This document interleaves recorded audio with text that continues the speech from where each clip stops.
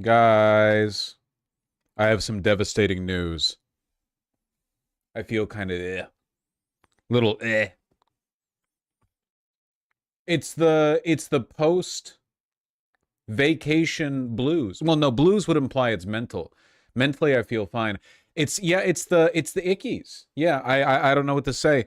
I feel like I got, because I always have the fucking cough, which is super annoying, and I feel like I got used to that arid desert climate in the Southwest, and my cough felt fine, and then I come back up to the cold, humid Northwest, and now it's like I'm under attack, Seems like you get sick a lot. It's not, oh boy, it's not sickness. It's not sickness, okay? I'm not taking that credit. All right? It's the goddamn GERD or whatever it is. GERD. Know my pain.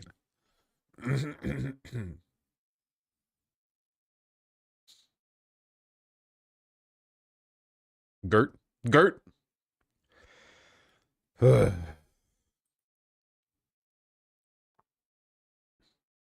I don't even want to turn the damn camera on. I don't want to stream, man.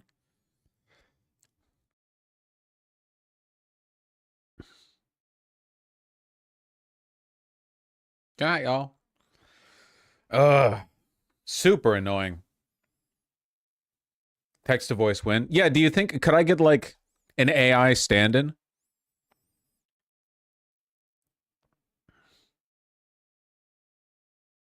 You could turn off camera. Yeah, but my face is fine.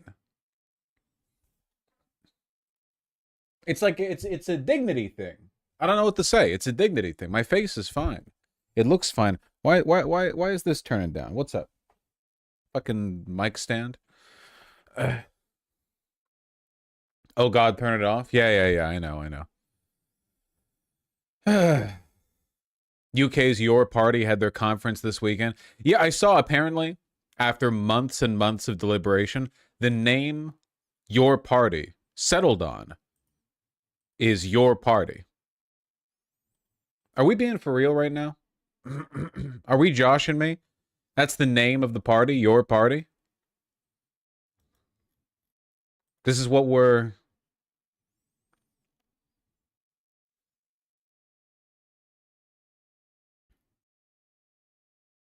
Okay.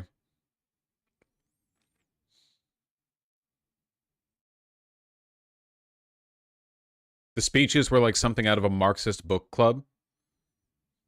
Oh, God. Okay. I'm curious.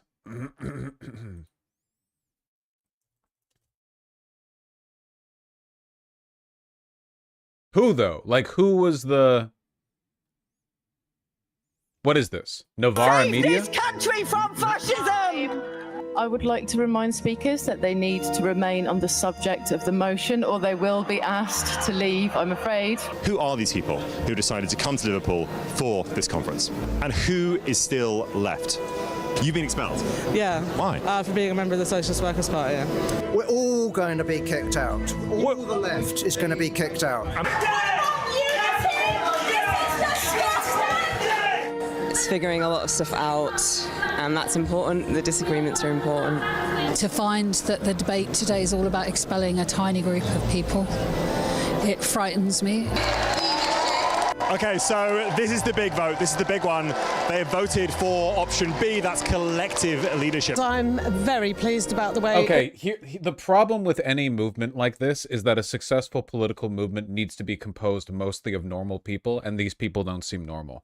Like, people, the people most likely to be invested in a project like this are not capable of coalition. They're just not. They can't do it. It's anathema to them. They can't do it. It is Disco Elysium shit, you know?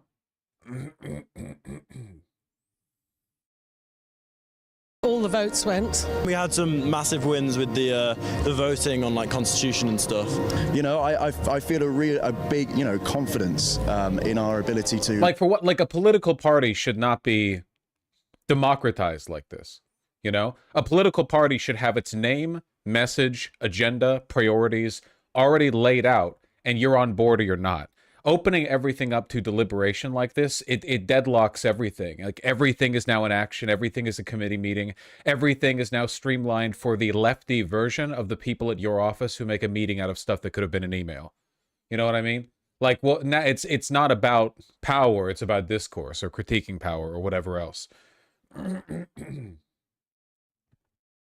Make change and make people's lives better. It's incredible that I finally come to a party. No hate to any of these people individually. I'm just saying structurally, this is the problem.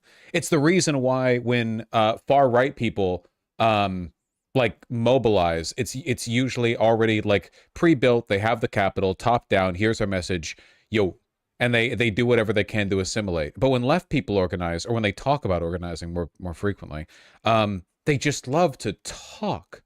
They love to talk. They love to talk, you know? Talk and talk. Look at how much I've read. Look at how much I know. And a lot of these people haven't even read that much, you know? Talk and talk and talk and talk and talk. They just want someone to listen. They just love having a space where everyone feels socially compelled to listen to them. Yeah.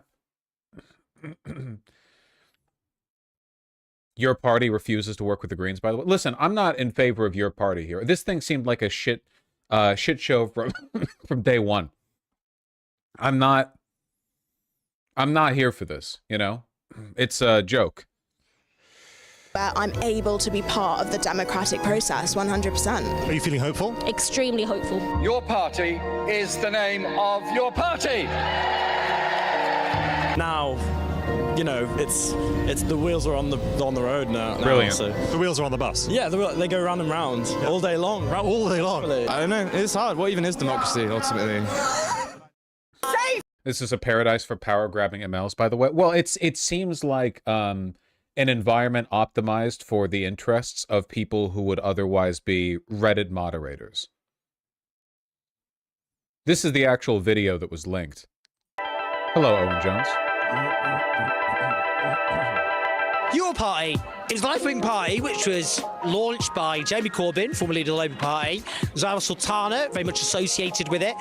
It has had a rocky few months, guys. Let's By the go way, out. River is up on top of my PC, and she is just grating herself. Like, she is the cheese, and the top mesh of my PC tower is the grater, and she is slowly grinding herself into a mash that can seep into the interior space of the PC. You are losing your mind over there. The PC isn't even belching out that much heat right now. That sounds bad? Nah, it's cool. I saw somebody on OKBV. My beautiful partner showed me this. Somebody on OKBV did a drawing. They check the Reddit more than I do. Showed me a drawing someone did of River as like a dragon with her butt up. It's really, really cute. Say it. Lots of infighting, lots of disputes going on. It's been messy, but huge numbers of people signed up to it. There was a lot of excitement and enthusiasm, and there still is amongst various people. So I've come to Liverpool to find out, is this a runner? Can it be salvaged? Especially given there are actually really good, decent people who want to change the country, who actually feel this could work. Can it work? Will it work? Hell yeah, lady. There's clearly an appetite for left-wing politics in the UK. There's a massive deficit in trust in any political party. Your party has an opportunity to bring people together that no one else really does. Part of the reason for the shit show was the founders, Corbyn and Sultana, had fundamentally different visions of the party. Yeah, you should work that out before you launch, you know? Honestly, a political party should not demand of you. Like, this is a political party. It's not like the DSA. The DSA is an organization, not a political... Like, they have political power, obviously, but they're not like the Democrats or the Republicans. They're a dues-paying organization that you join for a variety of reasons. Political party is kind of a broader thing. I mean, it's a sort of an electoral, you know, contender. You do not want people to need to be able to be like plugged in on the discourse in order to be a part of your party. You know what I mean? Or I guess to put it like another way, a DSA can be very, very effective with a few thousand members. A political party cannot. A political party, to win any election of note, needs tens, hundreds of thousands, you know? The last throw of the dice, we know that. We've heard for years it's socialism or barbarism, and it is socialism or barbarism now. We're in a difficult situation. There has been some really just bad behaviour. Behaviors that aren't mature, that aren't reflective of the moment that we're in. Like, we're supposed to be like responding to the rise of fascism in this country, right? That's what the narrative is, or what we're saying to each other. But nonetheless, we're like, it's like we're like heckling each other. It's been a mess. It's very disorganized, but we want it to work, and we're really trying to make it work. If we balls this up, then my grandkids are going to hate me. That's kind of sweet. They're calling him the only British boomer who cares about young people.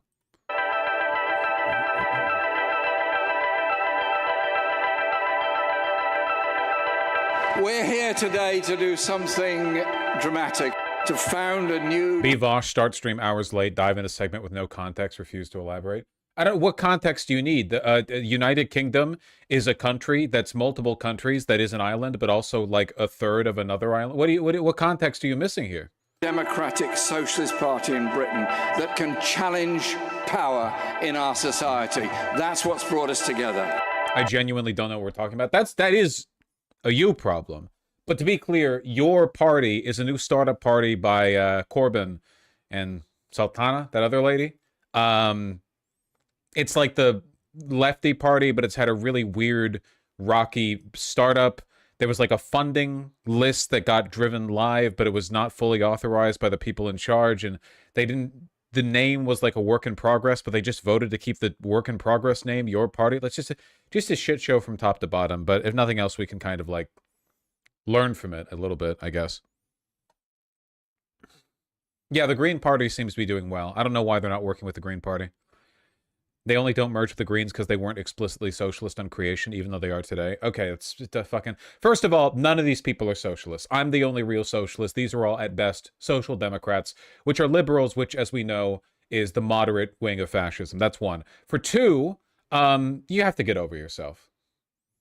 Right? You barometer for success for this weekend. This was a good, successful 2 days. What would you? We leave here with unity. We leave here with agreement. We leave here with determination, equality, sustainability, peace.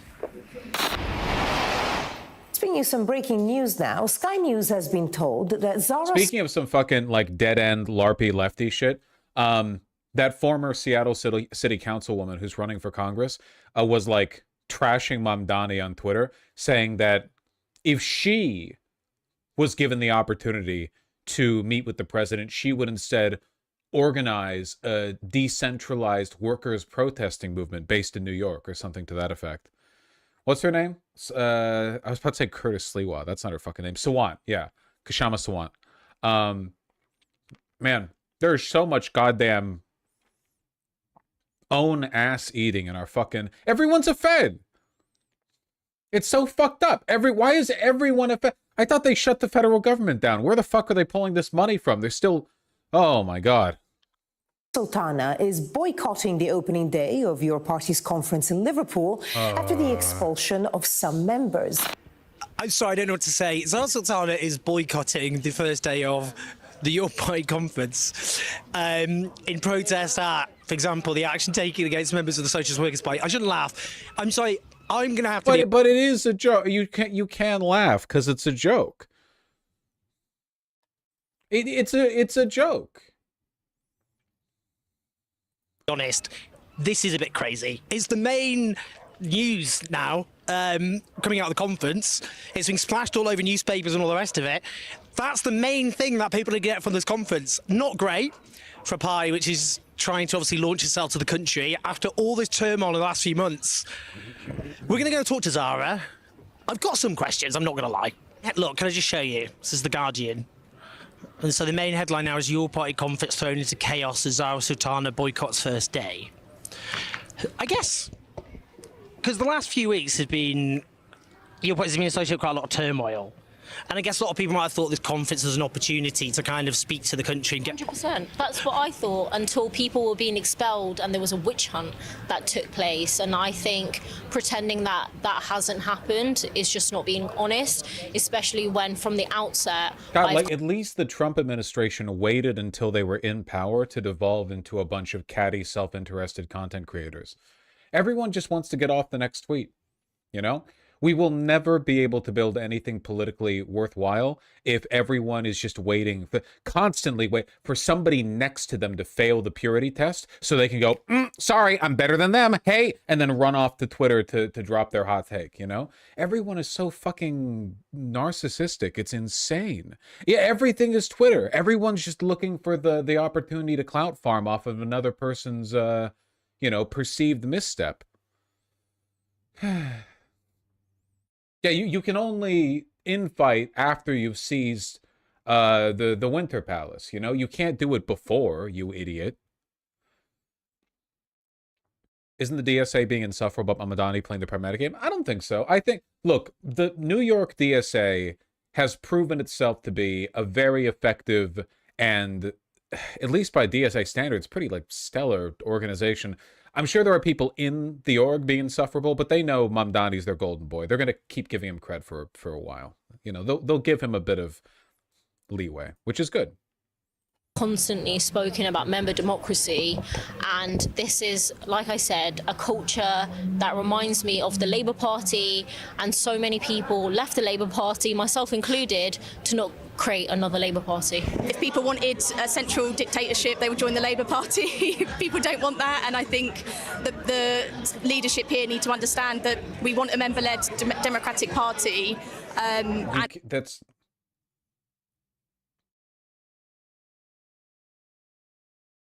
You get that when you vote for the reps. You want to put you want to put the internal party leadership up to a vote too, every one of them?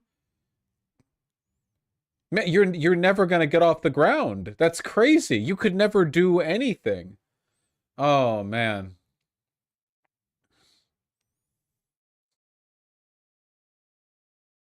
Lenin was so right to create democratic centralism. Man, there has to be like a middle ground you can thread where you can be reasonable about the importance of a worker-led democracy without turning into some kind of, you know, direct democracy lunatic. There's got to be, I need a middle ground here, right?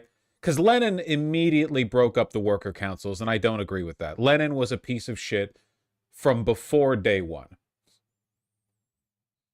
It feels like what's the political, it's like Plateau theory where there's like a stable central pillar of democracy where you can kind of edge neocon or neolib, but the moment you tip off either side, everything just turns into a fucking disaster immediately. You just fall for a mile until you hit the ground. I don't know. We gotta figure this out, man. We have to develop a system of like worker like representation and worker democracy that is not gay and cringe. I'm not saying she is. No hate to this lady. I'm saying broadly,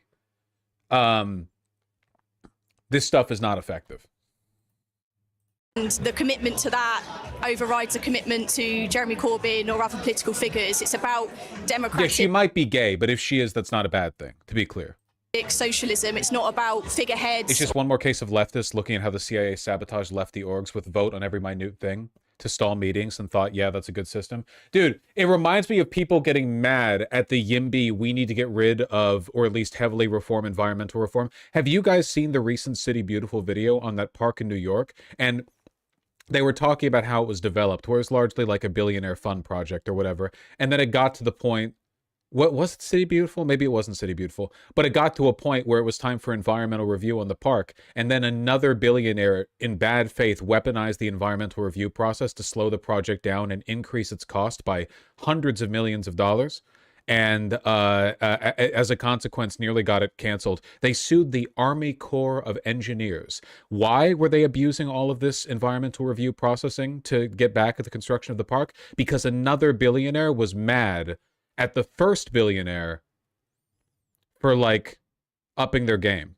They were competing. It was a clout contest. They were just using the environmental review as the legal battleground. It dragged it out for years. Sure made some contractors a bunch of money. Or celebrities or anything like that. We want a member-led democracy.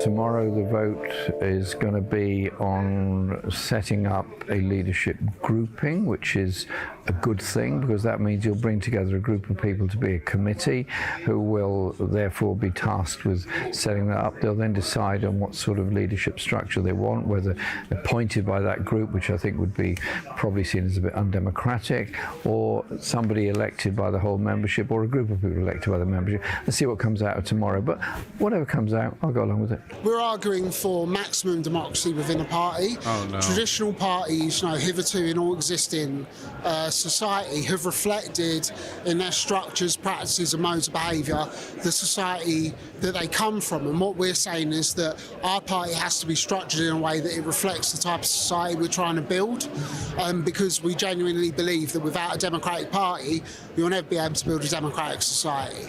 Do you think it's going to work? It might.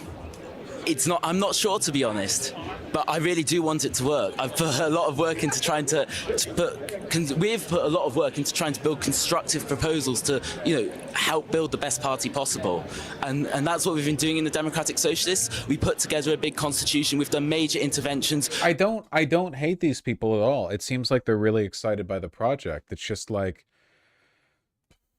I don't know. It really does seem like they just want a big fridge for everyone to put their artwork up on. You know what I mean? Everything has to be a meeting. Everything has to be a debate, deliberation, consultation. Everything has to be an excuse to talk. Well, when do you do something? When do you get power? When do you... People they're so high-minded about their own beliefs and their own propositions. Everyone wants to build... people, unfortunately, people are too independently minded, man. It's like an atomization issue. Sometimes you just have to fall in line. I've said this with Mamdani as well. Everyone feels like they have the right to second guess and criticize everything everyone does all the time. Every opinion must always be voiced, even if you have no fucking idea what's going on. It wouldn't bother me so much if people were, broadly educated, but obviously on political issues, the majority of people aren't. That's normal. It's always going to be like that, but you create an environment where you get a lot of clout. I mean, there's a social advantage to always voicing your opinion. Everyone's expected to be critical. In a way, it's hyper-democratic. In a way, it's anti-democratic. You create so many processes for internal critique that everything ends up meaning and doing nothing, and then nothing changes, and that's not very democratic because everyone wants things to change. Everyone wants some kind of outcome, but we all get so bogged down by a overly bureaucratic and deliberation focused process. You don't get those, I don't know. Bureaucracy is both democratic and undemocratic. Democracy cannot function without bureaucracy, but, you ramp that bureaucracy up too much and the democratic inputs stop being as relevant as the processes they're filtered through. We put forward the idea of a collective leadership, which is now going to be voted on at conference. So we've been doing a lot to try and get this party to a position where we can go forward. How many would be in a collective leadership? I think the current proposal is that there would be 20 CEC members. 20 people, though. So there'd be no single leader. There would be 20 leaders. Insane. The point is there would be spokespeople who would effectively act as the party's front-facing, but the political decisions would be made as a collective. We want this to be a party that is responsive to the...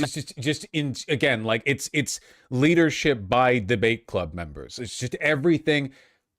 And with all due respect to this young man, presumably he assumed, in his head, he's imagining if he was one of the leaders, because, who wouldn't, right?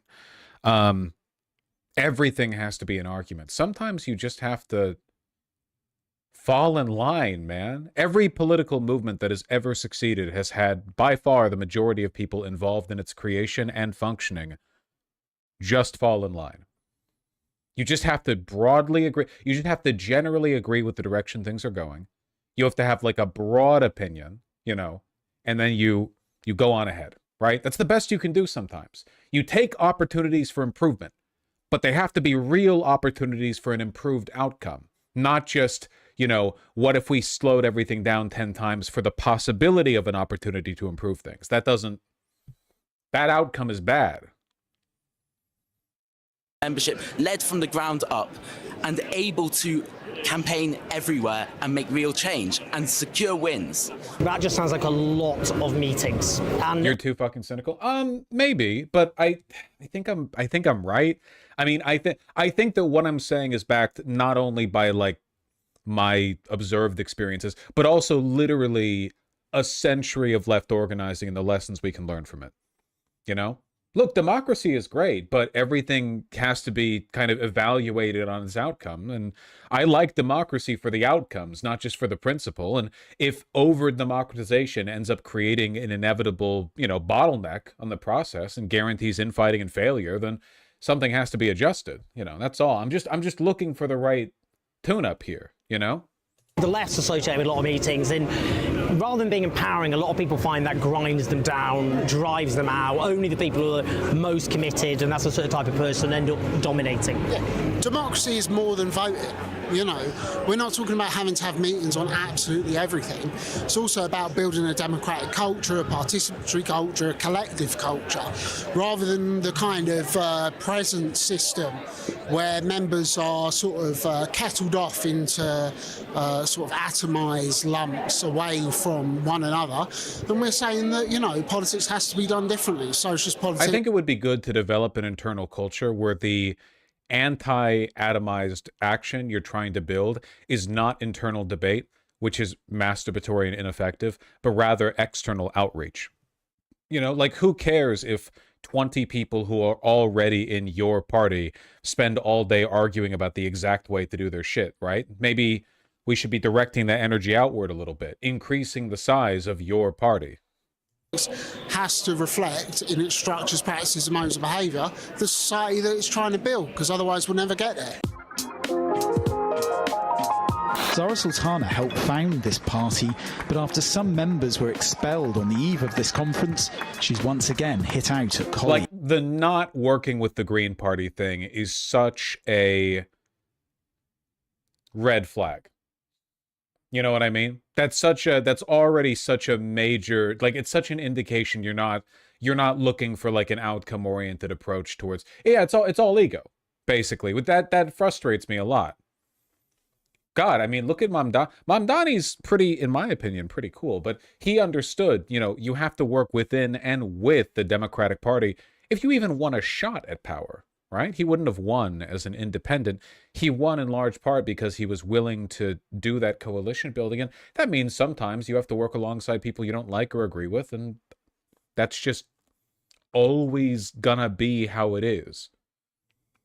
If we are here to be the home of the left, a home for all socialists, this is not how you treat members. This is what the Labour Party did, where people were expelled, members were treated just like volunteers, not allowed to actually make decisions and just thrown on the scrap heap. We are here to treat people. See, I don't really get this. Members were just treated like volunteers, not allowed to make decisions. Why would a member of a political party, for one, what's wrong with being a volunteer? Were they getting paid? For two, why would they get to make decisions about the leadership of the party?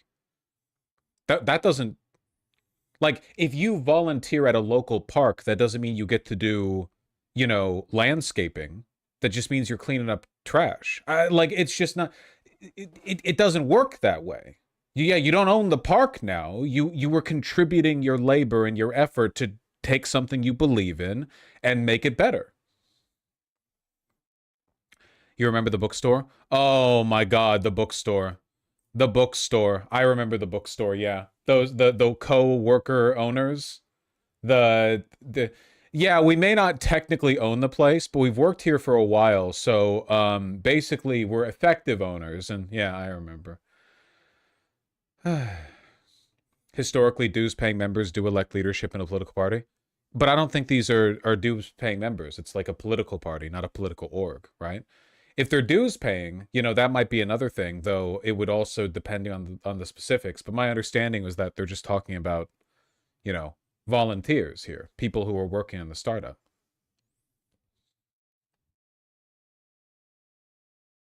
Workers' steward, yeah.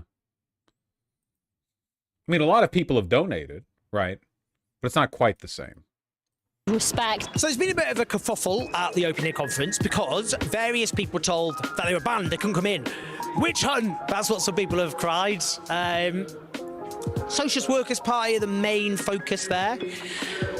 I think the argument from those supporting the move are, well, you agree when you sign up that you're not... Party membership in the UK is dues paying with voting rights from those parties. Yeah, okay, I would have to learn up more on how it works over there, okay? Then I guess in my head, there's like a pretty concrete line between a thing like the Democratic Party and a thing like the DSA, but I know that varies country to country. So I won't speak on that then. I guess I'm mostly just speaking towards practicality.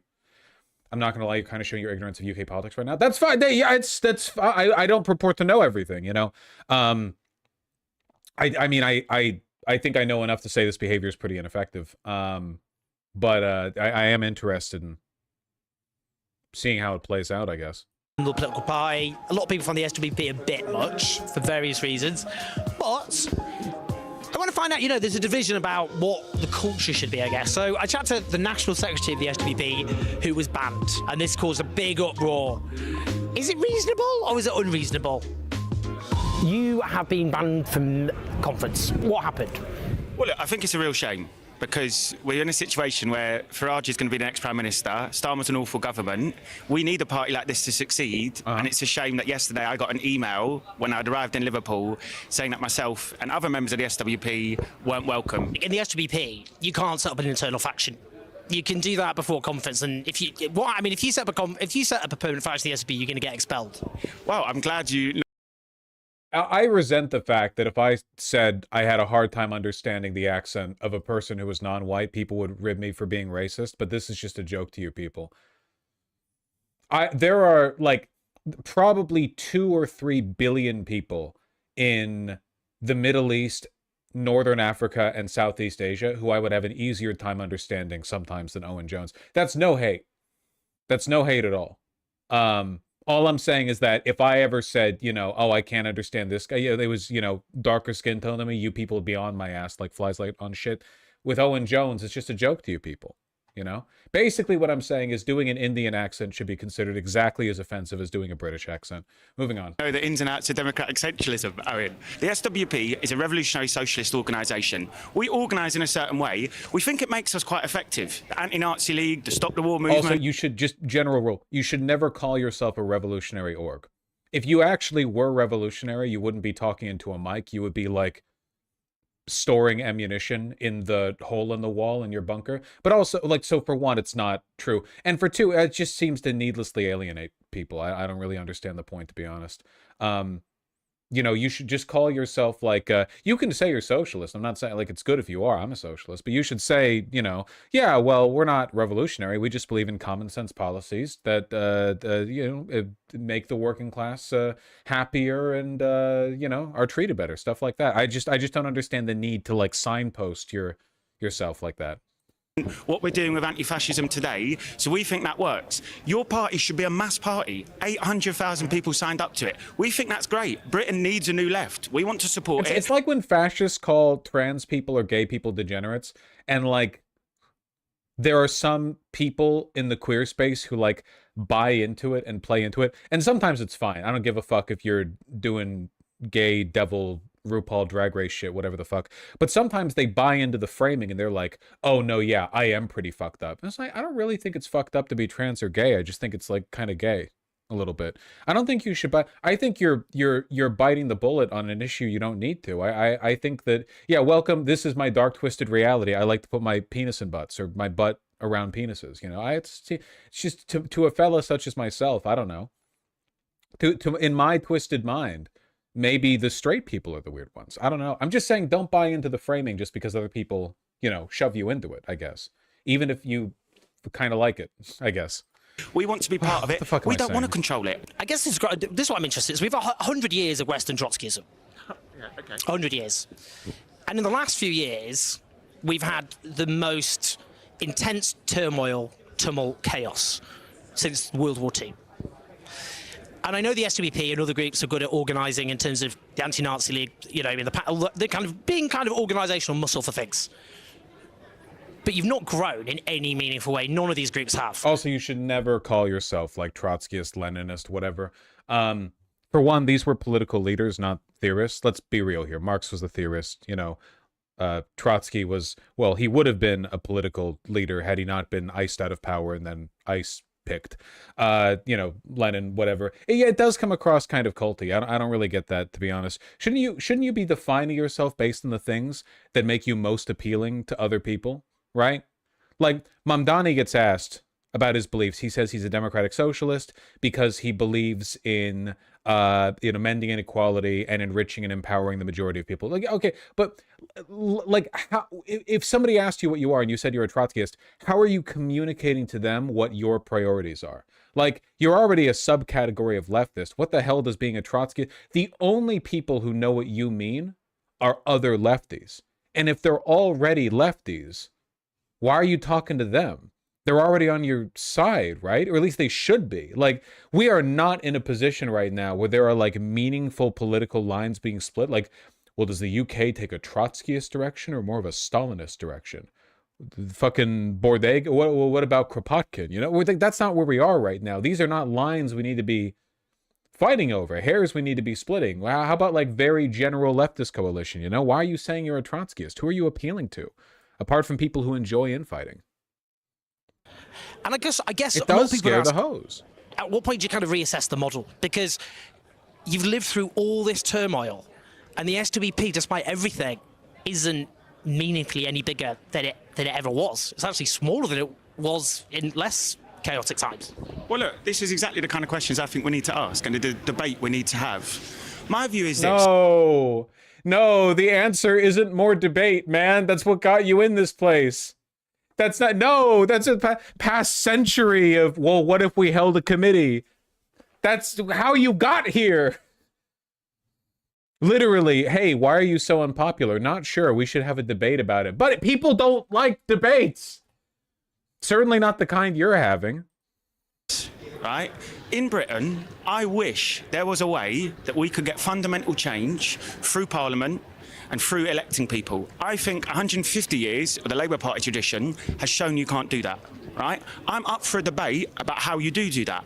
My view is movements from below, struggles by working class people, the Palestine movement, the movement against racism. My view is that is where our power lies. And if you look at those, Owen, we have been, not the only ones, but we have thrown ourselves into them and we've built them. This is historic. People my age, my generation, friends I went to school with who aren't on the hard left, they signed up to your party. They know that capitalism's shit. They know that the genocide is all... Oh my God, did Zara Sultana's speech really have Bella Ciao lyrics? Oh man.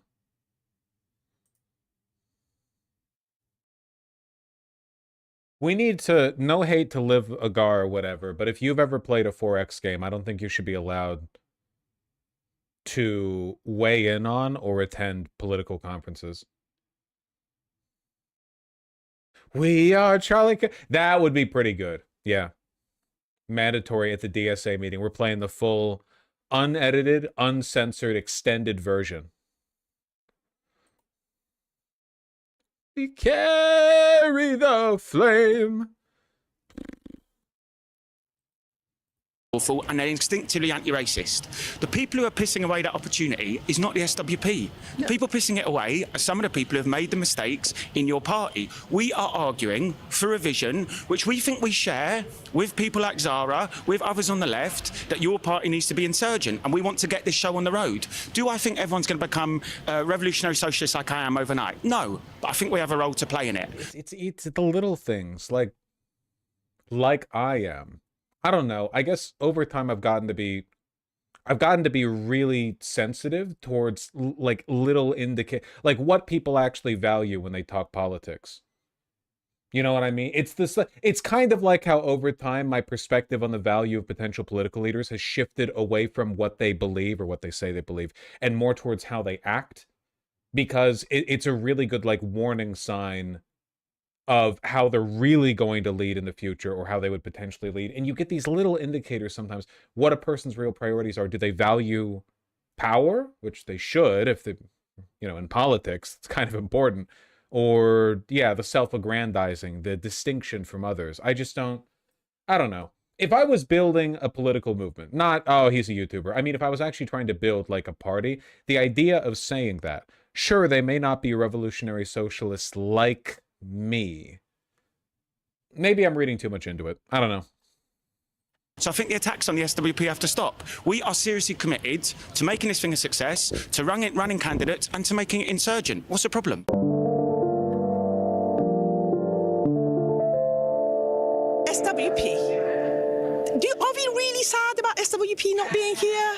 I think that was a shrewd move. I think, it was a bit of a night of the long knives, but I think it had to be done, nip it in the bud immediately, because, former member of militant, I know how we operate. We're interests, we cherry pick the best members. At the meetings we tell you how wonderful you all are, and then say, oh, there's left reformists anyway, and try and pick the best members. You've got one rule for one and one rule for all, I'm afraid. It's like, I don't mind some people from the Socialist Party. I've got a couple of good friends here. You said it, man. What do you do with the Spartacist League? Do you let the Spartacist League come in? They're crazy. You can't let them, you can't let these people in. You've got to have a strict rule. It's just crazy. I mean, we're one party. I'm not a personal fan of the SWP, but I feel as though, on principle, we shouldn't be removing people's membership unless they're a member of a party that directly goes against what we are organising for. So say Labour, Tories, Reform. If you're a member of a party... Oh, wait. Well, that was like wait. Hold on. That was like a lot of people. Really? There are no like disillusioned Labour voters that you would be interested in? I don't know. Whatever. That is fighting for the same thing we're fighting for. I'm from Wigan. There's no left-wing organising in Wigan aside from your party and Stand Up to Racism and the SWP. So if you've lived there before your party exists, you are going to be in the SWP if you're left-wing. Telling people that they need to leave immediately when we don't even have proper lines yet. I feel as though people are also committed to these local parties that they have connection with. Dude, their Wikipedia page is so fucking funny. In 1968, the group adopted Leninist democratic centralism as an organizational practice, returning to Cliff's original position after leaving, aside brief flirtations with Luxemburgism critiques of party vanguardism. This period saw the IS heavily involved in the Vietnam Solidarity Campaign in support of the Viet Cong, and local variations of the student protests of 1968, where it was able to recruit from this pool of youngsters. As a result, the IS grew from 400 to 1,000 members, but also suffered many splits. Okay, get ready for this one and pay attention. According to group historian Ian Burchell, IS's position was always one of unconditional support for the IRA in the struggle against imperialism. However, Socialist Worker argued against those who prematurely raised the slogan "Troops Out" on the grounds that the presence of British troops would allow the nationalist population to recover. Or in other words, they argued over whether it was bad to say British troops should be removed from Ireland because it would give the British troops time to recover from the conflict. You're actually being pro-colonialist if you advocate for the decolonization of Ireland from the British because you're just giving them time to recover. Ceasefire in Gaza? What? You tired of watching the IDF get their ass kicked by Hamas? Okay, buddy. Yeah, sure. Out of the ring. This is so LARPy. It's insane. They've been organising with, so I feel like it sets a really difficult precedent if we don't actually allow dual membership within the party. I'm not doing this because of the SWP. It's so reflective too, because I'm reading the Wikipedia page for the SWP and almost all of it is like, hey, they split, hey, they had an argument, hey, they had a disagreement, and a lot of it is just about the leadership. Like, very little here is about stuff they did or advocated for. Almost all, like the internal politicking, the drama, is the org. That's all they did. It was useless. Like, it was an op. The whole thing is an op. The CIA could have made it. It's designed to take the attention of leftists and direct it towards the torment nexus. You know? Unbelievable. because members should decide who is allowed into our conference, what memberships are allowed, and whether we should allow dual membership. It should not be a nameless, faceless bureaucrat at the top of the party where power is concentrated. It doesn't need to be a nameless, faceless bureaucrat. You just need a person in charge, and maybe like a co-chair. I guess I'm just curious in terms of what you see in terms of how the party survives, I guess, because, I mean, obviously there was a... Isn't that a problem of too much hierarchy and leadership? No, you do need leaders, but also, isn't it kind of curious how all of these anti-hierarchy, everything must be a council of 50 people always debating types are themselves massively self-aggrandizing cult leaders? Like, all these people who are like, this organization is not lefty enough for me, not democratic enough for me. Interestingly, their entire career is built around a cult of personality where they are the only solution to the revisionism and ineffectiveness of like, it's almost as though they're doing the same thing that you know, billionaires do with environmental review to stamp up projects they don't like and slow them down, which is they're weaponizing a well-intentioned process in order to bolster their own interest, aim, and reputation. People who always want to debate but never want to be wrong. Yeah, it's not a YouTube channel, man. If you're having a debate over the future of the party, you have to accept when you lose. You know? You're not doing this for brownie points or whatever. This is the political project you're trying to build. Sometimes you're going to have disagreements. That's just the way things are. When you launched the party, and obviously Jeremy Corbyn didn't support that at the time, and then set the membership portal. And people might go, whatever grievances you have, doesn't all of this just cause chaos, which is, it can't survive any of it. How will it survive this now, do you think? I did not make the decision. There's so many content creators out there like Russell Brand before he dropped the mask.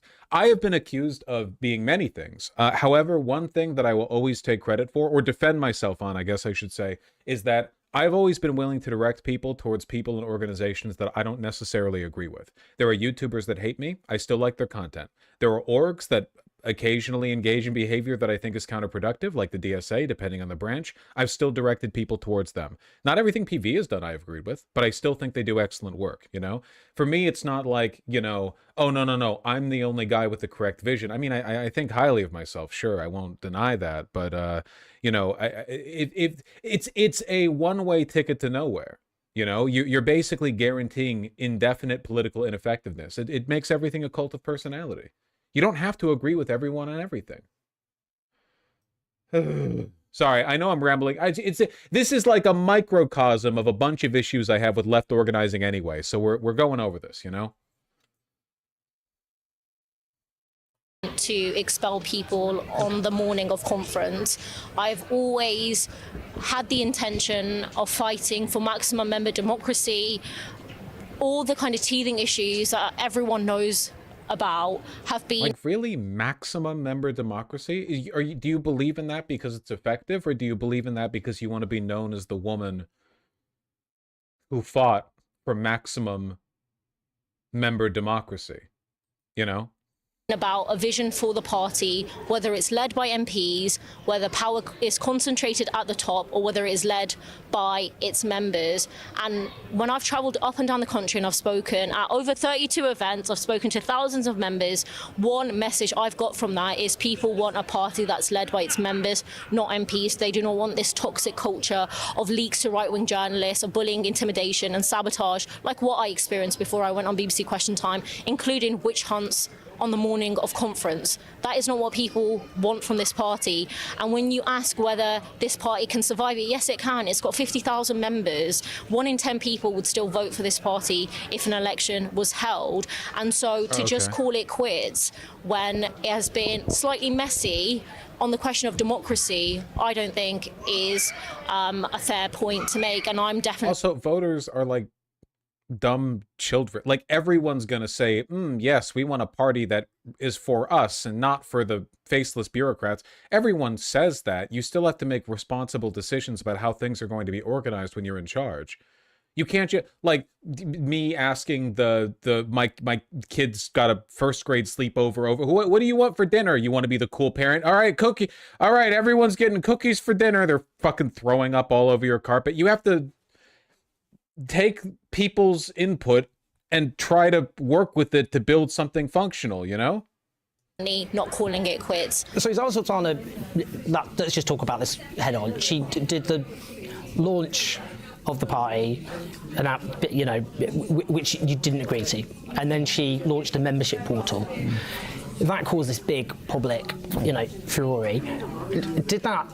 I mean, isn't that what's kind of hugely damaged the project? Those actual decisions. Also, one of the speakers at the Your Party event was kicked out of the Green Party for grooming a minor. Seriously? Aaron Browning was suspended from the Scottish Greens and removed as a candidate after allegations of sexual misconduct.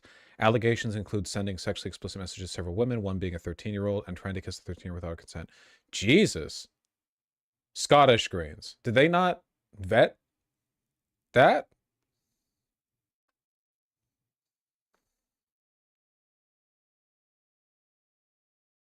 Hi there, conference. My name is Erin from Glasgow. When this party started, it Guess I would have been able to guess Scottish Greens after playing the video, huh? included 2 MPs who were openly transphobic, one of whom was a landlord. This party preaches unity and equality for its working class members. I'm sorry, I need to stop you there for calling them transphobic from the rostrum. Can you please stick to the motion? Well, I'm sorry, what was this conference even like?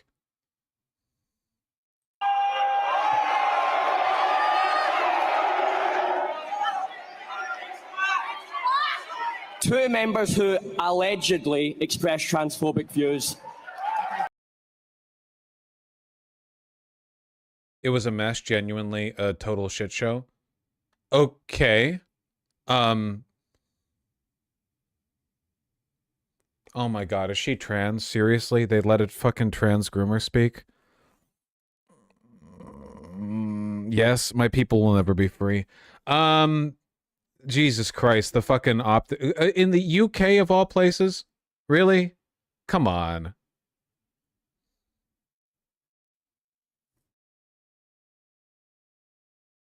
Your people? I'm an ally to all queer people, thank you.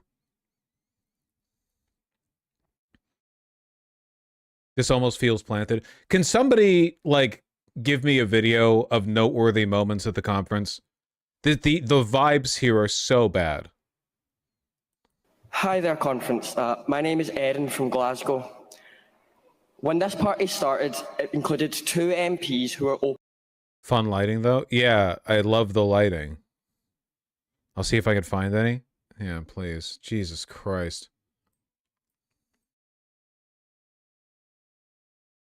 That was a problem. Absolutely, you're quite correct. I like to think we've now got past and beyond that, and I think it was unfortunate, to put it mildly, but there's no point in overanalyzing it. It's happened. What about the conference? Because she has huge amounts of money which were amassed because of the membership portal. Did that cause massive problems with the conference because it costs a lot of money? It did until about 2 weeks ago when we managed to get...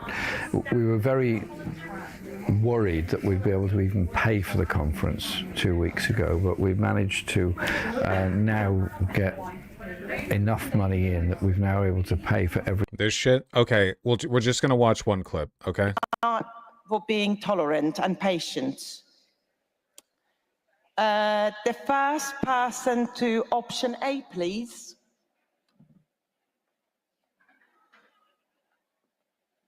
What are we doing at this like, what is the objective here?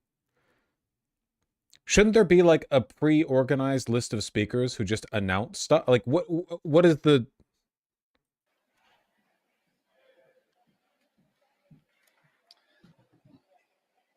Hello, conference. My name's Luke Heppenstall-West. I'm one of the founding members of Democratic Bloc, and I've come to you from London. Conference, as you will know, over the last 3 weeks, there has been an online submission portal where any member can submit amendments. Why? To my knowledge, 600 amendments were submitted. Only 100 of them were ever published. Oh my God. Those of us who have spent months debating Comrade, and writing... can you please stick to the motion, please? I am speaking to the motion. It's not, you're just going around and I am listening. speaking to the motion. Okay, thank you. Let me continue. Thank you. We have spent months debating thoughtful suggestions to make our party accountable to its grassroots members. Of those 100, yesterday, only one was discussed. Instead, we've had stage-managed debates about whether or not we're a socialist party or whether we're an anti-austerity party. We have not discussed a workers' wage for party officials. Really? Can you cut the mic, please? Can I ask to cut the mic, please? Can I ask? It's astonishing. I can't believe it's like a joke. I'm playing Disco Elysium right now. I'm seeing a pointed, well-written, concise criticism of the internal failings of leftist organizing as described by talented writers. Oh my God.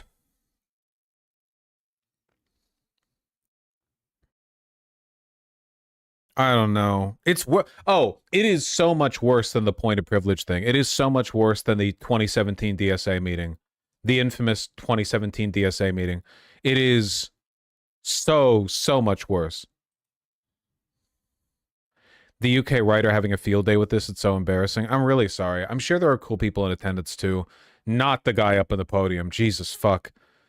Like, you, again, I've said this before, maybe I need to say it more often. Your, like, personal life and your politics should be two separate things. You should get your need for validation and friendship from your career and your friend circle and, like, your need for love, whatever. Like, all the things you need as a person to feel, like, accomplished, you should get those outside of the politics. And then the politics is just a ruthless, outcomes-oriented, we are working together towards this goal.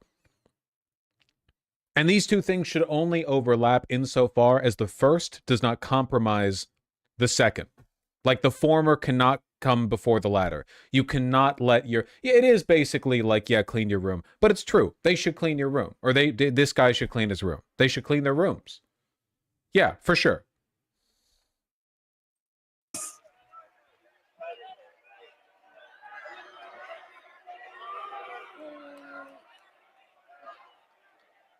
Excuse me.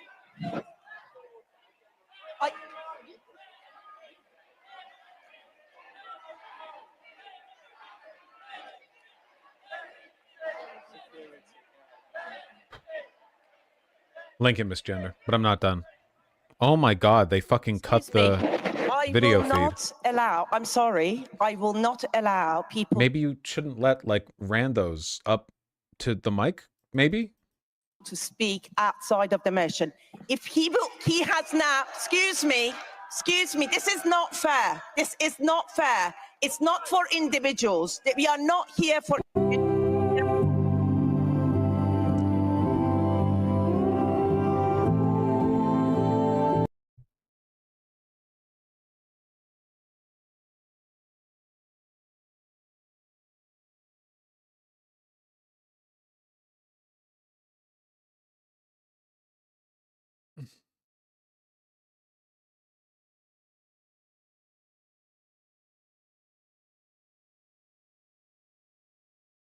They cut several people like that. It's actually structured perfectly as a joke. It could not be written better. It's structured. There's no extraneous. It's perfect.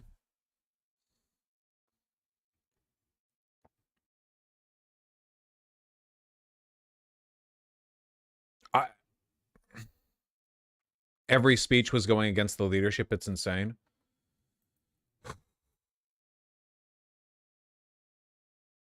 Despite a meager 2,000 people attending the conference, they have still managed to find ways to split into a multitude of factions. At one point, we had 6 MPs and 4 different factions. That's the kind of culture that they bring in. How dare... Honestly, maybe it's a good thing that your party fiasco is taking so much time and energy. Like, it's taking attention away from the Green Party. Maybe it's good that the most infighting prone people on the left are being directed towards the your party fiasco so they can't, like, ruin the Green Party, you know? Maybe that's good. Hello, comrades. Dominic from Croydon. There may come a time when we need to form alliance with people, but we can't, from day one, fling the door open to every sect when we don't even know what we stand for ourselves. And we need to make sure that we build our own identity. Every effort like this has failed because of the influence of tiny sectarian groups, and we need to have a proper examination of what they stand for.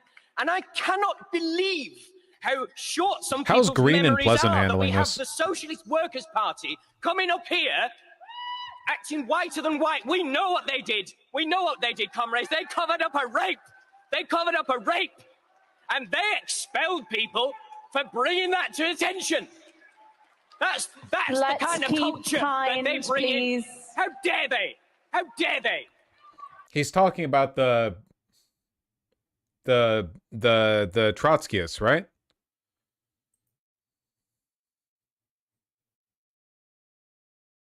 Yeah.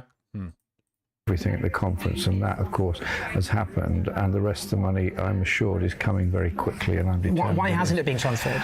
I can't answer that question because it's not me who's transferring it. There's legitimate politics here, right? In terms of some people might think Jeremy represents the past, Zara the future. There may be particular differences on political issues or positions. But beyond politics, there has been some really just bad behaviour from Zara. A lot of money was raised from ordinary people, it seems on false pretences, and a lot of that, as far as I know, hasn't been either... I know this isn't the point, but I'm feeling so vindicated for not really liking or trusting Corbyn or Zoltana for a while now. These were positions for which I was fiercely criticized months ago when the Your Party thing first started to rear its head, and now I'm happy that I've been vindicated a little bit, but I would encourage people to be a little more kind of attuned to the warning signs. Just a little bit more jaded, you know? Just a little bit. Funded or transferred to the new party. So aside from the politics, that raises all sorts of problematic questions about basic ethical and frankly democratic behaviour. So my understanding is her camp would say you can't do it in one go, and there's questions about potential liabilities under the law and the need for reassurances over that. Yeah, I mean, this is just language designed to obfuscate, right? Because what are the liabilities? The truth is that your party isn't actually asking or claiming the money that was raised through that fake membership portal on the 18th of September. They're asking for the money that was legitimately raised by agreement before the party was set up. And there's what are the liabilities in respect of that? That's just money that was held in trust for the new party that wasn't transferred to the new party once it was set up. So I don't buy it, and it's hiding behind a kind of language that I think is deliberately trying to distract attention from what's actually happened. So what do you think Zara Sultana's camp, what do you think the motives are? I think at the end of the day, you've always got to ask questions about money, right? And when people are trying to control money and people are using money in seemingly unfair or illegitimate ways, then it comes down to power. It's about power. And the truth is, there is a legitimate way of contesting power. It's over here, it's in a leadership election, and Zara could do that. But this is not politics. This is not about any kind of real democratic process. This is just classic power maneuvers. On the leadership model,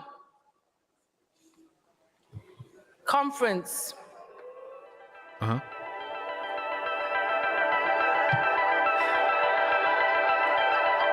Conference, you voted option B. You voted for a collective leadership. Okay.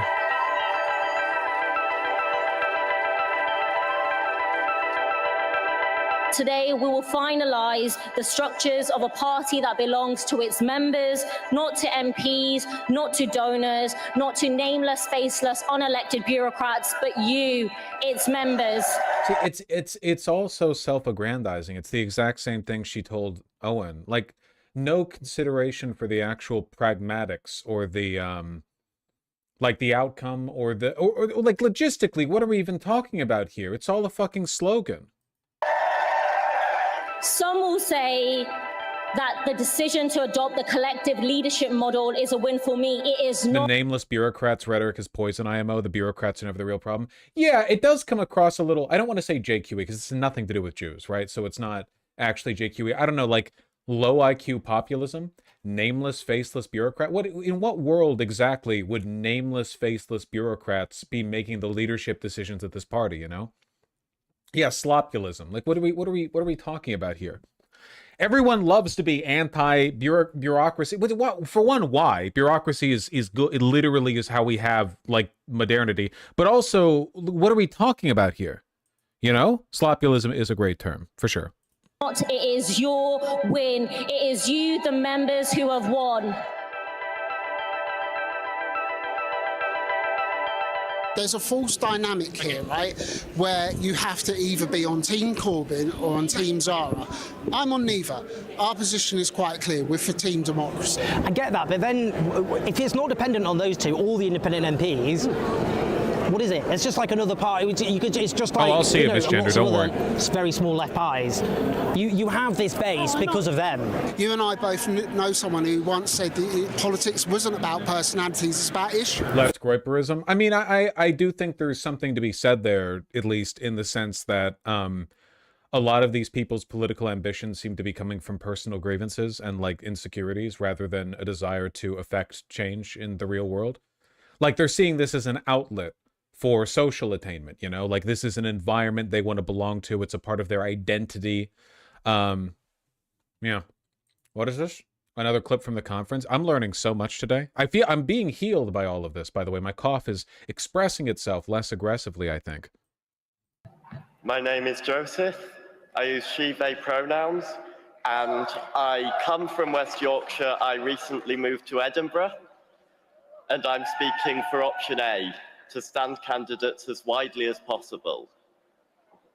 First, I feel like it's most important. Maximize number of candidates.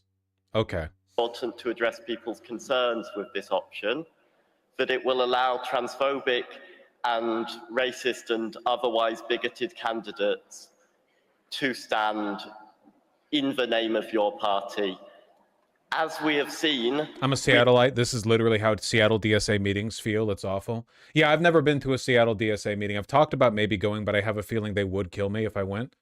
Or God, even worse, it would be just like really awkward, you know? Like everyone would know me, but no one would want to tell me to leave. So they'd be like, okay, come on in. And then I would just sit at the back of the room and the whole time everyone would keep glancing back at me and people would be whispering. I don't know. It feels like it'd be super awkward. They would be weird. I would rather them just say like, no, fuck you, you're evil, you know? The two MPs who recently resigned after making transphobic comments. Participant, please speak to the option. I am speaking to the option. I'm addressing people's concerns. I am addressing people's concerns with the option, such as to effectively speak to the option. Thank you. But I ask you... Was there a single speaker who did not end up beefing with the moderators for the conference? Why does the audience hate the host so much? Like, why is everything a fucking proxy war here, you know? Now, to speak to the option, as has been requested, this is essential to fight reform and their far-right policies. We will not beat reform if we choose to just stand in one or two seats where we're sure we can win. We will not beat reform by focusing on the areas they have made the least progress. We will beat reform by fighting across the country, including the areas where they have made the most progress, the areas where people are most disenfranchised with the political establishment, the areas where people are sick of the lies of the government and the lies of Labour. So we must stand as widely as possible, and this will only be successful if we have a democratic right of recall, and a democratic selection. She's not, like, so bad, right? I feel like this only got posted because of the beanie. You know, she's not really saying like much bad. I guess maximizing the number of candidates is pretty dumb, but I'm not exactly expecting anyone here to, you know, win my approval over political pragmatism. If they were pragmatic people, they probably wouldn't be here. Conference, we do not welcome this disruption. Steward, could you please kindly remove the person from the front? If you would like to go and raise your point of order from the room, you are very welcome. Thank you.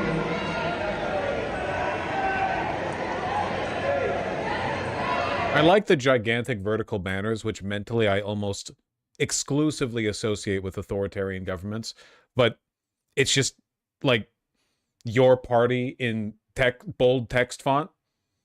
You know, it's not like, ugh, man. Okay,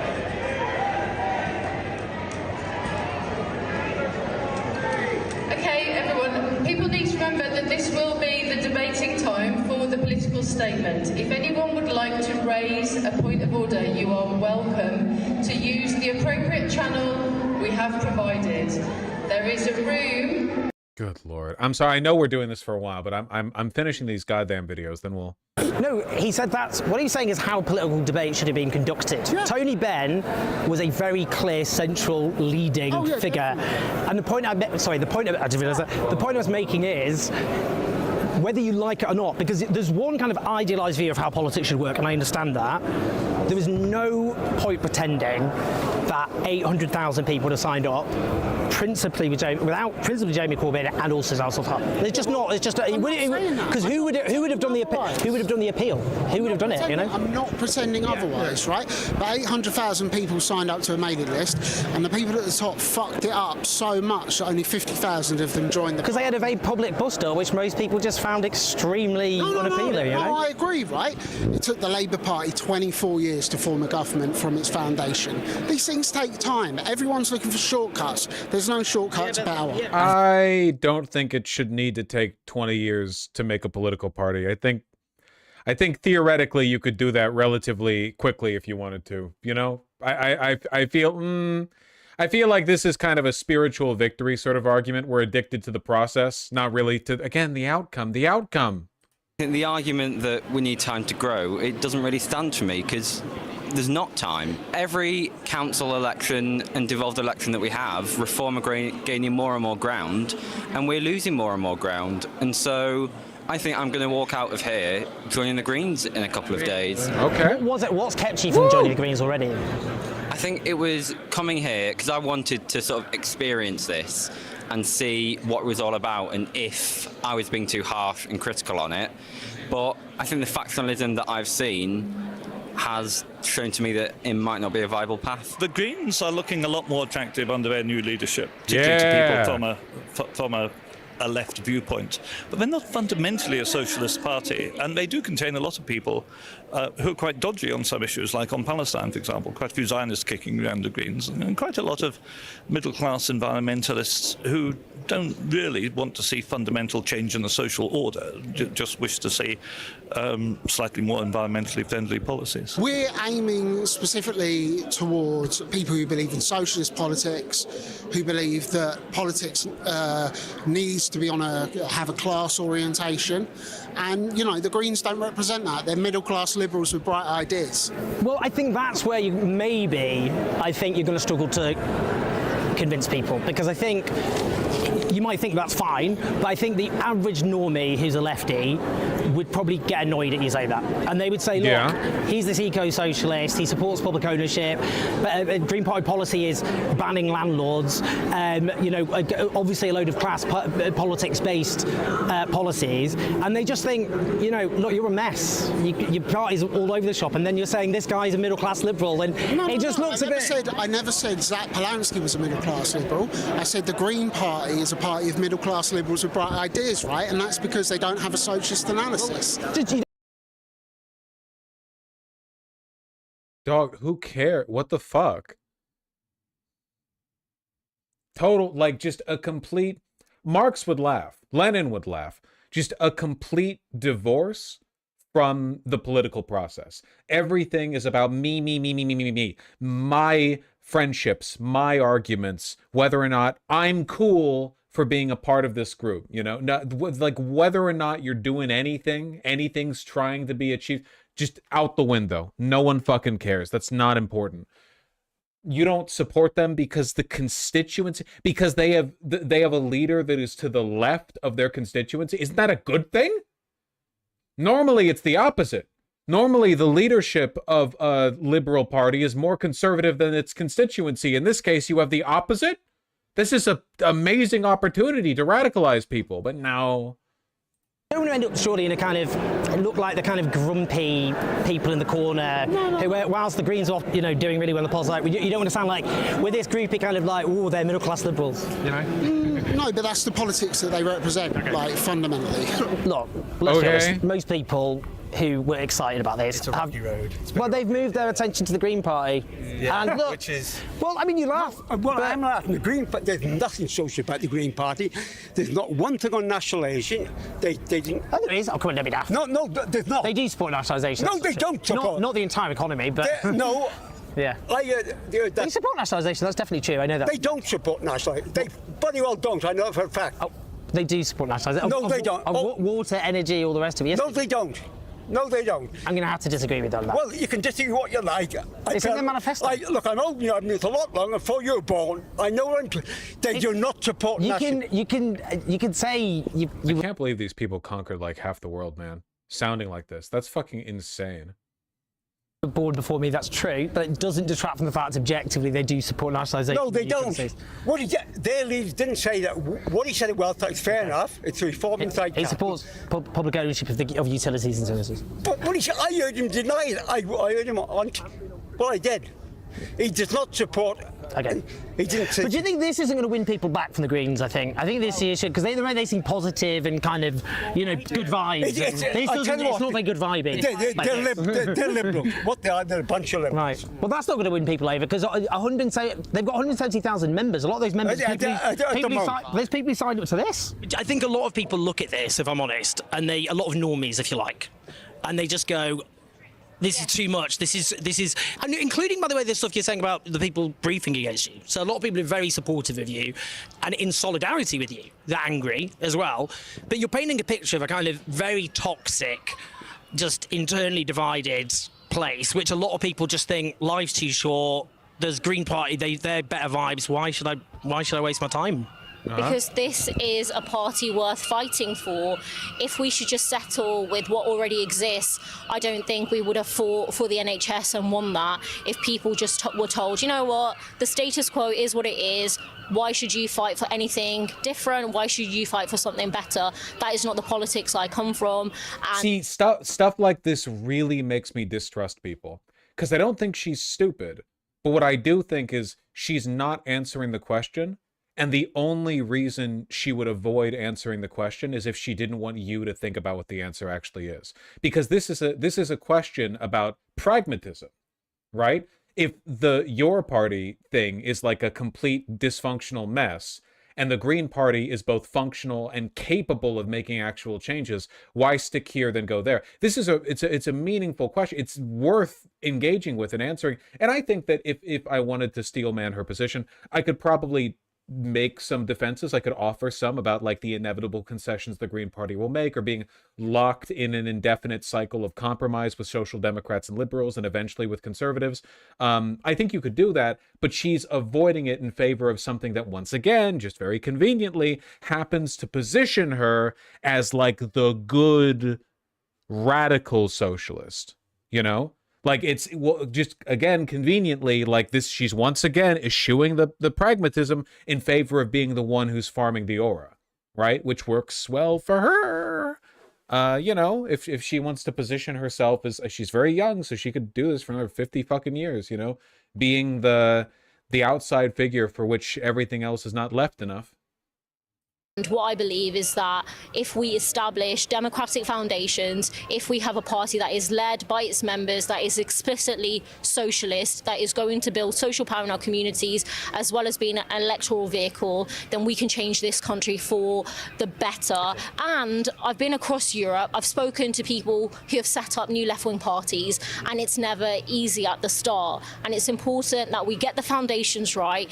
Democracy is at the heart of this, and then we can definitely go out into communities and organise and win.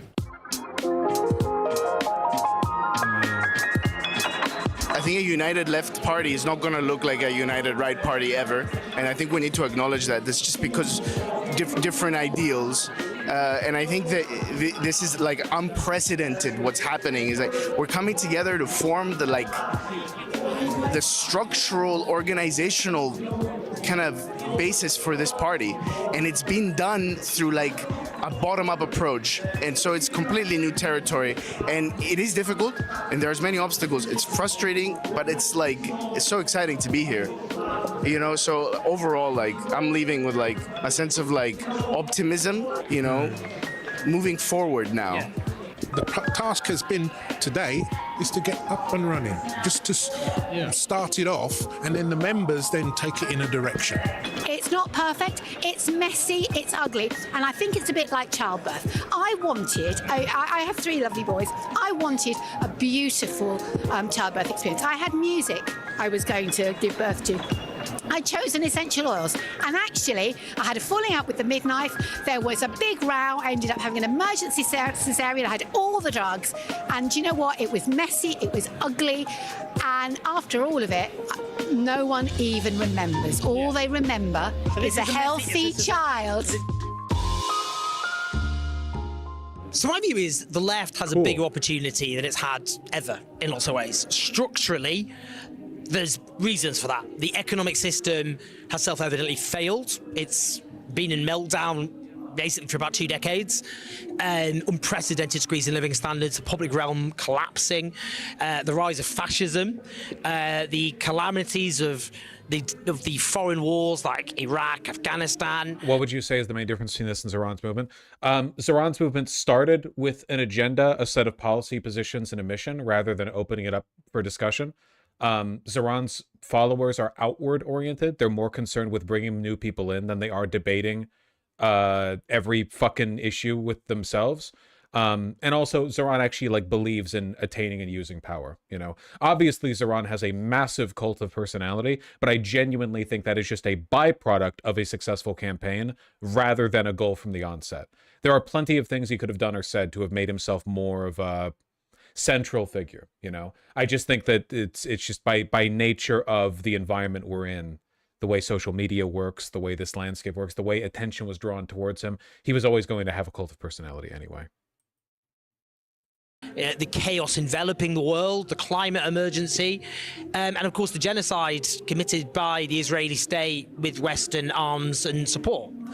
And the Labour Party has obviously, you know, abandoned its historic mission. The Green Party have managed to get that energy in there. Yeah, but they sure want to be Zoran. I don't think they do. I don't think they do. They might want the attention that Zoran has, but like at the end of the day, we have lessons to learn from him and from his campaign, you know? It's not just about being the most lefty. Zoran Mamdani doesn't even posture as the most left. He doesn't. He genuinely doesn't. When he's asked about his position, he says he's a democratic socialist, and his answer is basically like, yeah, because it's common sense.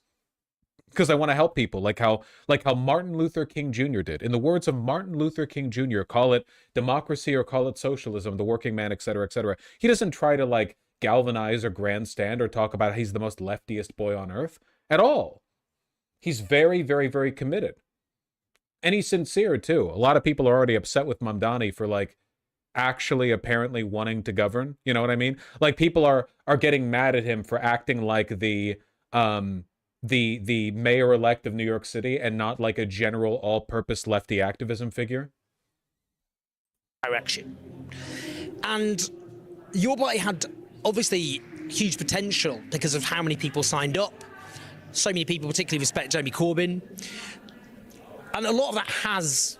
Do you think it's because he's already social outside of being a lefty? This is going to sound mean, but a huge part of Mamdani's success is because he's obviously socially competent, and a lot of leftists just aren't. Interpersonally, it's a real problem in the community. It's very obvious that he is like a complete person, I guess would be the way to say it. Maybe that's not an accurate enough way of saying it. He gets his social needs and his social competence outside the political space. I guarantee you that Mamdani does not talk politics that frequently with the people that he's close to. Guarantee. Easy. That's the easiest call in my life. Not saying it doesn't come up. I'm just saying it's not really his personality. You know? To be honest, it's been wasted. And I think people involved need to reflect on that. The people who took decisions which were definitely not in the best interest of building something new that appealed to a large number of people a lot of people just walked off, decided this is too much of a mess. I think it'd be a shame if they wasted the energy. There's great people here who want to change the world, full of idealism, full of commitment, and I think whatever your party become, it owes it to them to try and make the best of it. So I like Owen Jones a lot. Anyway, we've been on this for quite a while. I guess we'll wrap this up with the remaining links that I have from the conference. Resistance and those who died for liberty. This is the of the resistance and those who died for liberty. The power of the resistance. Bars. Life in peace, you. Okay, yeah, okay. you asked yesterday about kind of policies for the country, and you said nationalise the entire economy. So just wondering, what does that look like? That looks like a socialist transformation of the Oh, fuck. What? country, where we nationalise utilities, we nationalise energy, we nationalise transport, we nationalise communication. I have never trusted a woman less in my entire life. And that's saying a lot for an individual such as myself. Absolutely no flavor. No. This woman doesn't believe in shit. 100% just like whatever will maximize my clout within a specific subcategory. That's insane. Nationalize the entire economy? Are you fucking kidding me? Jesus Christ. Including the internet, but we also have to broaden our horizons. But not the entire economy, though. So we have to have a socialist economy that includes workers running their workplaces through cooperatives. It means public services run for profit, not need, with, you know, workers and users on the boards of those. Isn't that base, Vosh? You would fall for a snake oil salesman. Not me. But if you had a mild cough and like a limp in 1882 out in Sacramento, you would 100% fall for a guy who squeezed snake venom and like bull semen into a tub and mixed it up and sold it to you for $1.50, which at the time is about like 3 months of a mortgage payment. This is a person who is uninterested in change and very interested in clout farming within her community. What's wrong with nationalization? There's nothing wrong with nationalization. However, saying you want to nationalize the entire economy, all utilities, transportation, plus the internet is a joke. It's a joke statement. It's a joke statement. I mean, it's a snap your fingers, fix the entire thing. What are you talking about? Yeah, words are very, very, very, very cheap. And it should show you where her priorities are, you know? Those organizations. Democratic ownership. And it means the entire economy run by workers, not the billionaires and the corporations that run it today. So that mean I'm just interested because I mean, like, also notice how none of this is taking the form of an actual policy proposal. Like there are no like she doesn't have a set of positions she wants to enact. Doing this would take I don't even know how to it's impossible to overstate. The amount of political capital that it would take to do this would be biblical and unmatched in any peer country. It would have to be, we're talking about a level of political capital that exceeds what was exerted in the creation of the New Deal times like 50. Like this would be, you would need an FDR mandate. We're talking overwhelming victory, election after election, and then you would need somehow to compound upon that with something exceptionally exponentially more transformative. We're talking about levels of political transformation that were nearly unachievable even in the Soviet Union. And that was after a militarized revolution. It's a joke. It will never, ever, ever happen in the way she describes, which means that what she's selling you is a lie. She's lying to you, you know? Kiosks. Like cafe, small little cafe kiosks. That kind of. Workers' cooperatives. Yeah. So I don't know. I'm just interested because you said the entire. I'm just trying to. I think it's fascinating. The entire economy under the control of workers. Okay. Whether that is nationalisation, workers' cooperatives. Socialisation. And when we look at especially things like food. Maybe she's just stupid. That means looking at the entire food production system and that being under the control of workers. Yeah, I don't know.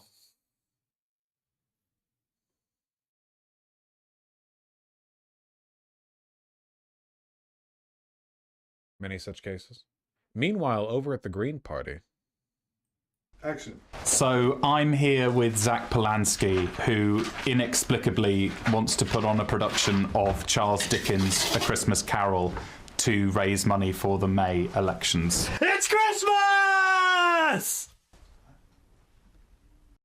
We need to cast the ghost of Christmas past, the ghost of Christmas present, and the ghost of Christmas yet to come. So let's start with the past. How did they have time to do all of this after the mandatory, like, 1,000 person attendance conference where everyone goes up and voices their grievances with the production schedule and, like, filming process? You know? Was this submitted to a committee? Someone who evokes painful memories. Well, plenty of options for you, Zach. Boris Johnson? It's not a panto. Rishi Sunak? Too wet. Liz Truss? Who? Liz Truss. I don't know who that is. But here's a more recent pick. Oh, yeah. No. So, Starmer's a shoo-in for Ghost of Christmas Present, and apparently his diary might be clearing up soon. This is amazing. I can see it now. The Green Party's Christmas Carol, starring Keir Starmer. Let's make despair normal again. Sorry, a quick one. Actually, if we're going to do it by the book, then The Ghost of Christmas Present is all about joy, empathy and compassion. It is not going to work with Keir Starmer. Didn't go too well today, did it? No, I don't think me putting on a production of A Christmas Carol to raise money for local elections is quite the right idea. Why don't you just set up a fundraiser and ask people to donate? Because people are really stretched right now. Times are hard. Sure, but if the money goes towards a campaign that promises to lower bills, tax billionaires, fund the NHS, stand up for migrants, and put a stop to the endless woke discourse about whether Christmas is cancelled or not, it could be a shout. That's brilliant. We can make hope normal again. Sorry, Zach. Actually, no, that's last season's slogan. Oh. How about... This is quite cute. Hope is here. It's all of us. There's no one here, Zach. They'll come. They'll come.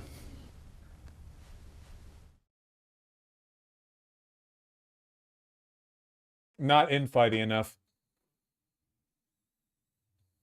No, that was pretty good. That was pretty good. He's such an amazing guy. I hope he can come PM. Probably not next election, but if he's able to hold on to leadership in the Green Party for another 4 years after, or maybe less, depending on how things go with the reform people, maybe.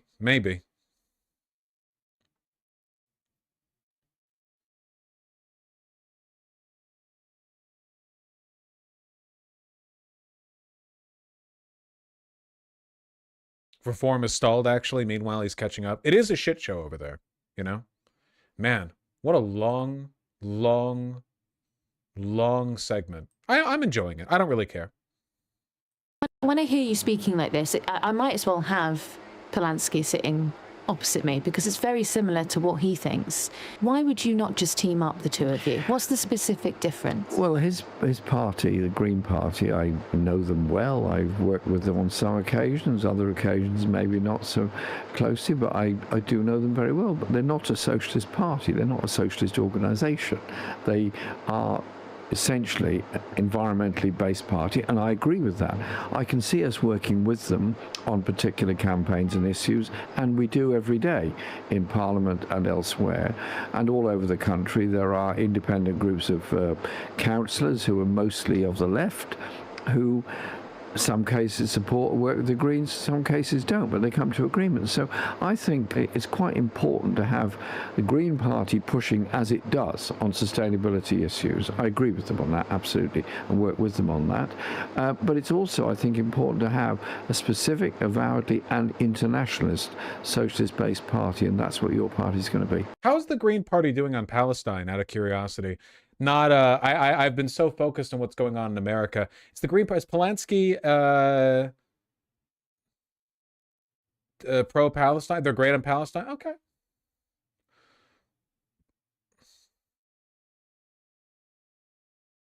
They've been calling it a genocide nonstop? Okay.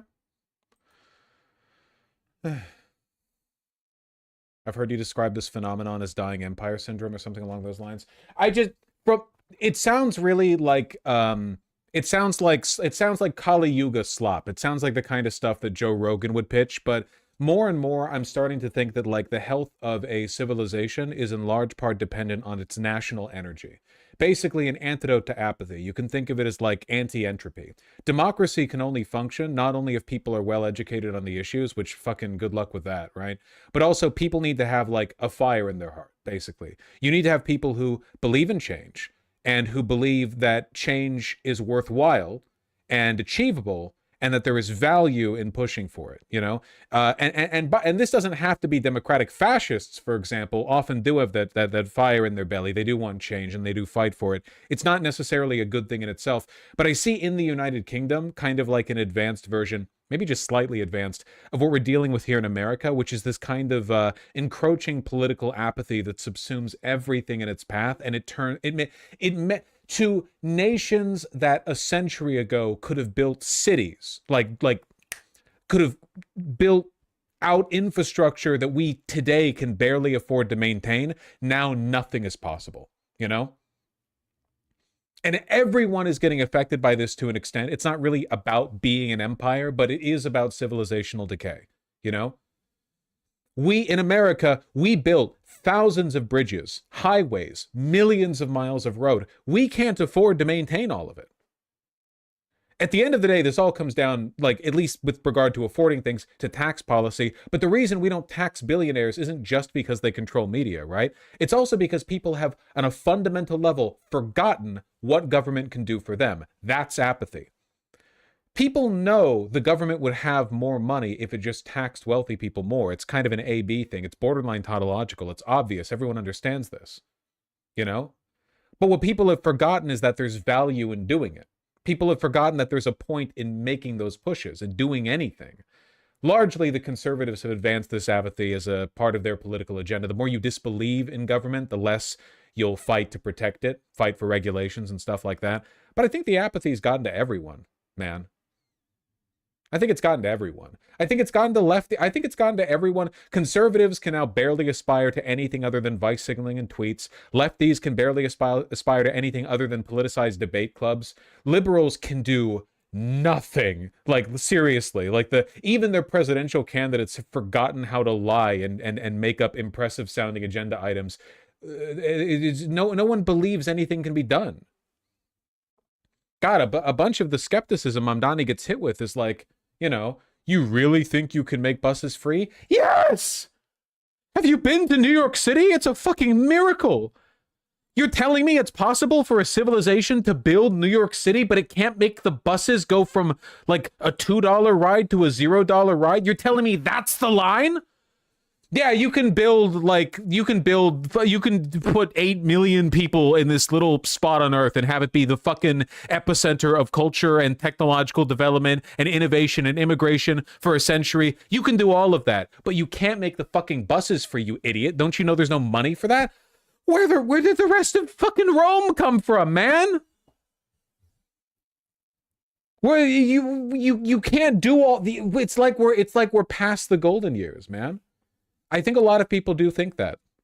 I kind of think that, at least for now. We're past the golden years, you know? There was a window of time in the West where it was possible to do things and to build things. And that window of time, more or less, was the beginning of the Industrial Revolution up until like the 1970s or 80s. The window where we had capitalism and industrial development, but we hadn't yet settled on a social and economic modality.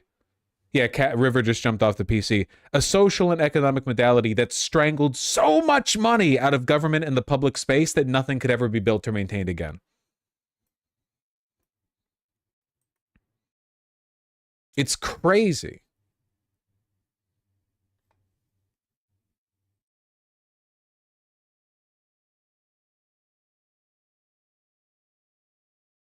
Neoliberalism made people despair. Yeah, yeah, to a large extent, for sure. Yeah, 100%. Yeah. Sorry. Last link that I was sent. Last link I was sent about this, and then we can talk about the other stuff. Dude, listen, to be clear, because people are thinking, like, why have you been on this for so long? If it wasn't for this, I would have already ended stream. I felt really sick when I started stream. I felt I was queasy, waking up. I've been to the bathroom I don't know how many times, you know. This has healed me, you know.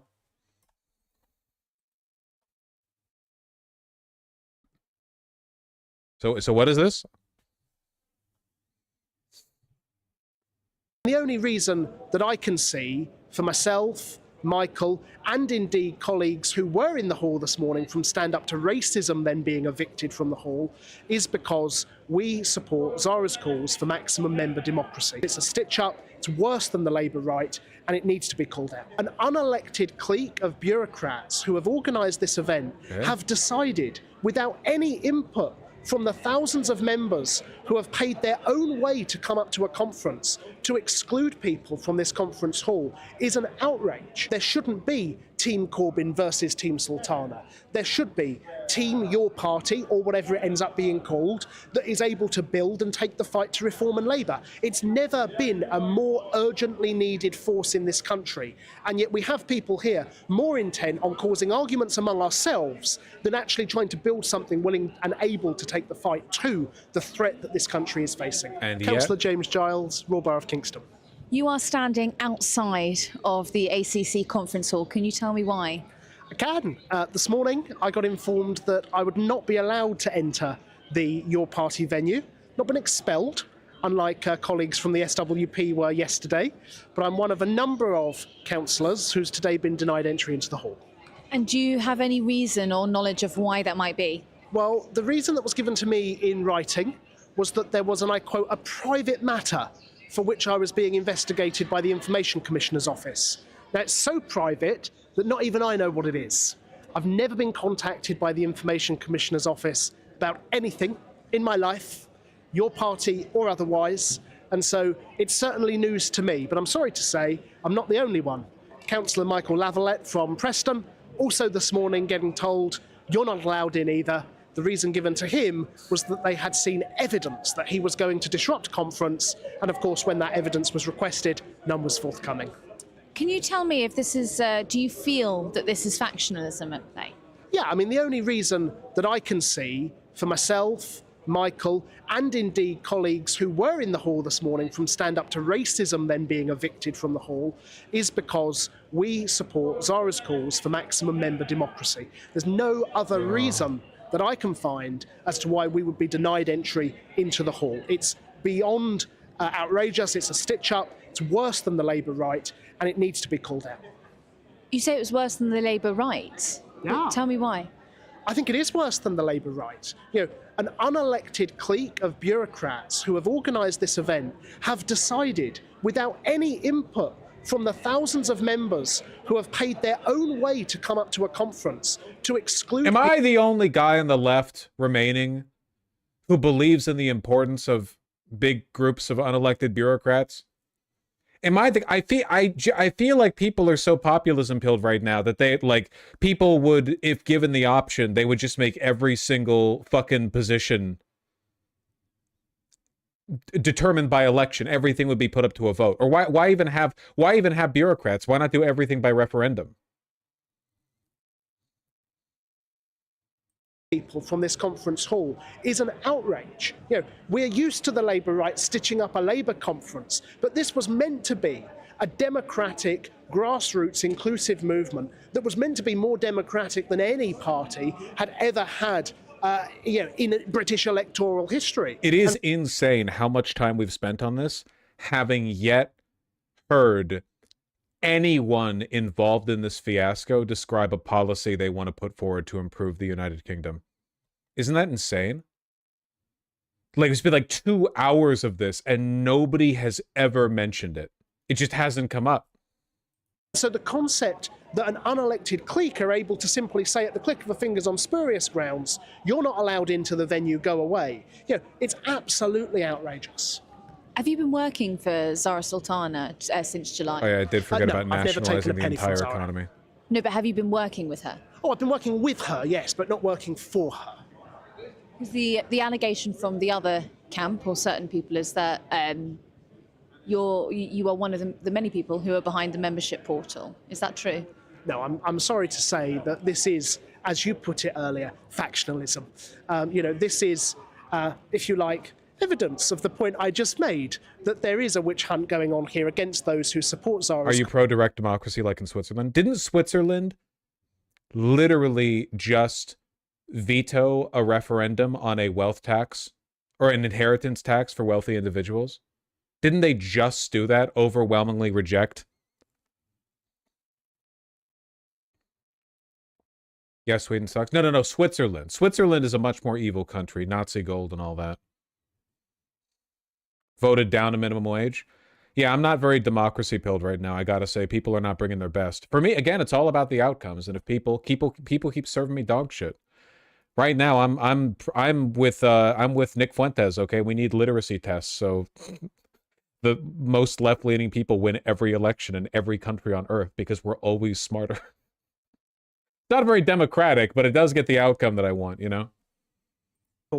For maximum member democracy. You know, there are many people that are currently in that venue that, you know, you could place in Team Corbyn in the same way that they would place me in Team Sultana. I actually hope still that from this conference, members will be able to, if I can use the phrase, take back control of the party and actually put members in the driving seat and put an end to this nonsense. You know, there shouldn't be Team Corbyn versus Team Sultana. There should be Team Your Party, or whatever it ends up being called, that is able to build and take the fight to Reform and Labour. It's never been a more urgently needed force in this country, and yet we have people here more intent on causing arguments among ourselves than actually trying to build something willing and able to take the fight to the threat that this country is facing. Are you concerned that if we find out overnight that there is going to be a single leader of your party rather than a collective leadership, are you concerned that there could be an ugly fallout between Zara Sultana and Jeremy Corbyn? Well, I hope not. I mean, my hope is still that members will vote for a collective leadership. That's my personal preference, and although I'm not allowed in, that's how I'll be voting on my app when the vote comes around. But if it is a sole leader, look, Zara has said very plainly she will throw her hat into the ring, and indeed, I'm sure Jeremy will too, but I hope that whatever disagreements there are, it can be conducted in a comradely manner, because, you know, we owe it to the movement to make sure that we are able to build something that's long-lasting and durable, and we can't afford to have it ruined by petty squabbles. Just finally, I think sort of on a more uplifting note, is there anything that you would like to be decided or debated this weekend? Any guiding principle that you would like to see part of your party?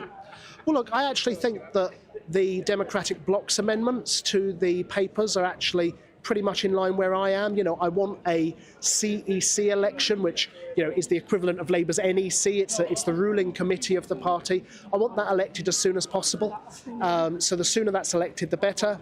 I want members to be put into the driving seat. You know, I don't want seats on that to be reserved for MPs, for public office holders, because actually, I think the last few months have shown that without any member involvement, it's a bloody mess. And so I'm sorry that that's perhaps not as uplifting as it could be, but I do believe genuinely from the people that have come here, from the people that will be voting from the comfort of their homes, that there is a strong enough movement that will be resilient enough to put members in the driving seat so we can start building that party. Okay, that's great. All right, Jesus Christ.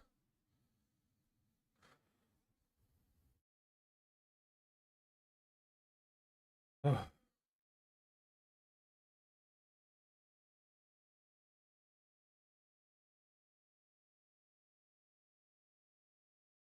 Spinning tires in the mud? Yeah, no kidding.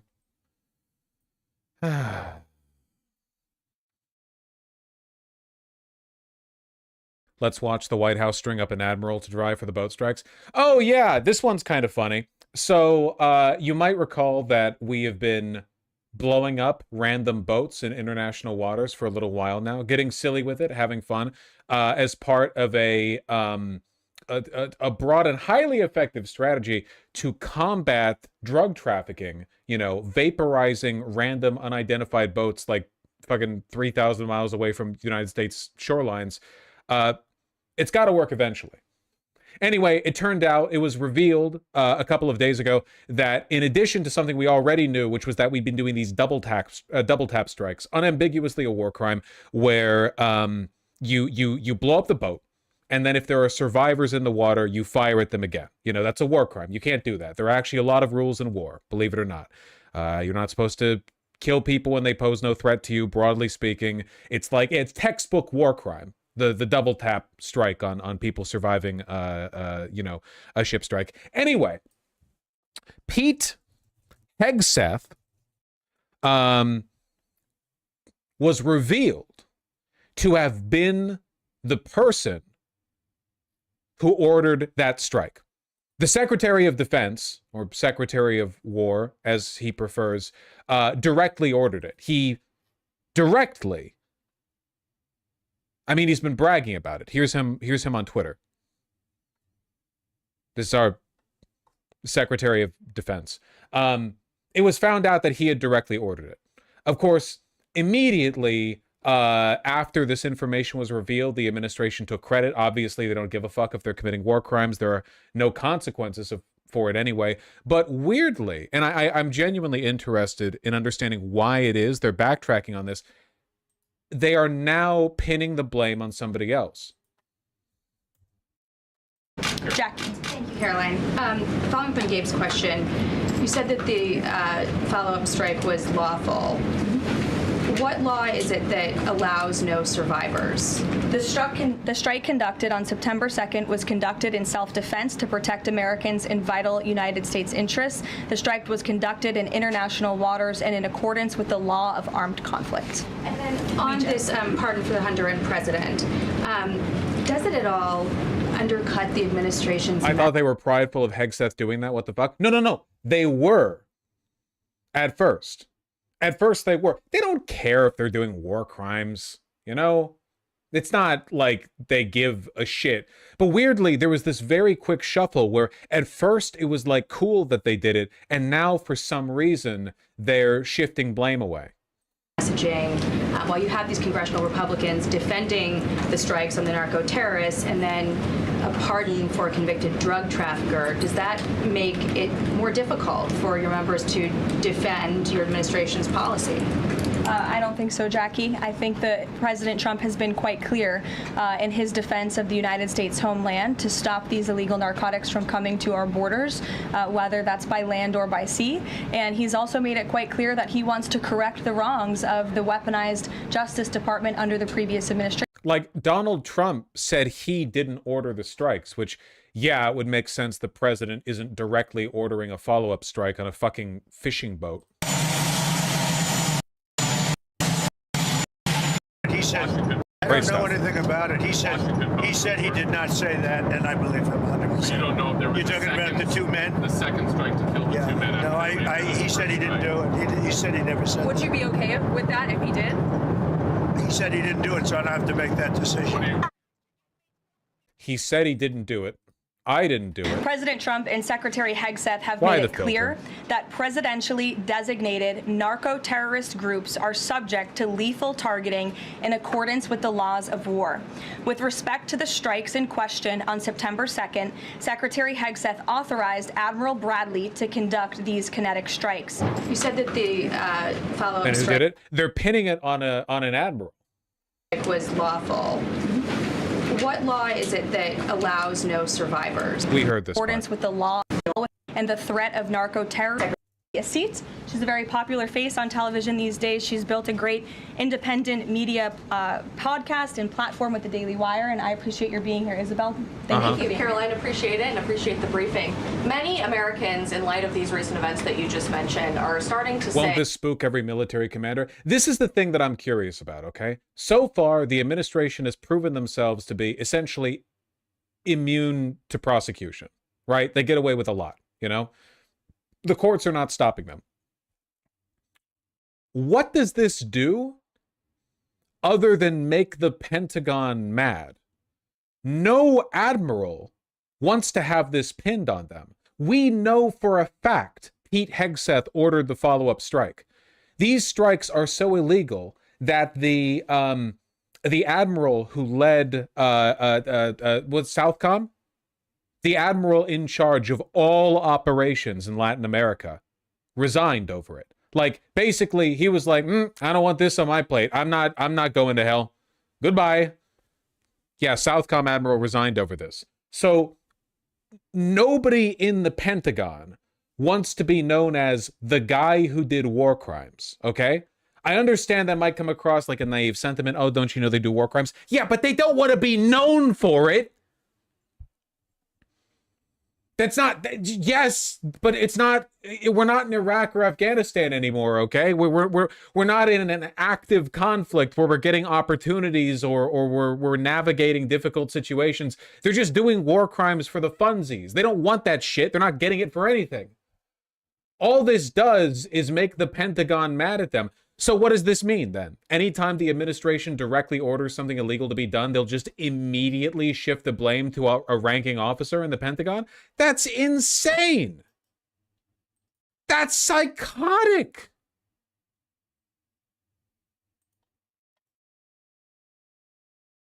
That we are being invaded as a country, culturally and logistically, when it comes to immigration. And we know that immigration without assimilation is indeed invasion. So given the recent remarks from Vice President Vance on a college campus about dramatically reducing legal immigration to address some of this crisis, and President Trump's Truth Social post last week about individuals who may be non-compatible with Western civilization, are there any conversations happening or plans being made behind the scenes for the administration to implement at least a temporary immigration moratorium, for example, in light of what the American people might be? Yeah, we'll get to that later. Now, Congressman, you mentioned earlier in the interview that many Republicans are outraged about these strikes, outraged about this follow-on strike. What can you tell us behind the scenes that's happening right now? This bipartisan push, it seems like it's growing with every single day, but with this White House admission, I could only imagine the outrage that they're going to face now. Well, we are about to announce an unprecedented bipartisan House Armed Services investigation into this illegal strike. That has to be authorized by Mike Rogers, the Republican chairman of the Armed Services Committee. And all indications are that he's going to do that. Now, I'm a leader and the ranking member of the subcommittee for AI and emerging technology. And my counterpart, Don Bacon, who's the chair of that subcommittee, has also expressed deep concerns. But you have a bipartisan leadership of the Armed Services Committee that is going to hold Pete Hegseth and the Admiral in front of the Congress. And they're going to have to explain to the American people. Oh my fucking God. Can we please get them to testify next to each other?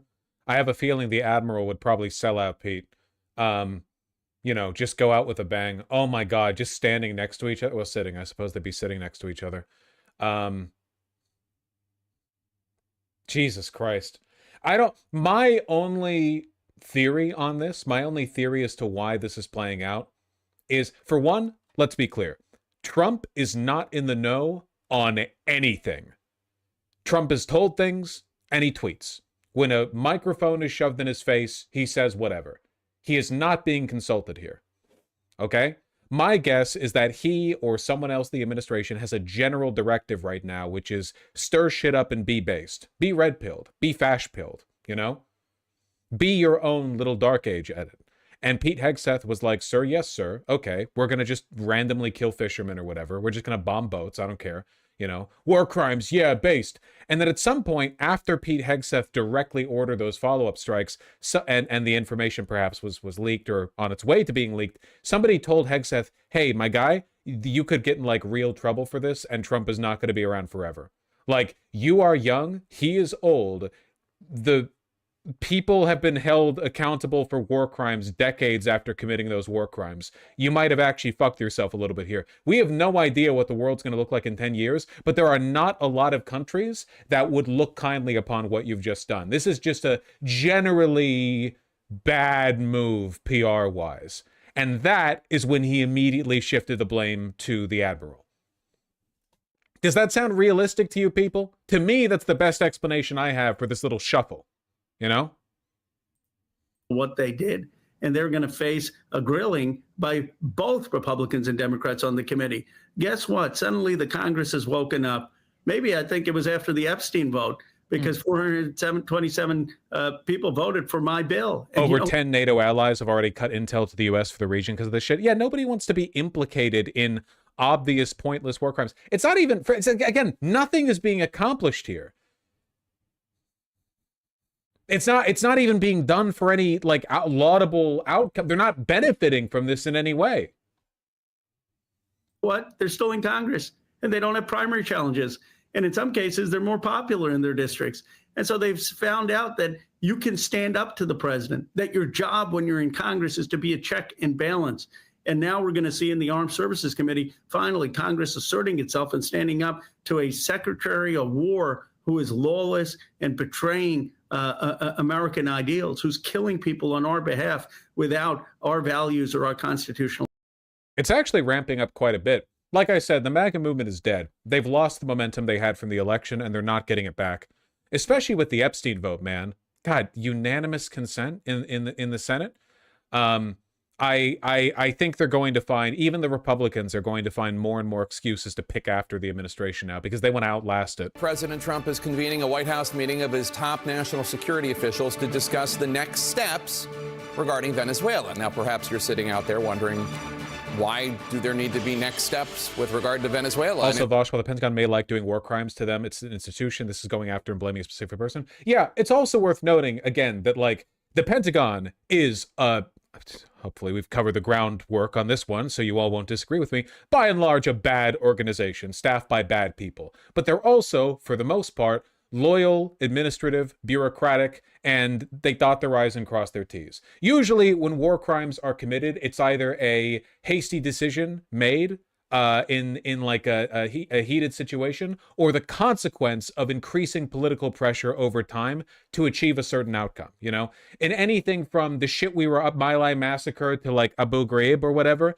you have this like scale of how quickly was the crime committed and how many people were involved and how much the people involved wanted to do it, you know? It's evil across the spectrum. There's no defending it. But what's important to understand is that for these people, there were at the very least stakes. Something was on the table. None of them want to go down as the guy who did the crimes over fucking nothing. We're literally just bombing fishing boats right now in international waters. There's no point. It's an insane thing. You know, it's like sometimes people are willing to die on a hill to defend a bad position. But if it's something they believe in, they're willing to like plant their feet in the ground. This would be like dying on a hill over a position you find odious and don't believe in. It's not that you're not willing to die on hills. You're fine with the concept of dying on the right hills. This is just not your hill.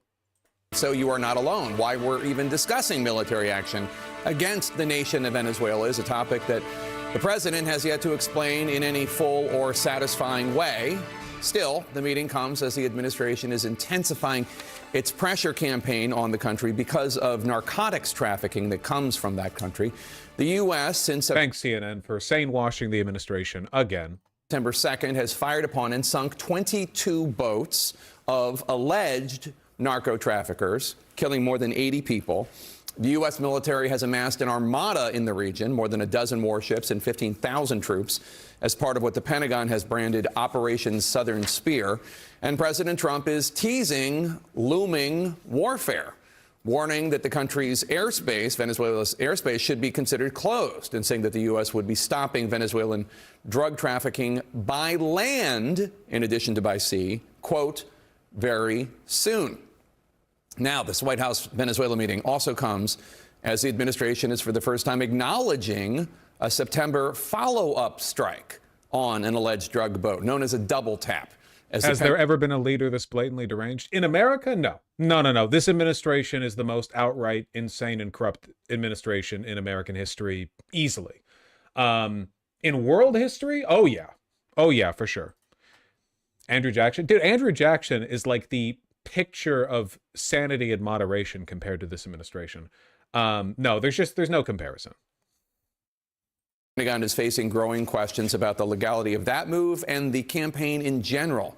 Now, the concession comes following reporting from CNN's Natasha Burke, as well as others at the Washington Post and The Intercept, that the U.S. carried out this double tap after the initial attack, which a source told CNN that Defense Secretary Pete Hegseth said needed to kill everyone on board.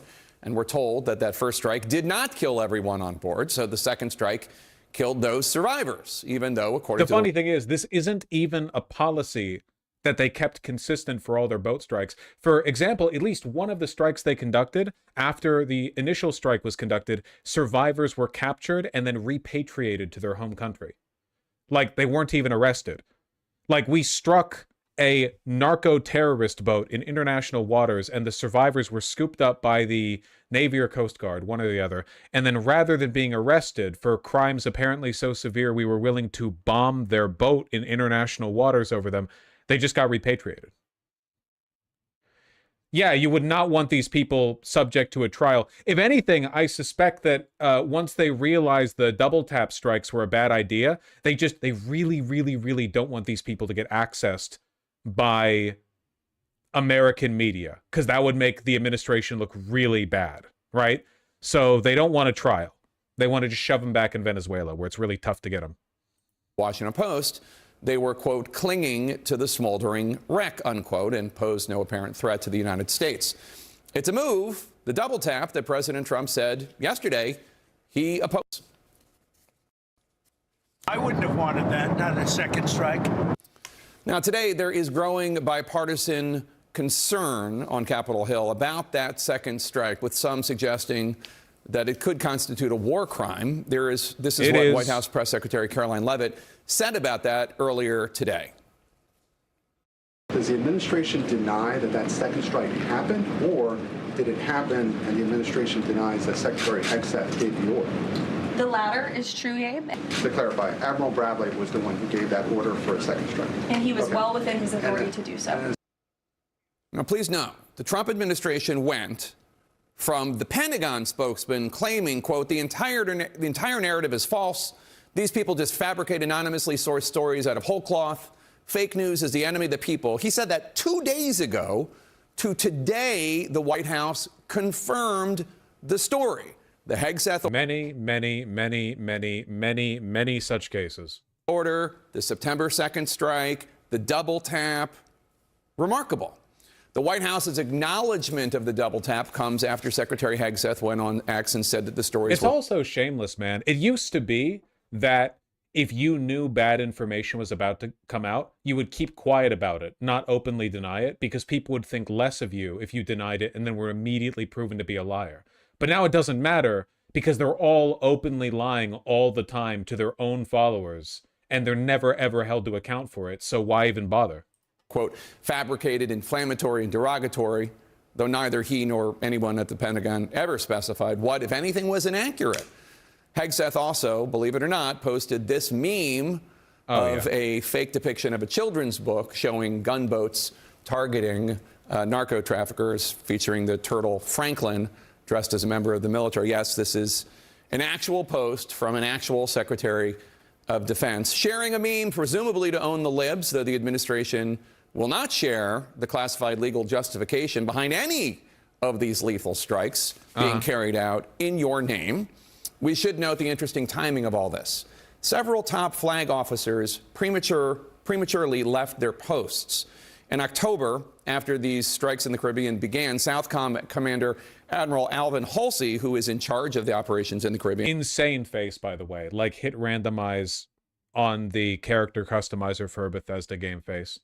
Jesus Christ, look at that jawline. It, like, curves out. Announced he's retiring from his post only 1 year into his tenure. CNN reported at the time that, quote, Southcom was concerned about these Caribbean operations not being lawful, per sources. In addition, three-star General Joe McGee, Director for Strategy, Plans and Policy on the Joint Staff, also departed early, in part amid concerns he had with the Caribbean strikes, according to CNN reporting at the time. Now, we're told that the Senate and House Armed Services Committees are very concerned, and they're going to conduct oversight over this operation.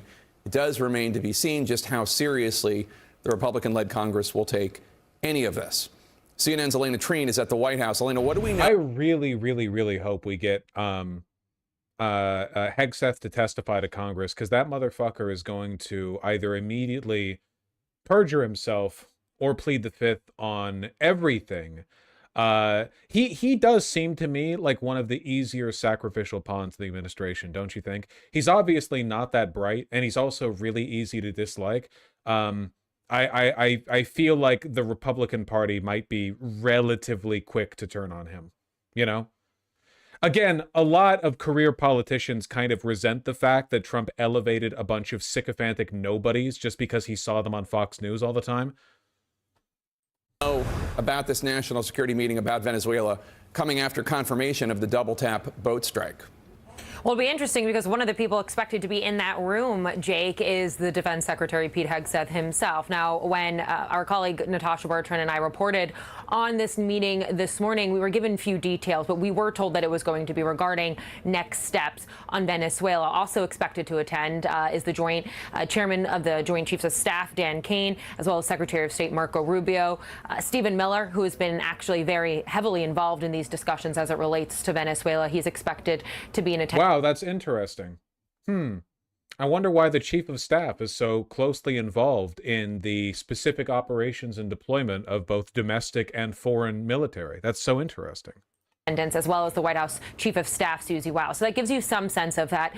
This is likely going to be talking about what comes next here. And I'd remind you what we heard the president himself say just days ago, which is that you can expect possible more strikes, but also potential land strikes, quote, very soon. And so all of that on the heels of what you just laid out regarding this double tap, I think is going to be really central to this discussion, especially as they're getting so much heat. Would you expect a background no-name general to have done it? Admiral, you mean? God, no. No. Nobody wants these strikes in international waters except for the administration. Everything is being done directly by Pete Hegseth. If Pete Hegseth gave a general order saying to just strike any boats you see, they would not do a follow-up strike. No pen-pushing West Point graduate bureaucrat in the Pentagon would ever risk their career and life on a meaningless double tap strike for like nothing. For a man they don't respect. It's not like the Pentagon likes Hegseth. They're not doing it out of loyalty, you know? From both sides of the aisle at the other end of Pennsylvania Avenue, with lawmakers raising concerns about whether this was actually lawful and legal. Because one of the things I've been picking up in some of my conversations, Jake, with Republicans is the idea that the United States is not at war with Venezuela. We heard Leavitt lay out today that citing that they were able to do this double tax strike because of the law of armed conflict. And so all of that, I think, going to be crucial to this meeting and where they go next in relation to their future plans for Venezuela. All right, Elena Treen at the White House, thanks so much. With us now is Democratic Senator Mark Kelly of Arizona. He's on the Senate Intelligence Committee and the Senate Armed Services Committee. He's also a retired U.S. Navy combat pilot. So first of all, they confirmed the double tap strike today, the White House, even though 2 days ago, Sean Parnell at the Pentagon was saying the entire story was fabricated, made up out of whole Wonder if this had something to do with this, Lowell. 100%. Outlets that reach millions denied access to rare Pentagon news briefings this week. Very partisan title, AP News. Well done. What a rarity. Thank you for framing this with some degree of contempt. Sessions are being held instead for Defense Secretary Pete Hegseth's hand-picked media organizations. It's not as if there's little to talk about. Yeah, they're doing damage control. They're doing damage control. That's all. They're essentially, Pete Hegseth is rounding up the few news media orgs that agreed to sign the pact that said they would only release information that Pete Hegseth personally authorized them to, and saying, here's how we're getting ahead of this. Here's how we're going to defend me. That's all there is to it, really. Sheesh. It's also transparent. So I want to fast forward to today, and I want to do that by showing you what Pete Hegseth said the morning after the strike on his former place of employment, the Fox and Friends morning program on Fox News. That was definitely not artificial intelligence. I watched it live. We knew exactly who was in that boat. We knew exactly what they were doing, and we knew exactly who they represented. And that was Tren de Aragua, a narco-terrorist organization designated by the United States, trying to poison our country with illicit drugs.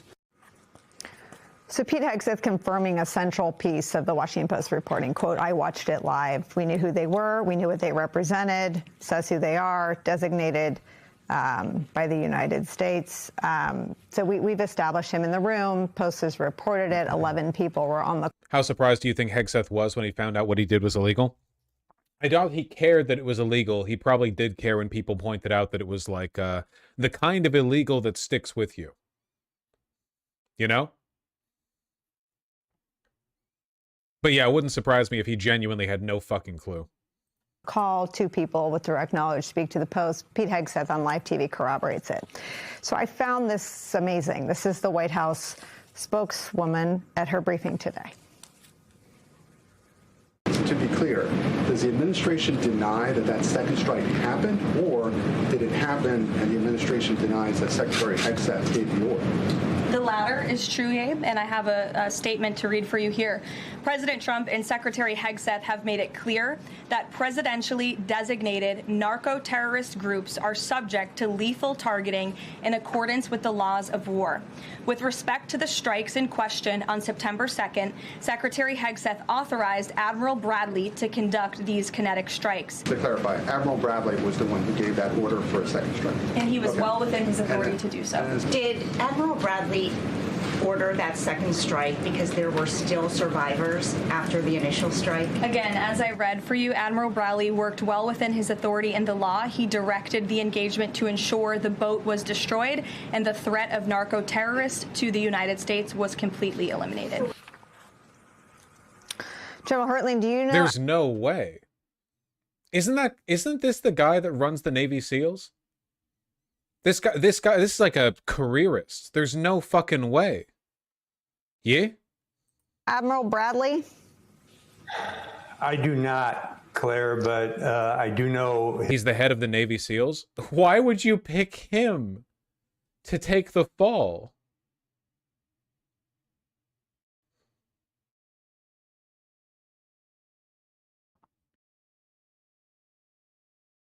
That's absolutely insane. There's no way.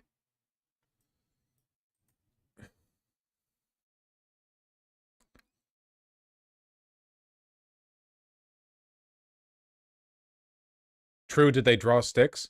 He had to be directly told to do the follow-up strike. He would never do that of his own volition. This is Death of Stalin type shit going on beyond the curtains. Oh my god, you know it is. They're going fucking insane back there. Jesus Christ.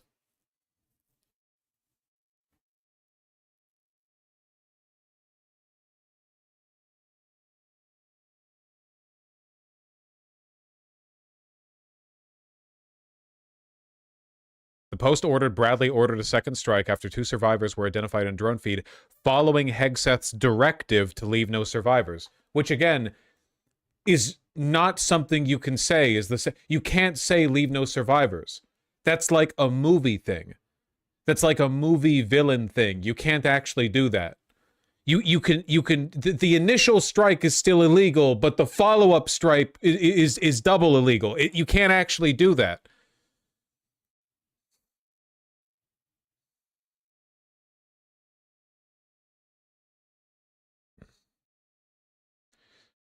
Ro thinks he's Lex Luthor. I'm sure that the brass at the Pentagon really appreciate receiving orders from people who have no fucking idea what they're doing or talking about, what is or isn't illegal, just repeating shit they see off movies.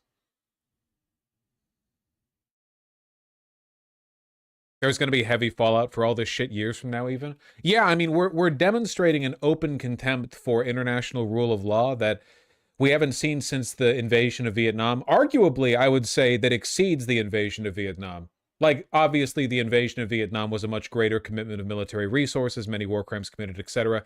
But I would argue that at the time, our leadership was more interested in maintaining the facade of good governance and morality. Whereas nowadays, like, there's a reason JFK didn't want to directly sign on to the Bay of Pigs. If the Bay of Pigs happened today, Trump would be tweeting about it live as it happened, and when they were all gunned down by Cuban military personnel, he would call the repatriated Cubans who were part of the operation weak and losers who couldn't hit a shot if their life depended on it, which it did, and that's why they're dead. You know, it is so much open contempt for the rule of law.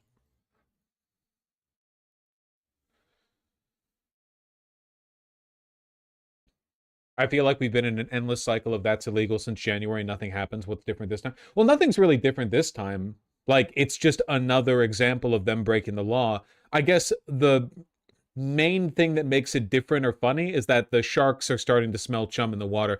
Now that the MAGA movement is dead, especially after the most recent elections, the Republicans are going to be looking for edge cases to turn on their own so their political careers can survive the inevitable collapse of the MAGA movement. Trump and everyone in this administration is going to fall hard, you know. How long it takes, I couldn't tell you. Maybe it takes years. I don't fucking know. And whether or not the Democrats are able to do anything with that, also have no idea. But this administration's time is done. They are on the clock. There's no getting around it. So the more they do stuff like this in a desperate and vain effort to stay relevant and farm interest, the more opportunities they create for other people to turn on them. There are congressional Republicans who are upset about this, you know. A decent amount.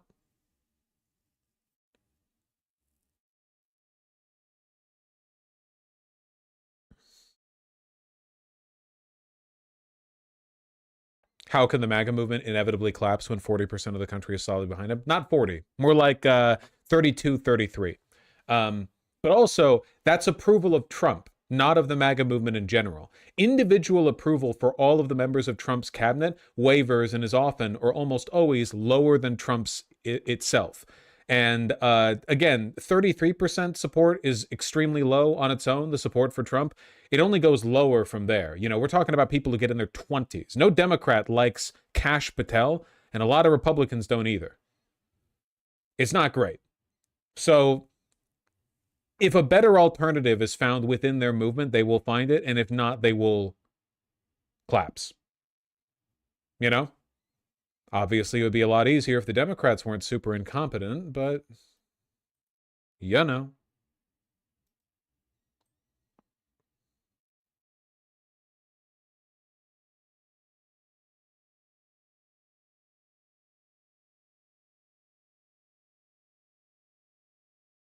No.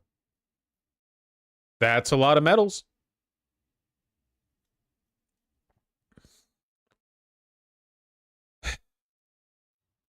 You realize if they get this guy to testify, there's a very real possibility of him saying he was aware that his orders were illegal, but he conducted them anyway, right? I give it a 30% chance. Like, it is very possible that he was given illegal orders, he followed them because he was pressured to, which he shouldn't have, that's still a crime. And then in front of Congress, he, you know, hands folded, he's like, yes, I did it anyway. And he just... Because it puts them in a vice, basically. If he admits he did anything illegal at the behest of the administration can't really hold him accountable for it without admitting that Hegseth ordered him to do something illegal, which would implicate Hegseth. I could see some people being prosecuted for this. Potentially, though it might be a while. If he openly turns on the administration, if subpoena, that might be something, but who knows?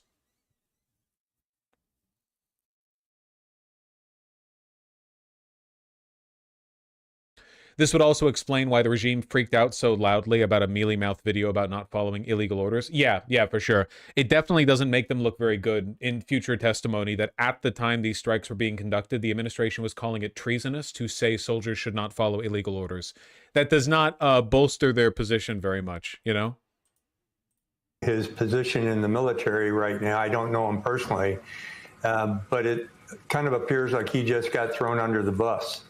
And this kind of information is critical. I did not hear that press conference today, but it's critical because if there is, and there should be, an inquiry by the United States Congress, this is going to turn into a very interesting inquiry, not only from what the Secretary of Defense says, but what from the SEAL team leader says, the individuals who reportedly gave the information to the Washington Post, the lawyers, the Southcom commander, and anybody else that was involved.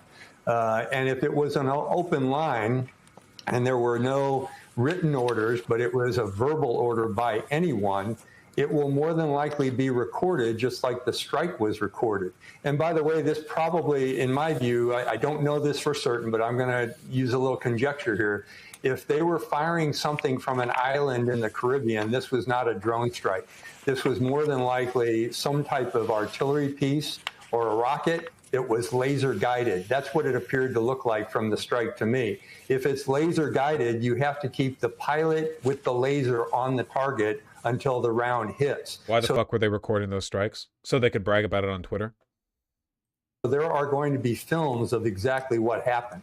So as Carolyn Levitt tries to explain in a non-military way exactly what happened, it appears like she's only digging a deeper hole.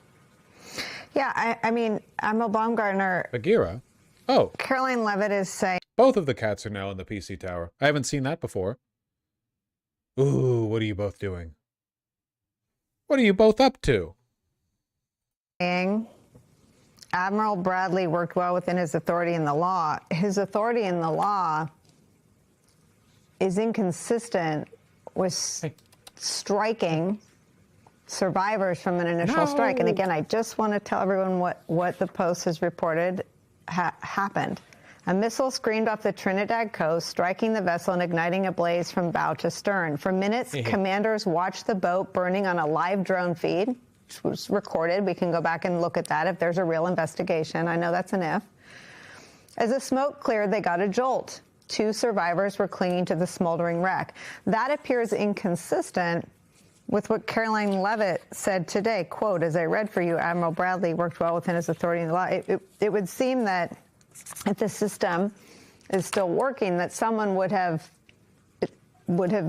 sought guidance or would have wanted to know what to do. The White House throwing Admiral Bradley under the bus seems totally inconsistent with Pete Hegseth's appearance on Fox News the morning after the operation, which, again, I'll quote that for you. Please. Quote, I watched it live. We knew who was in the boat and what they represented. That is Tren de Aragua, designated by the United States for trying to poison our country with illicit drugs. Well, I would say here several things are consistent, and the consistency being that it isn't consistent with reality. So when you start here, first of all, there were supposedly 11 people on this vessel. No one that's experienced in this area would think that this is a major shipment of cocaine to the United States with 11. I hate this rationalization so much. Even if it was a massive narco boat filled with cocaine and terrorists, you still couldn't strike it. That's still against the law. You can't just kill people.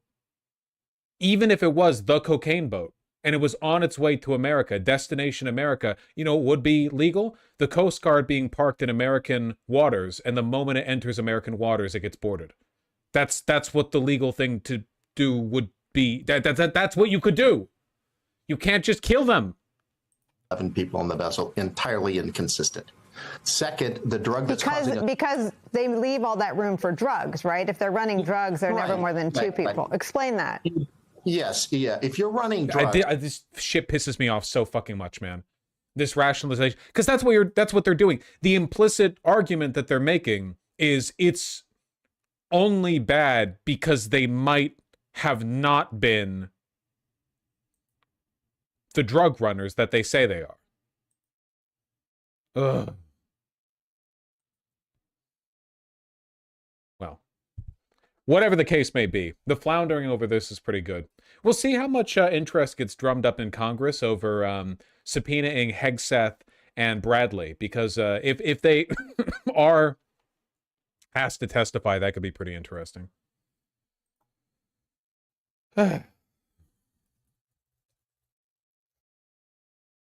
Any hope for the Dem in Tennessee tomorrow? Ho ho! You mean Afton Bain?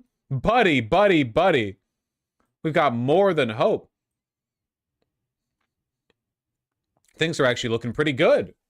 Breaking a short time ago, Donald Trump and House Speaker Mike Johnson are hosting a last-minute tele-rally ahead of Tuesday's special election for a congressional seat in a deep red... That's how you know things are dire. When the president and the House Majority Leader are last-minute canvassing to shore up their potential for a Republican winning in Tennessee 7.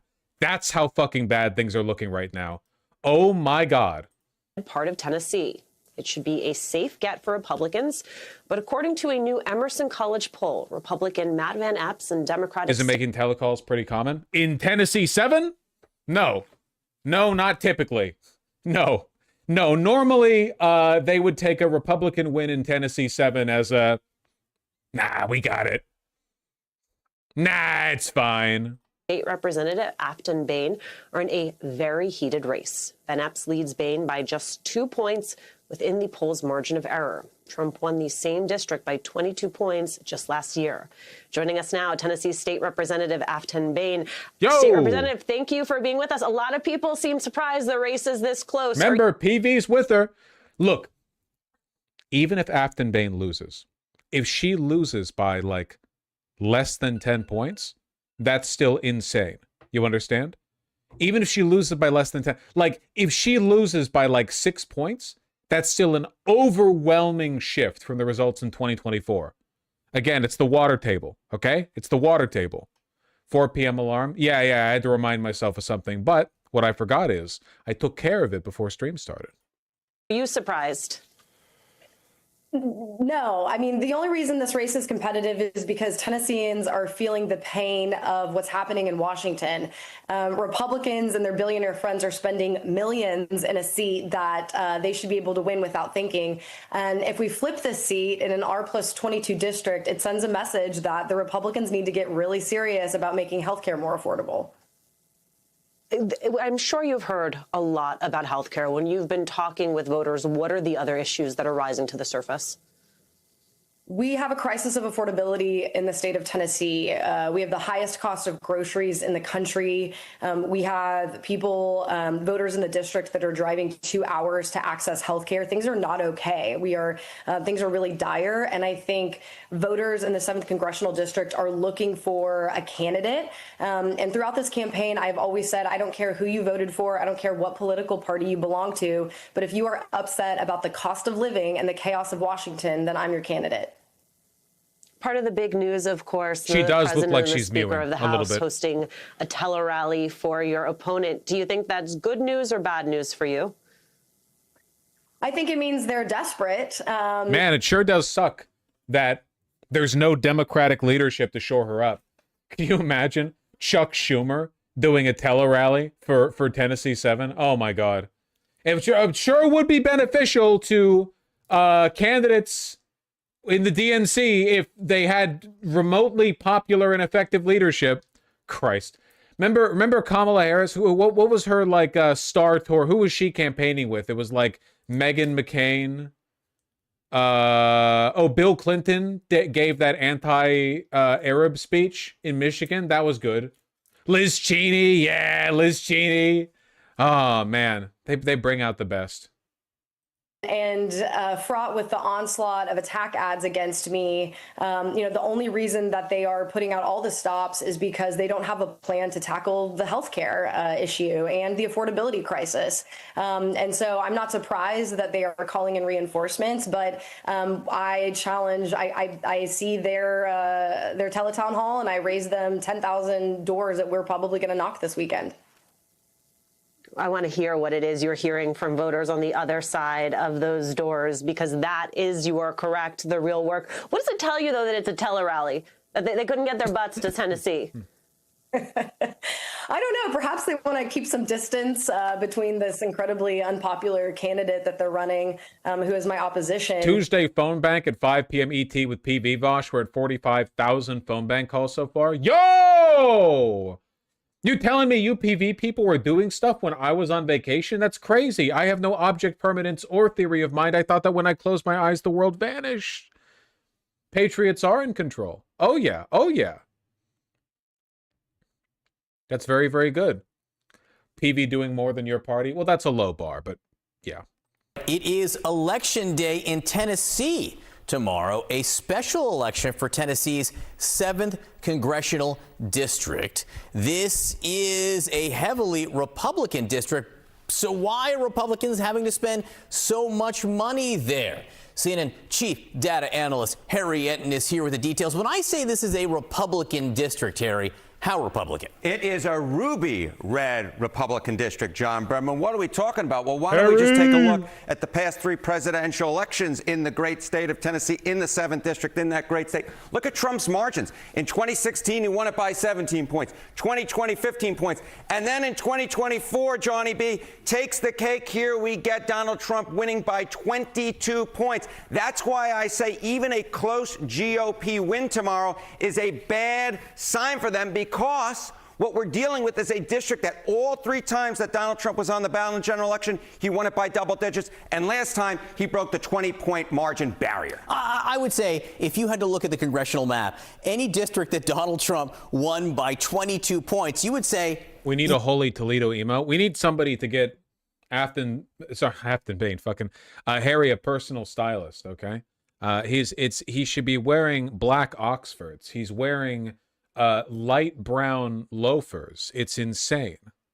No, you've got like nearly a 100% chance of winning if you're running for Congress there, but what are the prediction markets saying right now? Yeah, what are we talking about in terms of the prediction market odds? Look, the Democrat has a 15% chance of winning in that race, okay? A 15% chance, which ain't nothing in a district that Donald Trump won by 22 points. But here, I think, is the key nugget on this side of the ledger, and that is a GOP win by under 10 points. There's a 68% chance of that. So there is a more than 2/3 chance that the Republican candidate, yes, they win, but they win by a significantly lower margin than Donald Trump. We're talking about double digits, smaller. We're talking about a huge, huge shift to the left. We're talking about, when you add these two together, we're talking about a more than 80% chance that there's a clear double-digit shift to the left, and a 15% chance the Democrat actually... Cannot overstate how enraging it is for me that we don't even talk polling anymore. Source Kalshi. That's all we get. Did I rant about gambling and how it's degenerate yesterday? If I didn't, I'll do it again today. Did I? I feel like I did. Yes? Okay, good. Fucking betting markets on everything now, man. Wins in a district that Donald Trump won by 22 points. That just shows you how bad the environment is for Republicans right now, that the Democrats... I like the brown Vosh, not omnipotent. You can wear dark brown. You can wear dark brown shoes with a navy suit. Get a pair of dark brown Oxfords. You can wear them with anything. I don't understand. Why are you wearing light brown loafers? But light brown loafers, what is this? An oatmeal suit? What are you wearing? Charcoal? Or like a light gray? has any sort of a chance in this district. Talk to me about what the special election has been showing so far. Yeah, okay, so you see this and you say, okay, this might just be a one-off in Tennessee. It's a December special election. But are those loafers? They look like slip-ons? Loafers are slip-ons. Don't slander Harry, we like him. I like him too! That's not the only problem. It's the shirt, there's no tie, and the cut of the suit is too slim, and the trousers are too slim, and they're not high-rise. I'm just saying. I just want to help. 25 House special elections. Dems outran Kamala Harris. We've had 5 so far. Arizona 7, Dem outran Kamala Harris. Florida 1, Dem outran Kamala Harris. Florida 6, Dem outran Kamala Harris. Texas 18, Dem outran Kamala Harris. And in the suburbs of Washington, D.C., in Virginia 11, the Dem outran Kamala Harris. And on average so far, the Democrats have been outrunning Kamala Harris's margin. There is a genuine possibility that Afton Bain wins. Even if she loses by a narrow margin, massive shift to the left. The fact that there's any possibility at all of a Democrat winning in Tennessee 7 is insane. And if she does win, the House ekes ever closer to a 50-50 deadlock. By over 15 points. So what the prediction market suggests what happened in Tennessee is not something that's happening in isolation. It is happening all over the congressional map. So when you see something like this, what does history tell us about what ultimately happens? Okay, so you see these and you say, special elections, what do they matter? Well, take a look to the midterm that happens down the line. You go all the way back since over 20 years ago. What are we talking about? Special elections and midterm results. When a party outperformed in special elections since 2005, 5 out of 5 times they went on to win the House of Representatives in the next midterm. So what's happening, what's likely to happen tomorrow in Tennessee, what has happened across the congressional map is likely not to stay in 2025, is likely to push forward and be very good news for Democrats come 2026. Watch these margins tomorrow night. Republicans are a little bit jittery. Harriet, and great to see you this morning. To see you. Thank you. The ad break during the football game in Tennessee 7 was crazy. Wait, what was it? Tennessee's choice, Matt Van Epps versus Afton Bain. Van Epps wants 3 things: cuts to health care benefits, more tariffs driving up costs, tax breaks for billionaires. Afton Bain wants one thing. Afton Bain has been on it with the advertisements, by the way. Remember, she was the one who had the riding bull. You remember that one? That was a pretty good advertisement. She's been doing a good job with the whole act like a chud, think like a woke dichotomy. To lower your costs. This is a super PAC, not her campaign. Okay, fair. But, you know, I know they're not supposed to, but the super PACs and the campaigns do communicate a little bit. You know, they wink, wink, nudge, nudge a little bit, you know. Said she's got, okay, the 30-second riding bull ad was from her, but yes, I'm just saying, overall, the media atmosphere has been... She fought to end the grocery tax. In Congress, she'll stand up to both parties to make life more affordable. Want more of the same? That's Matt Van Epps. Want someone who'll fight for you for a change? That's Afton Bain. HMP's responsible for the content of this ad. In Afghanistan, the radicals shot at us. So these radical attacks now, piece of cake. I'm a very radical person. On December 2nd, you can stop this radical disaster. The Democrats' radical agenda, opposing tax cuts, pushing higher taxes and higher prices, and new taxes that would crush working families. Tennessee can't. Did this really need this music? This is insane. I understand that Republican voters are low IQ and this kind of fear-mongering stuff works on them, but like they're layering like it sounds the way like in Signalis when an enemy is chasing you.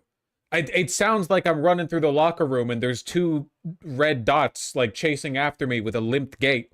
You know, it's the like 17 fucking violin strings all crescendoing at once.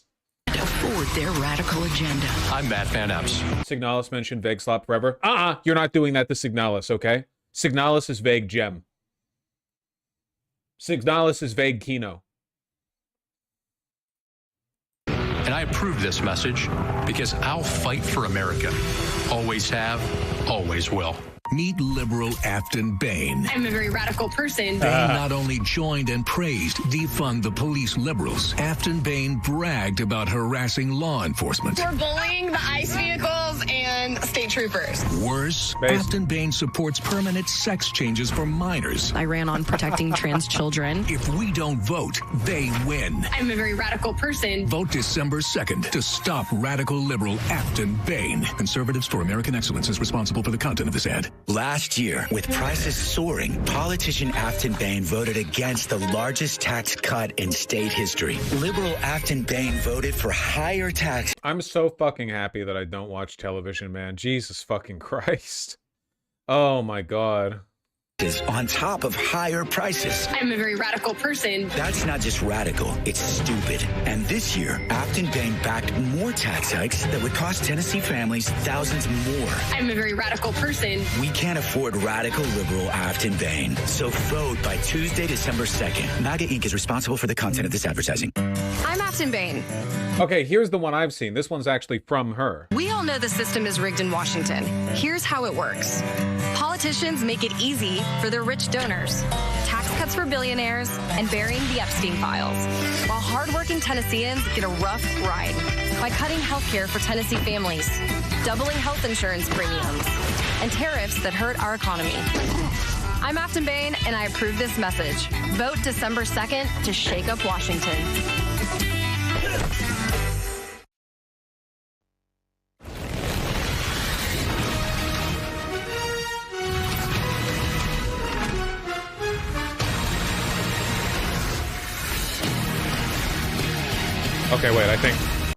I think this is actual. Is actual sports? Okay, we got to actual sports. Okay, so somebody is saying this was the actual. Here's the ad break before the Jaguars-Titans game on Nashville CBS affiliate WTVF. All political ads. This was actually the layup somebody got. This was actually what it was like. Me enjoying my sports ball game. Like Clockwork Orange beamed the entire Tennessee 7 congressional race directly into my. I thought it was a compilation. Me too, until I realized. I didn't read this part. I just went to the video. I thought it was a compilation. This was just what people were experiencing.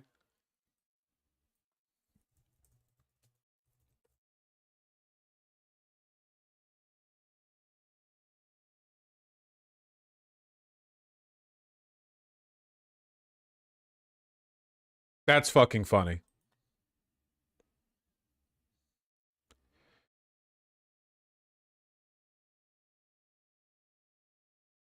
Beware, you're probably going to get a strike. Fuck! Wow.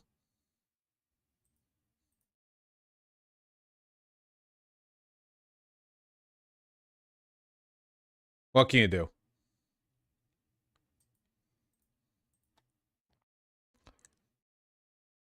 Yeah, anyway, I don't know. Hopefully there's a huge shift to the left tomorrow.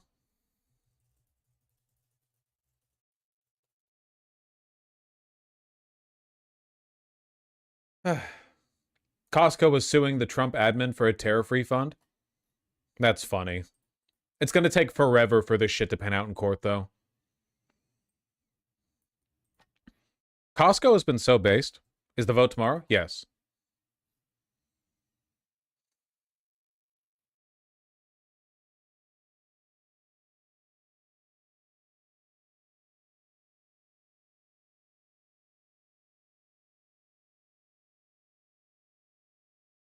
Yeah, we'll have to see. This stuff is going to take a while to pan out. Okay. Why do I have so many tabs? I can feel the cough coming back. I'm trying so hard not to. You know, I've generally found that when I get involved in politics, it ends up badly.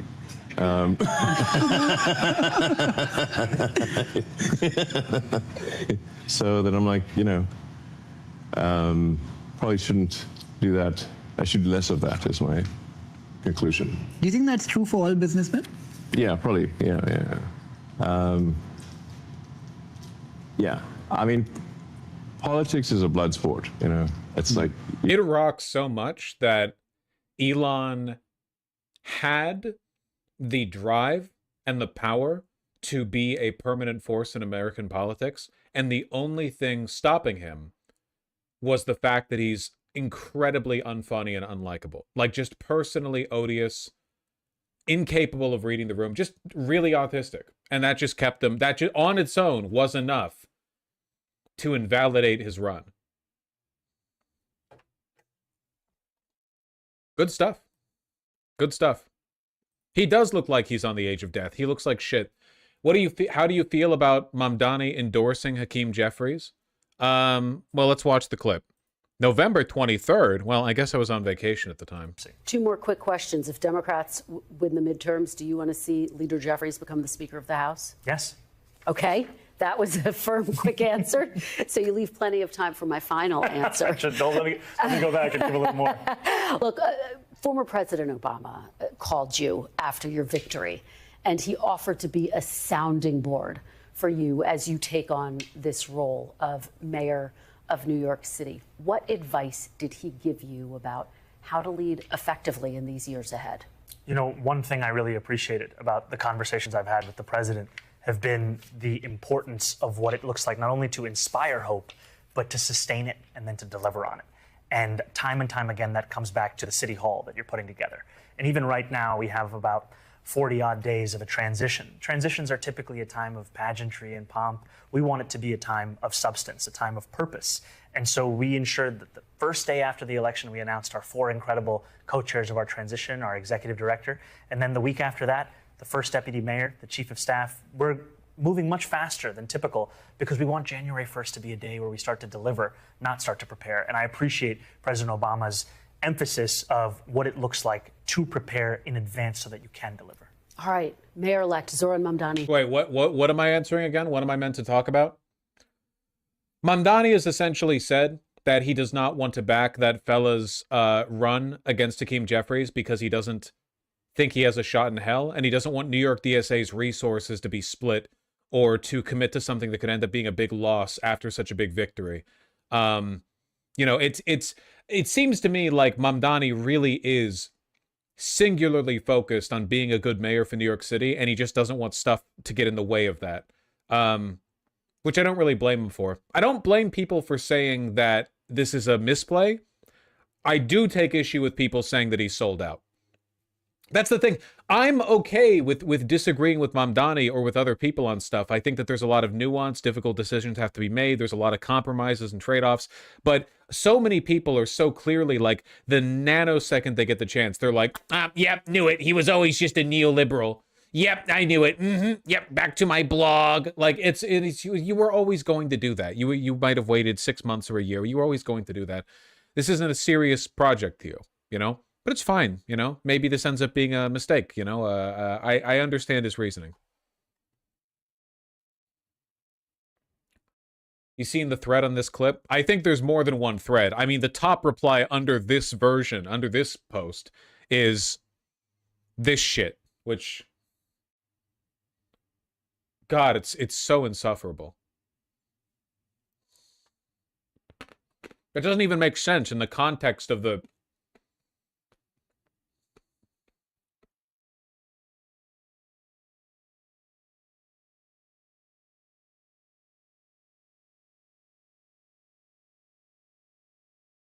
I don't know. Jesus Christ, look at liberals when they get red meat to tear into. Oh, I saw this. This was a juicy one. ICE arrests ramp up in Muslim-majority Dearborn, Michigan. And Maya Luna says, glad they're getting what they voted for. Don't I say this, like, all the time on stream? Don't I say this all the time? Like, Trump voters should suffer as a consequence of their vote? I feel like, is this different meaningfully from, like, if you wanted to be uncharitable, you could say she's saying it about, like, all the Muslims in Dearborn, but she's clearly not. She's talking about the people who voted for Trump. So, you know.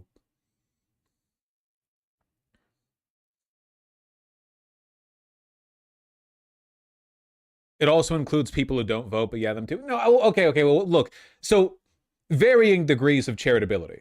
If Maya here is saying, I think all Muslims in Dearborn should suffer, even those who voted for Kamala Harris, because enough of their people voted for Trump that they should all receive group punishment. If that was her position, obviously that's insane. But I don't think that's her position. I think her position is just the broader, like, well, getting what you voted for, you know, which, yeah. I mean, there you go, right? I mean, it's kind of, I mean, I say it. Do you blame those that didn't vote as much? No. I think that if you didn't vote, that has more to do with the Democrats' inability to give you a good candidate. I mean, Jesus Christ, the way the Democrats handle this here in Dearborn, you know, being pro-Israel, busting out Bill Clinton shit to defend their behavior. You know, look, I think not voting in 2024 is bad, but obviously it's worse to have voted for Trump. It is 100% the fault of the Democrats, though, that so many people are apathetic. You know? Like, they've really failed to deliver a compelling candidate. I think she might have been not as clear as she should have, IMO. Well, I think a lot of people dislike this sentiment, this, you know, you get what you vote for thing. But I love it. Listen, you have to...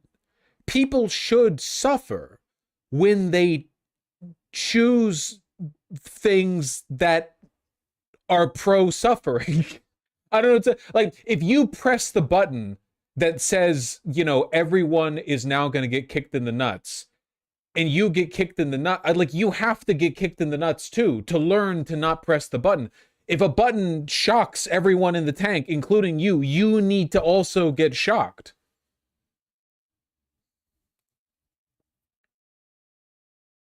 Yeah, when you hit the diarrhea forever for everyone button, you can't be the only one exempted, you know? If I'm being subjected to a lifetime, you know, gut-wrenching diarrhea, I need to know you are too. Because I didn't press the button. You did. Why would you ever not press the button in the future if you're exempted from it, you know? What do you think of Destiny's take? You should get exactly what you vote for, like Republicans should be denied Medicaid and whatnot. I think that'd be based if you could actually do it. Yeah, I don't know. How are we ever going to get people to vote for good things if there are no consequences to voting for bad things? Like, people should be subjected to the consequences of their actions. If you want to live in a world where there are no like health regulations or FDA regulations, I think you should get to shop at a separate grocery store where there's, like, you know, every bite of granola bar is 40% rat droppings. I don't want to shop there. I voted for the regulations.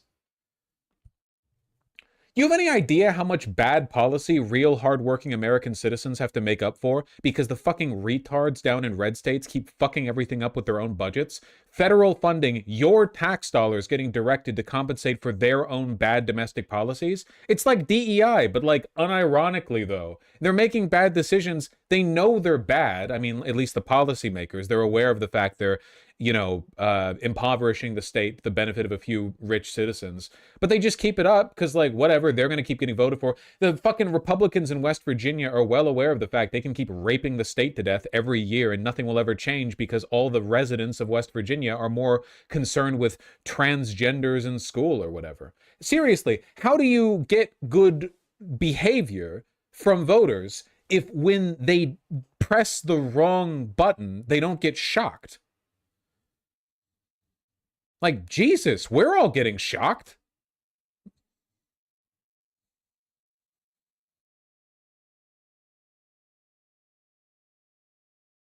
But the black people in red states aren't voting that way, Bosch? Yeah, obviously.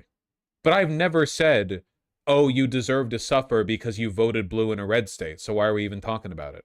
I'm just talking about Trump voters getting what Trump voters voted for. If you're a Trump voter and you're on Medicaid, yeah, I don't know, maybe your ass should fucking die with no medical coverage. You literally wanted it! You literally pressed the button. Nobody made you press the button. A huge element of Republican messaging is just convincing voters that all the bad stuff they're suffering from wasn't caused by the thing they did and campaigned to do. Like the Medicaid, the SNAP cuts, the defunding of the ACA subsidies. We're talking tens of millions of people starving and suffering and unable to get medical care. Already rural hospitals are closing due to big, beautiful bill cuts. All of this shit is happening.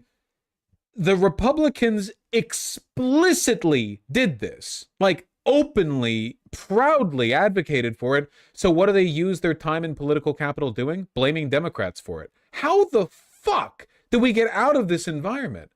How do we fix this dynamic unless the people who keep pressing the wrong button get shocked? Is it spiteful? Yes, I'm very spiteful. But is it also morally good? And does it produce good outcomes? Well, yeah, I kind of think it does. Isn't it like bad parenting if somehow you keep preventing your kid from learning the lesson that touching the fire hurts?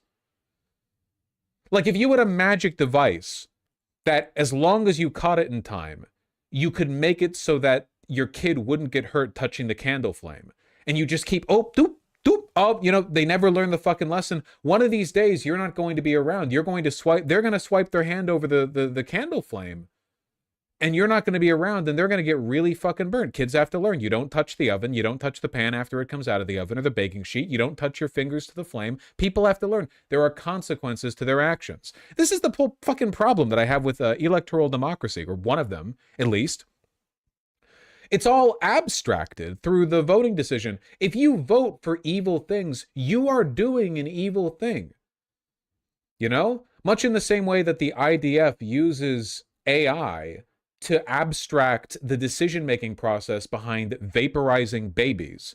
Voting as a process abstracts the fact that every single Republican voter said yes to an agenda of mass death and evil. And a lot of them did it because they're ignorant and, you know, no. Yeah, I'm not saying every single one of them consciously was aware, but they still pressed the button. I don't think a baby is consciously aware of the pain it's about to feel when it touches the baking sheet that just came out of the oven, but they still have to learn to not touch the fucking baking sheet.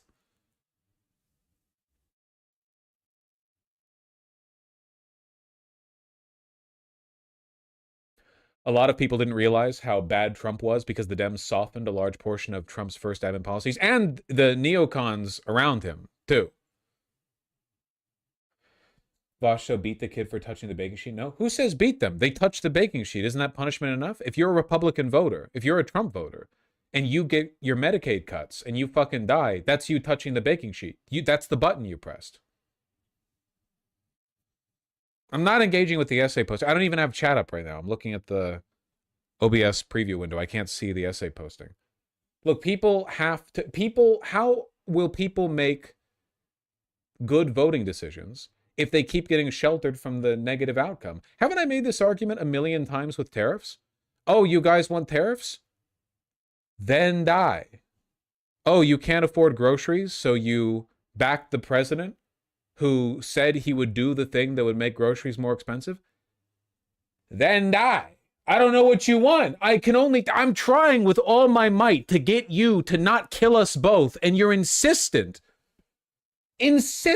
over and over again. You insist on hitting the button that kills you and me. Jesus. Anyway, the worse Trump makes things for these people, maybe they'll learn their fucking lesson in the future.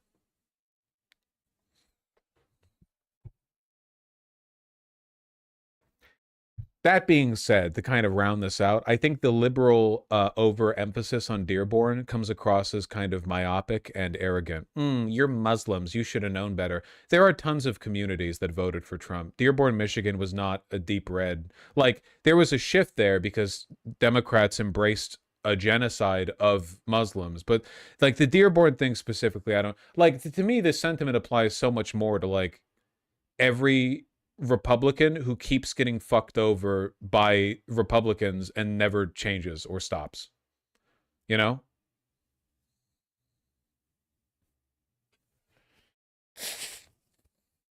How will they learn if their only source of info is Fox News telling them it's Democrats' fault anyway? Well, maybe they'll run out of money and won't be able to pay their fucking electricity bill and they'll suffer and die. What do you want from me? They keep pressing the button. I'm not pressing the button. You can't keep sheltering these people.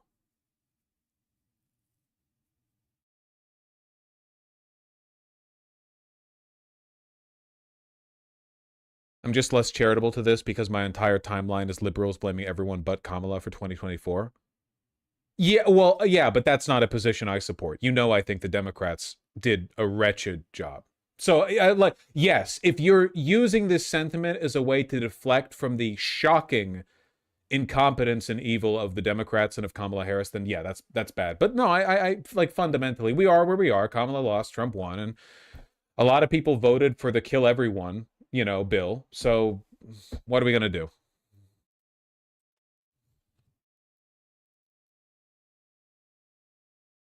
Aren't red states shifting blue the sign they finally learned their lesson? I think so. I think the reason why things went really well in the 2025 elections was in part because a lot of Republican voters have touched the stove. Or at the very least, if they haven't shifted from Republican to Democrat, they're hesitant about voting again for Republican, or hesitant about not voting and are rather voting Democrat. You know, it doesn't have to be a right to left shift. It can be a center to left or right to center shift. But either way, people are moving left, you know?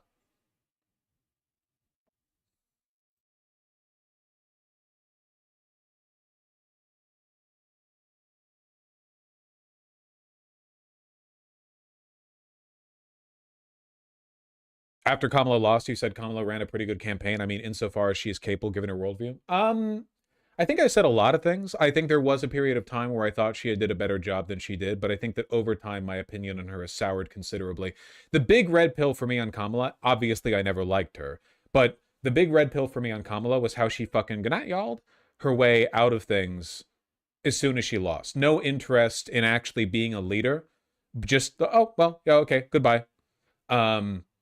That to me, and a lot of stuff has been reframed negatively in retrospect, but I stand by my negative perception now, certainly, you know. So I've thought a lot of things and my positions have changed over time, but I think that my negative position on her and the DNC right now is pretty well founded, you know. It's pretty substantiated. That was before the Pod Save America consultant podcast. That's true. That was very revealing, yeah. I'm from Miami, and we're about to get our first progressive mayor because all the dumbasses here decided to touch the stove last election. That's nice. That's nice. Yeah, again, just if people want to touch the stove, if they insist on touching the stove, then they have to learn. They have to learn.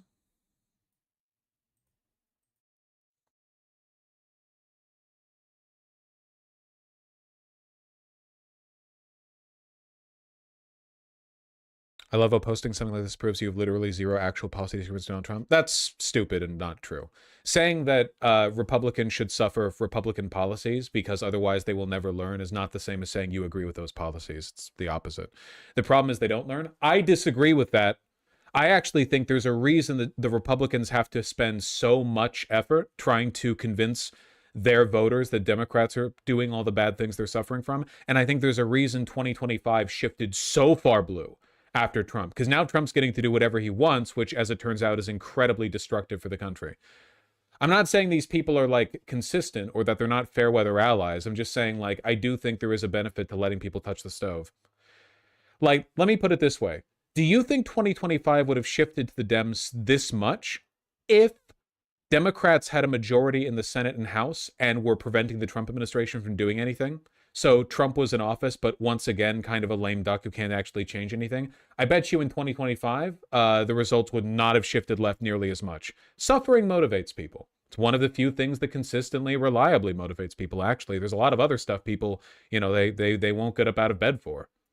Certainly nobility doesn't motivate people, you know, doing the right thing or whatever. Righteous indignation, suffering. They voted for it.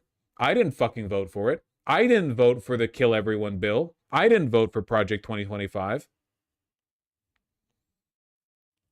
Disagree. I think hope motivates people. Yeah, like a hope that they won't be suffering in the future if Trump loses. Wouldn't that be nice?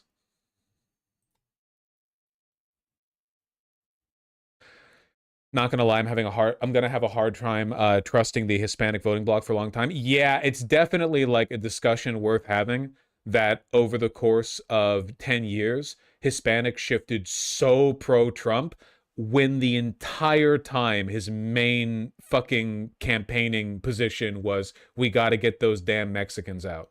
That's pretty crazy.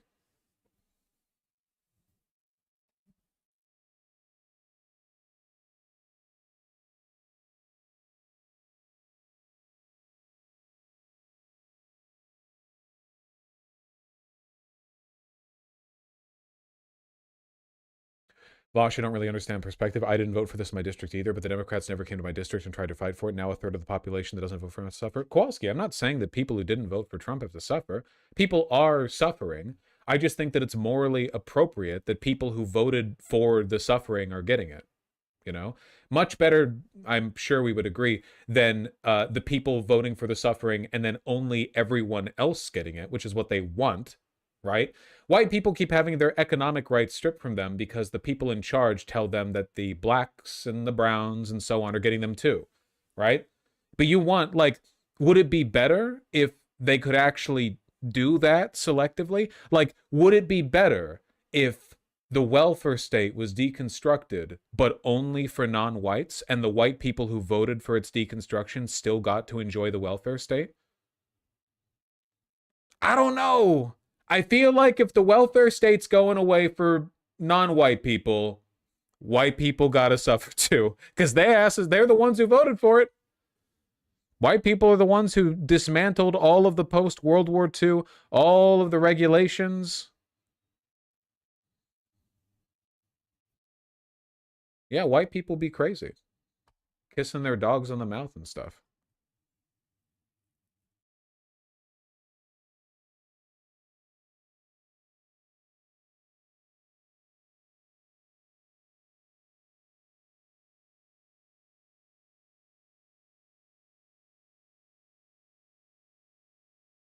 And they do be shopping, yeah.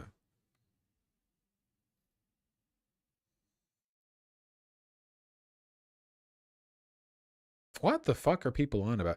It's actually acceptable to cheer on fascist kidnapping squads if the ethnic scapegoats were not sufficiently... Okay, a lot of these people are just projecting other arguments. People are... They do be shopping for arguments.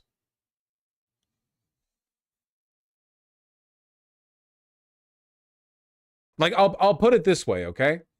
If Trump won and ICE is going to be doing raids, I want them to be raiding Trump supporters too. That's all I'm... Listen, I know broadly they're not, and that's bad. I'm just saying that if you're a Trump voter and your ass gets iced, I'm not bad. I don't feel bad. You literally wanted it to happen, you know?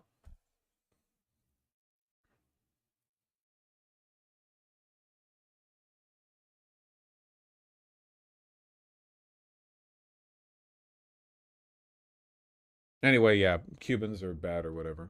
It's my...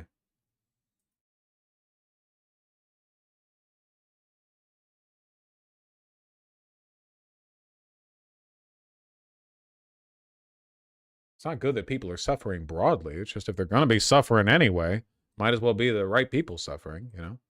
It's like, I'm not pro-prison. I don't like the American prisons. American prisons are hellholes. They're torturous, you know? But as long as they're going to exist, I want the right people to be in there, you know? Like, if I could reform the prison system, I would, but I can't. So I think that rapists and murderers should probably be in there, you know? But I thought you didn't want anyone to go to prison. Well, I would like it if prisons were different. However, if we have to have them, there are some people I'd rather be in there than not.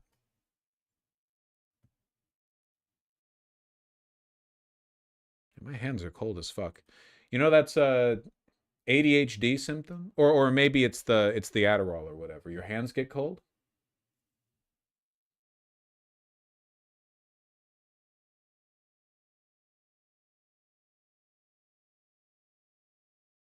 Reynolds? Well, it can be, but he's a Hearthstone streamer and also a MAGA guy now. I don't know if his hands are cold. I don't know about all that.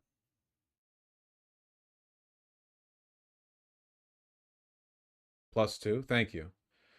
Oh shit, really? Yeah. Yeah, he went kind of crazy, I guess. Got a tempo storm up at his head. Love the denim, by the way. Yeah, thank you. I haven't worn it in a bit. It's a denim work shirt. It's actually a Selvage shirt. Is this the Selvage side? No. See? Selvage ID. Isn't that neat? Super comfy. Who's Raynad? Don't worry about it.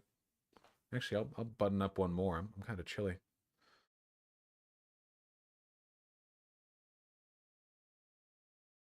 Oh. Did you wear that in your photos? No, I was wearing a Western shirt in my photos. Guess it shouldn't be surprising from someone who looks like this now. Wow. Yeah, no kidding. Well, you know. Does it breathe well? Yeah, it's a pretty loose weave of denim. Actually, I'm going to undo this now. Sorry, what was I talking about? Oh, yeah. Trump voters should suffer. There we go. How Cubans are evil. That's fucking true. We got to do something about that. Can we do a Bay of Pigs too? Like, Cuba's in the shitter right now anyway, isn't it? Isn't Cuba, like, fucking awful right now? We need to do something with like Cuba and Cubans. Like we can push them all out. I don't know. Embargo? It's not just that. It's the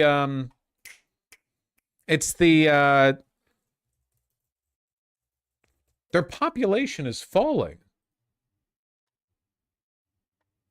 Like actually decreasing.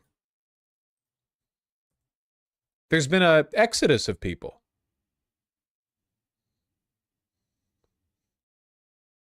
It's not just the embargo. The embargo doesn't help, but the ruling class or the government in Cuba has done a pretty bad job of managing their priorities. Again, the embargo doesn't help, but there's also a gubernatorial issue there. I don't know enough about it to really... Isn't Cuba a semi-functional socialist state? Semi being the operative word there. Yes, I have to send money and food to my family every month. Huh. The embargo is the major issue. I think even if the embargo were lifted, the government's incompetent. Which is a real issue. That's not good. Vietnam's not that bad of a socialist state. It's actually the best kind of socialist state, i.e. a capitalist one.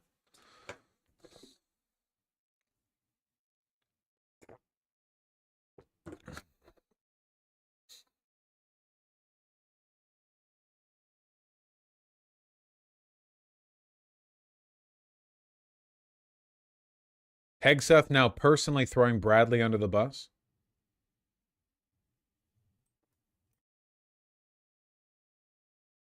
Let's make one thing clear. Admiral Mitch Bradley's an American hero, a true professional, and he has 100% support. I stand by him and the combat decisions he has made. Oh my God. That's so funny, dude.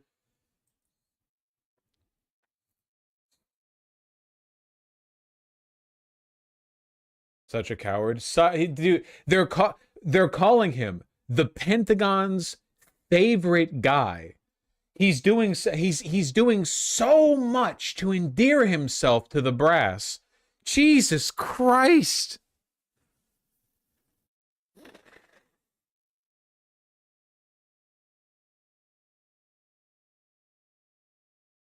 That is insane. Look, I hope they get subpoenaed. Please, God, let them get subpoenaed. Remember when James Somerton said, I know Nick would never plagiarize? Yes! It's just like that. Listen, I know we haven't plagiarized on my channel because my boy Nick vets everything. And so if you're accusing us of plagiarizing, then you're saying Nick did it, which he would never do. And frankly, I won't tolerate it, you know? Yeah, that was good, man. H-Bomber guy, that sure was a good channel. How many more years until we get the next one?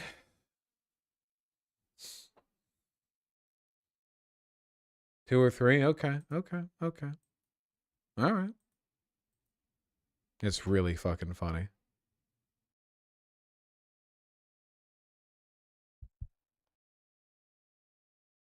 Somerton is actually the topic that brought me to your channel, just so you know. Hey, flattered. H-Bomb is amongst the best of us, you know? I mean, of all the lefty content creators, he's got his eyes on the prize, for sure.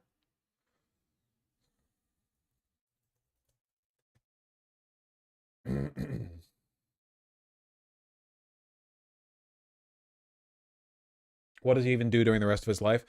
When you're making real art, not like what you guys watch, real art, you know, like a personal project, you really can't work on a timetable. If he wanted to put out a 15-minute video essay every other week, he could. He chooses not to because he wants there to be, you know, inspiration. Think of the Tommy Tallarico video. Think of the plagiarism video. These videos weren't just rote, you know, oh, here's a topic, let's explore it to its potential, blah, blah, blah. They were inspired. Real art has to be given room to breathe, don't you think? Sorry, maybe I'm pedestaling him a little bit here. I understand that sometimes you have a creative vision and you just have to sit back and, you know, let it find itself in the process. I get that. Yeah, you have to wait for the autism to strike. 100%. Can someone tell me who we're referring to? That is incredible that you know me, but not him. H-Bomber guy. Does video essays. Very good. Very good.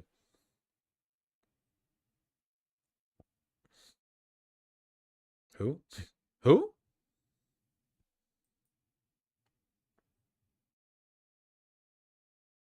How the fuck is it 5 already? All right, I started at 1:30. Jesus.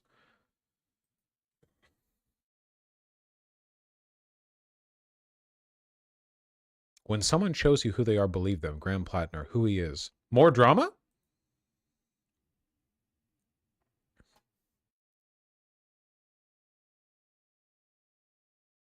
You guys enjoying the Grok help me understand this post pop-up that now happens every time you open a Twitter page? Graham Sullivan. Ghosted me in the past, then popped up in a different dating app. I'm concerned he may have a significant other out there.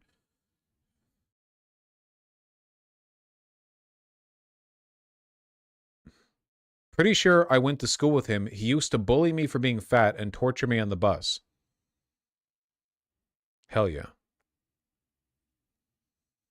Oh shit, I remember him from back in early 2020. We met, small world in rural Maine, huh? We matched, texted every day, planned to meet up multiple times, but then things came up for him, then ghosted me. I assumed he had a significant other. Maybe she just came back in the picture, he got caught, etc. Sounds like he hasn't changed his MO in almost 5 years. What are we... Why is this coming out now? I don't know. Blame Chuck Schumer. I don't know. I wanted to see how funny this was. Oh, the Are We Dating the Same Guy, Maine, Portland, Lewiston banger. Wait, none of them are even saying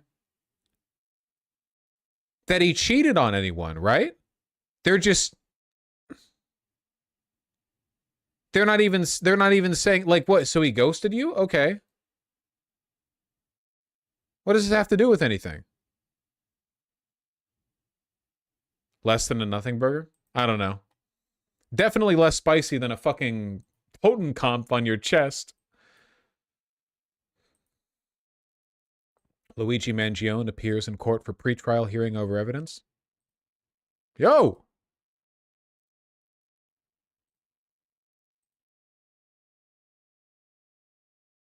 Looking good. Hey, notice how he can get away with not wearing a tie because he's wearing a casual shirt? Just saying.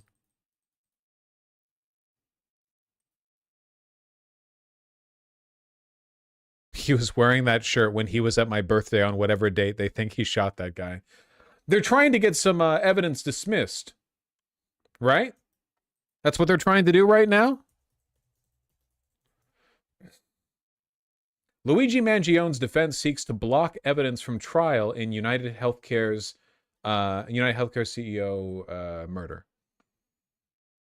Luigi Mangione watched stoically in court, as prosecutors played surveillance video showing the killing of United Healthcare CEO Brian Thompson on a New York City sidewalk last year, and Mangione's arrest 5 days later.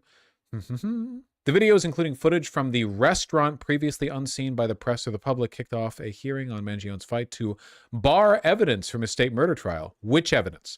Including the gun prosecutors say matches the one he used on his December 4th, 2024 attack. Thompson was killed as he walked to Manhattan Hotel.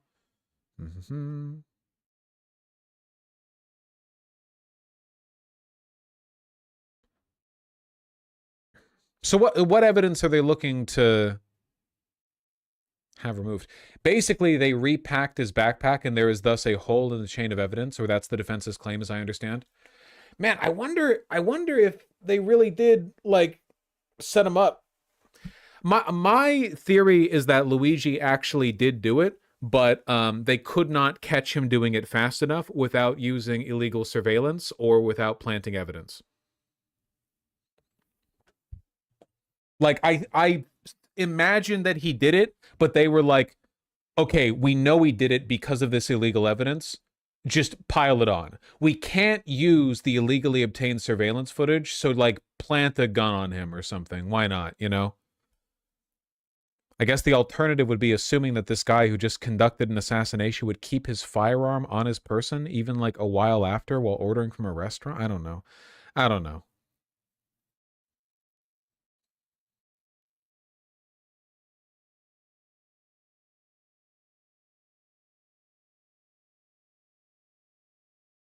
Among the evidence Mangione's defense team once excluded are the 9mm handgun and a notebook in which prosecutors say he described his intent to whack a health insurance executive. When they planted the notebook, do you think they chose this phrasing because they knew he was Italian?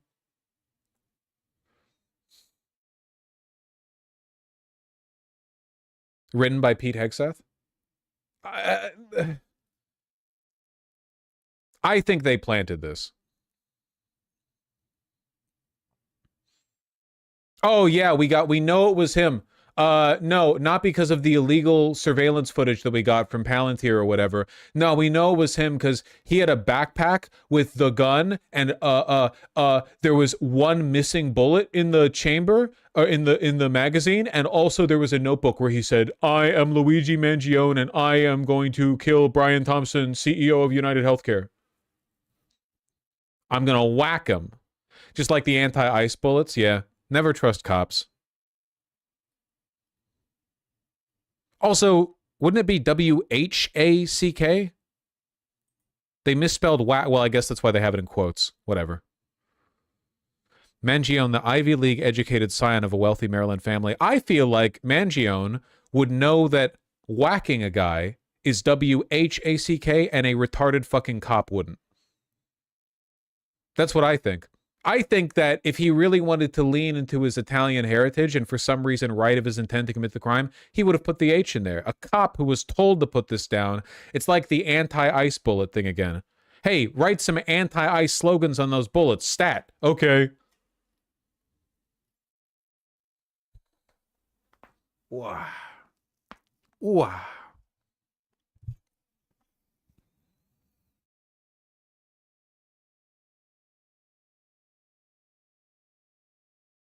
Defense wants to bar the gun and notebook from his trial.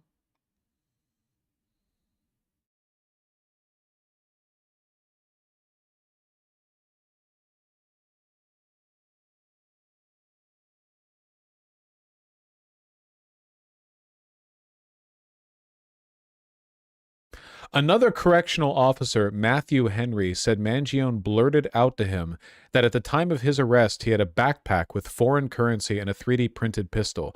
Mangione's lawyer, Mark Agnifilo, was incredulous at Harry's testimony that Mangione might have shared that information unprompted. It's such a shit show, man. Remember when Eric Adams said that they already had evidence who the shooter was, like the day after the shooting? But then when questioned about it, had no follow-ups or answers, and then later they were scrambling to put evidence together to accuse Mangione after they got him. It's all so fake. He might actually get off.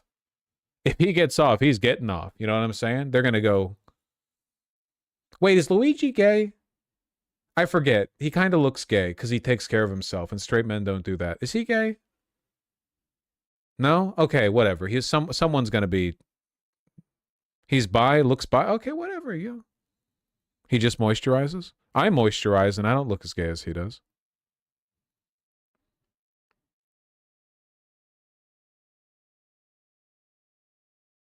Yes, you do. Thank you. I appreciate that.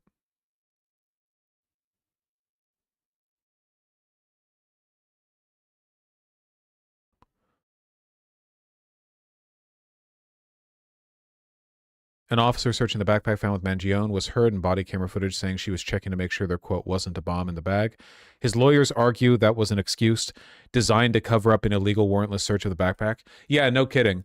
You nab the guy at a McDonald's. What, do you think he has an active ticking time bomb in the bag?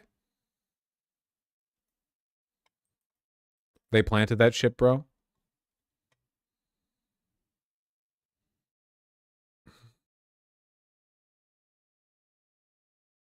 I want to know more about the surveillance footage in McDonald's.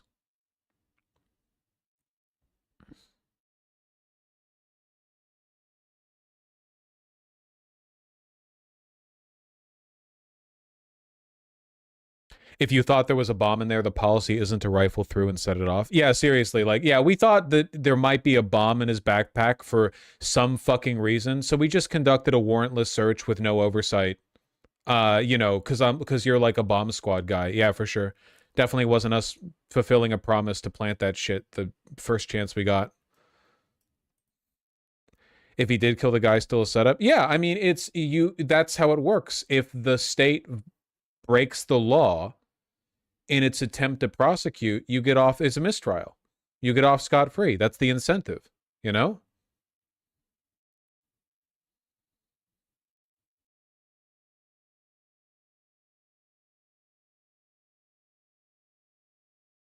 They never revealed the McDonald's person, right? Like that person was real. Oh, that person was 100% fake. When they said that they would provide, what was it, a $60,000 reward to anyone who provided info, and then they said initially the way they got the footage of Mangione in the restaurant was because somebody recognized him from the video footage the cops had released in which he was wearing a mask because of his eyebrows, called the cops who immediately arrived to arrest him, but then she, for some reason, could never be identified and could never get the reward money. Insane. Yeah, like 20 cops are going to spring on a McDonald's because a 65-year-old woman, like, sees, oh, a guy has bushy eyebrows in New York. Oh my God, Marone. Jesus Christ, send all of the NYPD here immediately.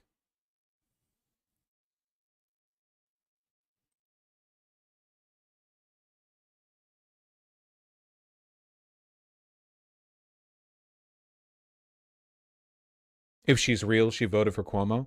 Wasn't it in New Jersey that caught him? Oh, Marone! They found a guy with thick eyebrows in New Jersey.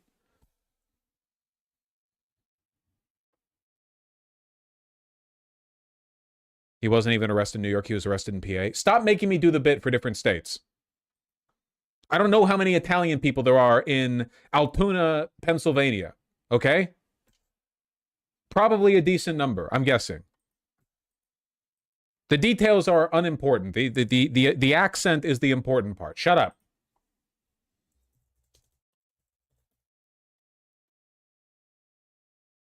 They would be Amish?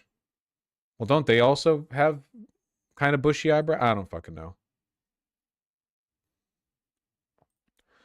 Okay, we need to wrap this shit up. It's 5, and I had stuff that I need to do today. I fucking hate Brian Allen. I hate his goddamn stupid ass chat GPT fucking like bait posts. No E33. I got to get my schedule back on pace. I got to stop coughing. Okay? I mean, it's a disaster if it holds towards the midterm elections. And I should note, of course, it's not alone. I mean, just take a look here. This is Gallup. This is the longest running poll. You know, Gallup has been conducting polls since my father was a kid. And my father was born in 1927, had me in his 60s. Look at this. In January, Donald Trump's not approving. Not too bad, not too great. It was at -1 point, right within the margin of error, breaking even. But look at this now. Negative 24 points, way down. We're talking about a drop of over 20 points in the wrong direction for the President of the United States. Minus 24 points, that's a 23-point move in the incorrect direction if you're the president. And of course, what's so important here, Sarah Seidner, is it matches the trend that we've seen with other polls. That is Donald Trump hitting his low for the second term. I was doing the count last night. I think we're up to 10 polls in sort of the last 40 days, 10 different pollsters who have said that Trump is at the lowest point he is in his second term. I'm telling you, touching the stove. It's touching the stove. I am telling you that it's stove touching. I know it makes me sound like a supervillain when I say it. I really do think things like the people overwhelm. Listen, we live in a fucked up time for democracy. We live in an era of narcissism, nihilism, anti-truth, apathy, disconnectedness, alienation, atomization, and a bunch of other buzzwords I could probably recite if I cared to. It's not great. And you know, I think you can motivate people in a lot of ways, like Mamdani motivated people primarily through hope, optimism, enthusiasm, and so on. But right now, we got to acknowledge a big part of motivating people. We're talking fear. We're talking suffering. A lot of people are selfish little worms who will do or say anything to scamper by, especially conservatives. We all know they're cognitively deficient, illiterate. But by and large, I mean, their whole political project, what is it they say? Conservatism fundamentally is making sure that there are groups the law can protect but not bind, and groups the law binds but cannot protect, you know? They all just want to be the people whose faces are not being eaten by leopards. Every single one of them, they all sound the same. I didn't think I would get hurt by the tariffs. I didn't think I would have my undocumented workers on my farm taken away. I didn't think I would get targeted by ICE, etc., etc., etc. At the end of the day, I mean, it's a grim world, but, you know, it's going to get a lot worse if the people making the wrong choices keep feeling empowered to do so. Shame, fear, suffering, these things motivate people. Maybe not in the direction, you know, that they need to be in the long run, but in the short run, at the very least, it can guide them appropriately. That's why I've said we need to not enable people, you know? We need to bring back shame. If you're a bad person, people should make you feel bad. What does it mean if a person is bad and then all the people around them keep rewarding them with affirmation and positive social behavior anyway? You know? It's like, oh, I guess I can get away with being a bad person. It doesn't matter. It doesn't seem to affect my, like, sure, it hurts other people, but it doesn't hurt me. So whatever, right? There have to be consequences. Anyway, touching the stove. They're touching the stove. So how does this compare to other presidents in their second term at this point in time? Yeah, okay. So, you know, this is one of these great examples where I kind of run out of room on the slide. You so sure I just did. Yeah, I run out of room on the slide. So I just put up the Republican presidents. But look, the only one who's worse for me, either among Republicans or Democrats at this point in second term, is Richard Nixon. And of course, Richard Nixon had to wave adios amigos goodbye less than a year after this poll was taken. He was at minus 36 points. Trump at minus 24 points. That beats, or is worse, I should say, beats in the wrong direction. George W. Bush, minus 19 points. His Republican Party, of course, suffered major losses in the 2006 midterm elections. Dwight Eisenhower, plus 31 points. Donald Trump has never smelt that at all. I had to go into the archives to dig up that photo. And Ronald Reagan at plus 41 points. But again, it also is worse than Harry S. Truman. It's worse than Lyndon Baines Johnson. It's worse than Barack Obama. It's worse than Bill Clinton. Probably not worse than Hoover. Where you look, this is the second worst for a president of either party at this point in their second term, dating all the way back since the 1940s. Wow. All right. Look, what does this mean for the midterms? Because are you seeing a trend that it's linked to how people feel about the president? Yeah, okay. So, you know, we always say, hey, look, you know, we still got 11 months until the midterm elections. Right. That's forever in politics. So I decided to go back and look at this point in the second term. What happened? What was the trend line heading into the midterm elections? Were there any presidents who saw their net approval ratings rise by more than 5 points? Suffering doesn't teach Ruroids anything because of fear of the word communism more. It's true. In the long run, the suffering, like, it's not enough that they know they get burned when they touch the stove. They have to know there's a better way. They have to learn about oven mitts. The Ruroids have to learn about oven mitts. And the Democrats, unfortunately, are not bringing them to the table, which is not where you'd need them, I guess. You'd want them in the kitchen, but you do need to learn about oven mitts.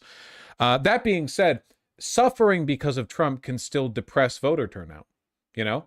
Like, I bet you, like, a lot of these people, they're slow to learn their lessons, but eventually, you know, enough of them suffer, and they suffer hard enough, and they, you know, their lives get worse, and enough of them, at the very least, will not show up to vote for Trump or the Trump candidate in 2028. There is a benefit here. I'm telling you guys, there's a reason why Trump won in 2016, lost in 2020. It was largely COVID, by the way, because of the oven thing. They touched the oven. They saw there are consequences to people like Trump being in charge when things go badly. And then in 2024, he wins again, in large part, of course, because the Democrats fuck everything up, but also because what negative consequences have people really experienced from Trump? Like, seriously, like what? Like, Trump didn't get to do anything in his first term. Democrats stopped him, and also so did neocons. He didn't actually get to do much. He was awful, sure, but he was largely ineffective. Now he's very effective, or I guess I should say there's a pretty direct line between what he wants and what gets done, and we're all suffering. So now his popularity is plummeting.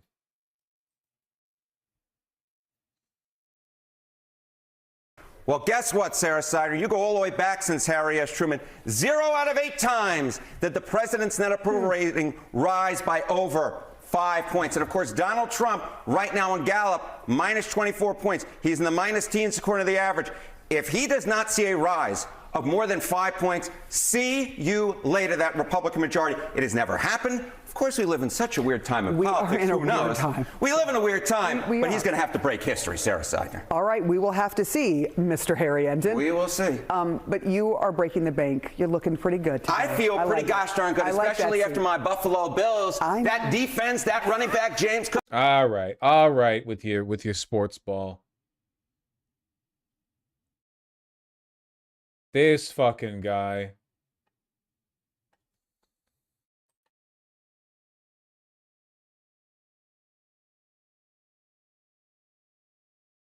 University of Oklahoma put trans professor on leave. Trans graduate student who did the grading, but yes, for failing an illiterate Christo-fascist student. Yes, Christo-fascist student. Interestingly, by the way, more came out about that. It turns out it was this one, remember? The 20-year-old retard girl with the 1,000-yard stare and the Mar-a-Lago face. This one. It turns out that she's her family is a bit of a known element in her community. Apparently her parents are extremely litigious, and her mom was like a J6 lawyer. So this whole thing was a plant from the start, to put it another way. As is so often the case with conservative outrage, it was not organic. It was orchestrated by people who make a lot of money from creating controversy. The mom of that subliterate Christo-fascist college essay bitch being a J6 lawyer has sent me to the moon. Finally, justice is done. The J6 hostages will go down as the most persecuted domestic political prisoners in history. Biden's DOJ destroyed their lives, etc., etc. You know. Yeah, I don't know. It really does speak to the, what would you call it? The unhumanity of our enemy. There's not an authentic bone in their bodies. They really truly do not believe in anything. That not even their outrage can be authentic. Every time you see them expressing a sincere or perceptively sincere bit of outrage, it's all fake. I think it's like they all think that everyone but them is expressing sincere outrage, but they're just trying to get in on it to cash in. Does that make any sense? Like, all of them, it's a chorus of dishonest retards, but every one of them thinks they're the ones grifting, and everyone around them is telling the truth. So they're just contributing to a broader culture. But the broader culture itself is made up, you know? It's like you have all those people who make up fake stories, you know, gay people, trans people, oh, the drag queen so-and-so. And then when they get called out for lying, they're like, yeah, I was lying, but the broader thing is true. Well, no, it's not. The broader thing was also just made up of people lying. It is like recursive AI feedback, 100%. It is.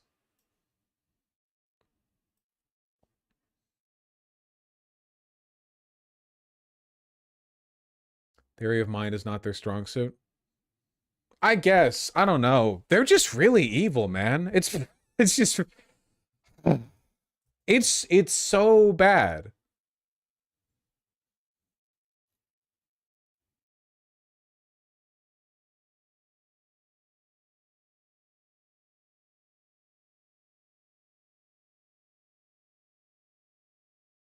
It's all just clout to them. I'll never understand these people. I mean, there's not really a way to understand them without dealing with... You have to reconcile your desire to understand them with an acknowledgement of the fact that they're just definitionally worse than us. Because if they weren't, they wouldn't be them. Like, they could choose to not be that way, but they don't. So what are you going to do?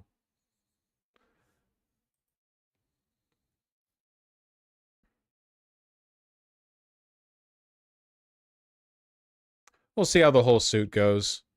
The you know, discrimination lawsuit. It is the University of Oklahoma.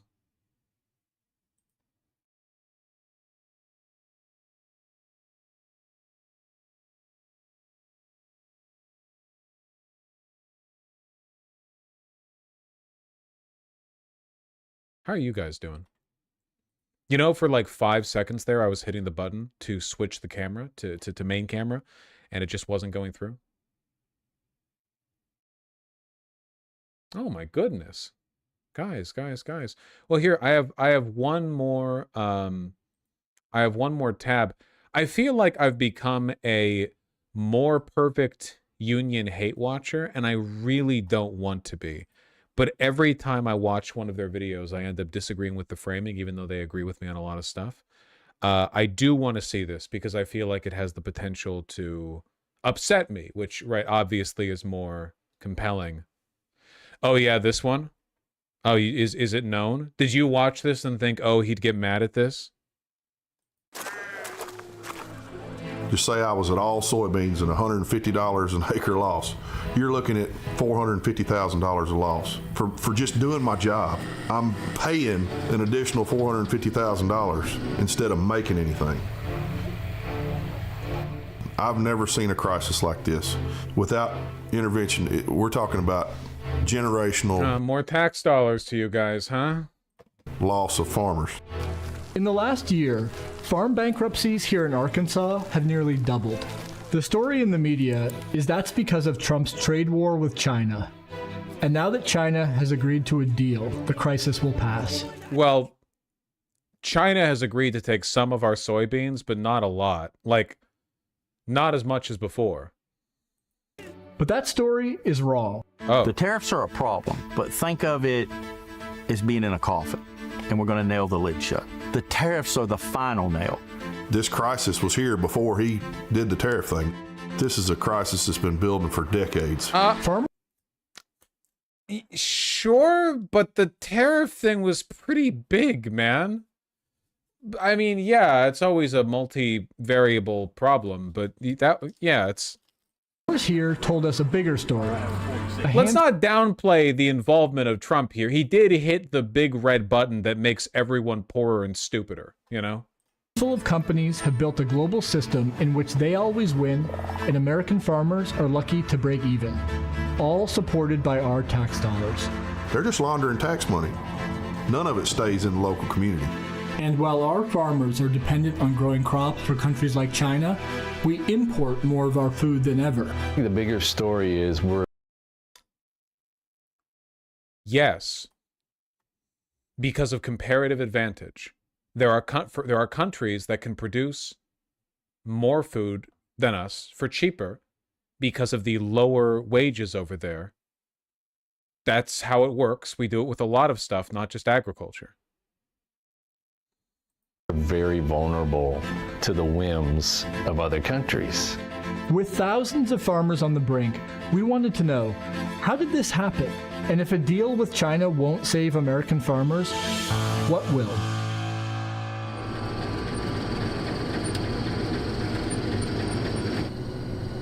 Farm to Tabor had on YouTube has some good takes on these chuds and why we actually need their farms to fail. I mean, I want their farms to fail because they keep hitting the big red button that kills themselves and me. I'm not going to lie. Not all of them. Kowalski, I see you there. Yes, you're very good. But a lot of them do really enjoy hitting that button. Watch the markets every morning at 5:45. I get up and listen to Standard Grain. And Joe says it's 5:45 in the morning and the markets are. Scott Brown is a row crop farmer who grows corn, rice, and soybeans. I want to know what the price of soybeans is, how much we've exported this week. The price of soybeans hit a high of $17 a bushel 3 years ago, but this year it's down to $10. That means many farmers will operate at a loss, but not just for soybeans. So for cotton, soy, corn, and rice, the average loss per acre is $150 to $350 per acre. Adam Chappell farms 2,400 Again, acres. like, this is just basic economics. I'm in favor of keeping agricultural development in America because I think it's a little bit kind of unsound national security wise to just give up on farming in America and let all of that land grow fallow just because for now we're the trade hegemon.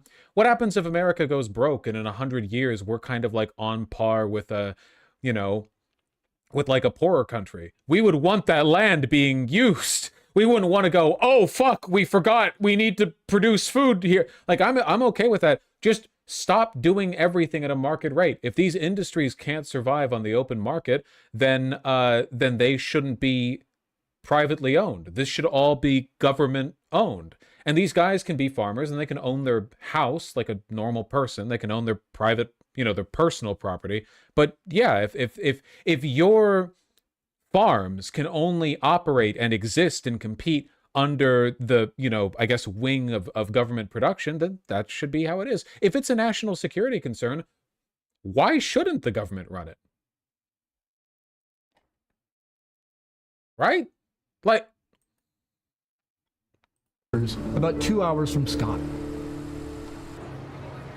In September, Adam and Scott attended a meeting called Employ the Farmers? Yes! And pay them well. Farming is a difficult job. I have nothing but respect for the actual physical work it takes to run a farm. They should be given wide variety of opportunities and access to, you know, this crop rotation. I don't know if they want the soy or they want the corn, whatever they want, sure. But like, yeah, remove the risk. Stop having a farmer every day wake up and be like, oh, fuck, I hope that soy isn't trading at less than $11 a bushel. That's fucked up. Just have the government handle it. Your job is to tend to the farm. You're not a fucking, like, individual business person who has to make business decisions about how to leverage your product. Your job is to produce the food. Isn't that what farmers should be doing? Not like open market gambling on, like, yeah. For farmers to speak to their federal representatives. Hundreds of farmers from across the state came to voice their concerns about the current state of farming. It was a three-day notice on this meeting. We went from having 15 to 20 people to over 500. We were in the start of harvest for 500 farmers to get off. Sure, but you have to reduce how much farming you do. The reason we do too much farming is because of animal agriculture, which we need to cut way the fuck down on, or like ideally get rid of entirely because the vegans are right and we're doing a chicken holocaust every 8 minutes or something. For sure. Like, you could feed all of America and more with a tiny fraction of the agricultural land that we use if we just stopped producing so much fucking alfalfa or whatever. Yeah. Like, there are lots of changes that need to be made for sure, 100%. But I still think it should all be run by the government. And I think it should be cushy, by the way. Like, if you are working for the government as a farmer, to me, that's a job you should be, like, that should be a vocation that is secure and well compensated. Because it's tough, and you have to live outside the city, usually. You have to live outside the city. There's a lot of very specific stuff you're responsible for. You have to be up at like 5 in the morning or whatever. There's a lot of stuff you have to do that most people would not have to do as a product of their work. And I think you should be fairly compensated for that. I think your life should be, yeah, you should have Lambos in the garage. Combines and go stand in a meeting is a big deal. It was like a funeral in there. This is generations of farms teetering on the brink. I'm in the worst shape right now that I've ever been in. 5 of my customers have committed suicide. Less beef means less leather for fancy boots and shoes. I've got good news. We have so much more potential leather than we know what to do with. Like if we use the whole hide of every cow that gets slaughtered for meat, we would have like a bajillion times as much leather as we need. Like, overwhelmingly, the cows are being killed for the meat, not the leather, you know? It's just there's only so much leather you can tan over at Horween or whatever. That's how serious that piece is. Without immediate government intervention, we're going to lose 30 to 40% of our farmers again this year. We lost 25 to 30% last year. Farm debt is expected to reach $560 billion this year, a new record high. Facing pressure from farm states, President Trump has promised a federal aid package for farmers. And we're going to take some of that tariff money that we made, we're going to give it to our farmers. Over the last 8 years, the federal government has sent farmers over $130 billion in emergency aid.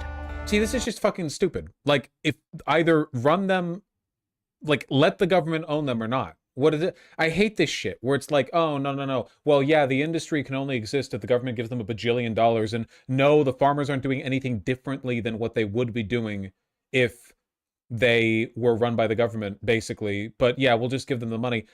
How are we incentivizing them to do a good job with their farms if the money that they're getting is not largely from the production of the farms, but rather from the subsidies? You're creating a negative feedback loop. You're basically making it like you're turning being a farmer into a welfare system where, oh, it's not about whether or not you made the corn, buddy. It was about whether you tried. Like, no, why doesn't the government fucking just manage it? Turn it into a regular job. But when you follow where that money actually goes, it reveals who's really profiting from this system and why more bailouts won't fix it. So when I get an aid package, okay, that money will never come to me. It comes straight through my hands into whoever I owe the money to. When federal money is sent to farmers who have debts, like Adam, Scott, and most small farmers, they quickly pass it on to the companies they borrowed from to buy the products they need to farm, like seed, fertilizer, and machinery.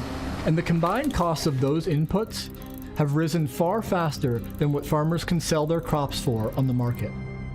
Farmers pay 3 times higher on inputs. The video's messaging is effectively running cover for the Trump admin, though. I agree. I really don't like this third way bullshit, more perfect union polls sometimes. They keep interviewing Trump voters and then trying to reassure them, no. It wasn't your fault you chose the, lunatic fascist who said he wanted to hurt you, and now you're being hurt by the things that he said he was going to do.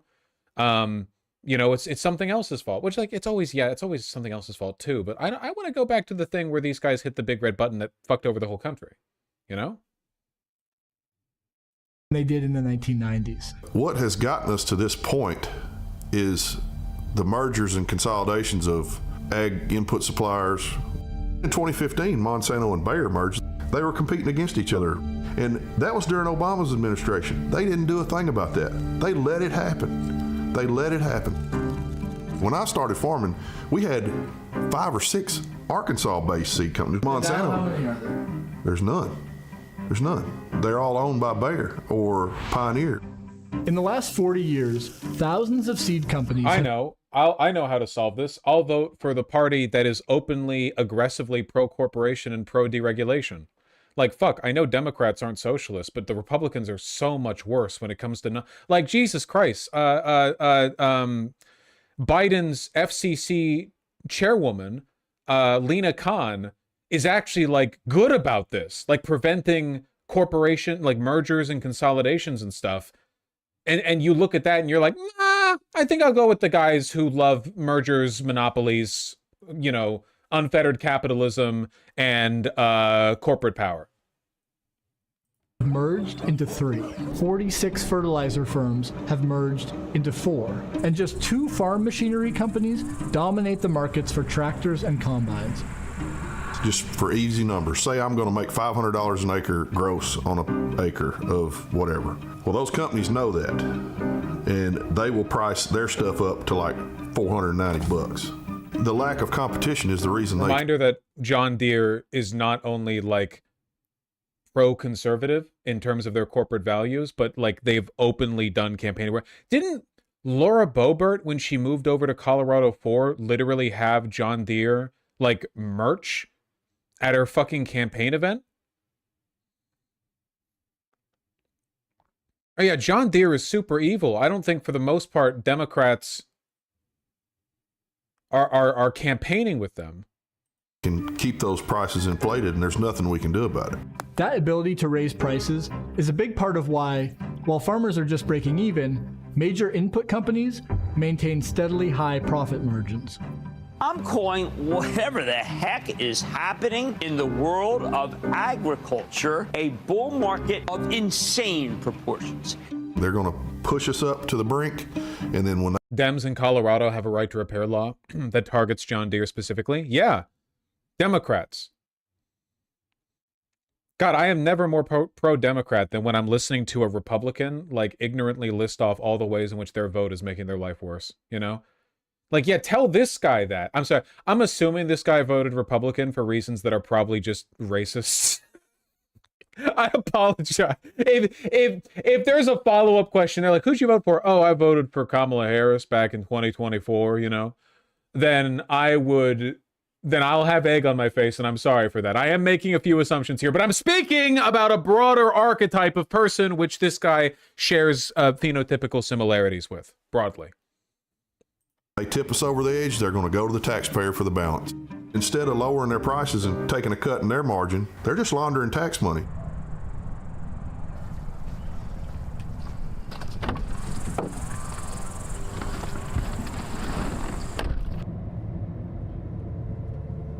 Yep. This is it. That's the old elementary school. All the schools are closed now, but that's what's left of the elementary school. That looks fucking awful. I'm sorry. Why don't we fix it? School's completely gone. They demolished it.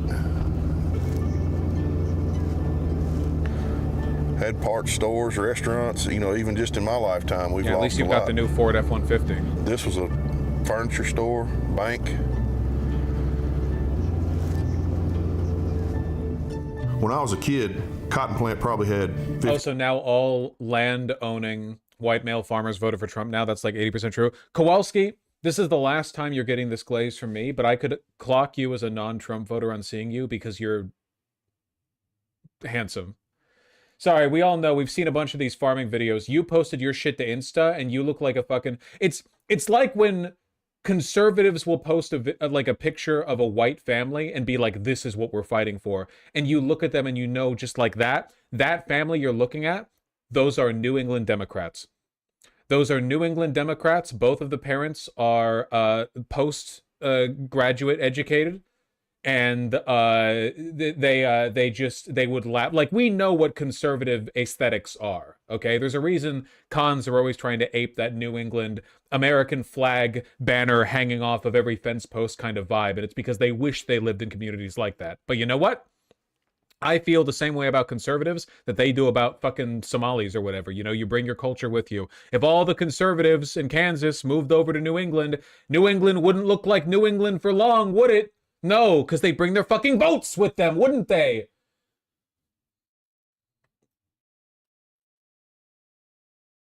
Or 1,600 people in it. The difference is, when I was a kid, there was probably 40 or 50 farmers around here. Well, now there's just like 4 or 5 of us left. And every time one of them goes out of business, that's less business for the parts store, that's less business for the restaurants. So every time consolidation happens, rural America dies a little bit more.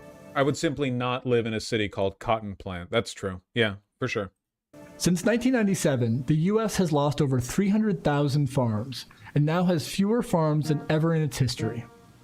In a functioning market, farmers with high input costs could just raise their selling prices. But on the selling side, they're getting squeezed just as hard by their buyers, the companies that control the global grain trade. There's really about 4 big grain companies. Ben Lilliston is a... Wait, okay, hold on. That's not necessarily a monopolization problem. There are just other countries competing in terms of grain production. Like, even if you didn't have monopolies here, which we do, but even if you didn't, like, you would still have trouble raising your prices because there are other countries with other farmers that are producing it at a lower cost. Farm and trade policy analyst who's looked at the influence. Other countries support their farmers. We don't. We do, though. We support our farmers quite a bit. It's just a fundamentally broken system. Of big grain companies like Cargill, Bunge, and Archer Daniels Midland. These 4 big grain companies control almost 80% of the market in the U.S., and in many regions of the country, there's only 1 or 2 of them. Farmers are relatively weak players in the system, price takers in economic terms, meaning they have to take the price that the grain company offers. We cannot negotiate with a buyer like ADM or Cargill and say, no, $10 isn't good enough, I'll give you my soybeans for 12. They'll just go, well, okay, get out, go on then. That is how buying things works, yeah? Guy, he's complaining about a fundamental component of the market, which is that buyers set the price they're comfortable buying at. Can you imagine any other field getting away with talking like this? The fucked up thing, man, like we sell like toy cars, you know? But if we make the toy car more expensive, people don't want to buy it as much. I don't know, man. It sounds like that's kind of how the economy works a little bit. We have leverage against nobody. We are under monopoly rule. They used to negotiate price like 15 years ago. Yeah, because we've always coddled them. Like, what I'm saying is it doesn't make any fucking sense to have this be market driven anyway. None of this should be, the government should just, it should all be the government. The government should manage this. That would completely fix the profit motive bullshit. They could just handle it. And these farmers could just focus on farming. On the input and output side.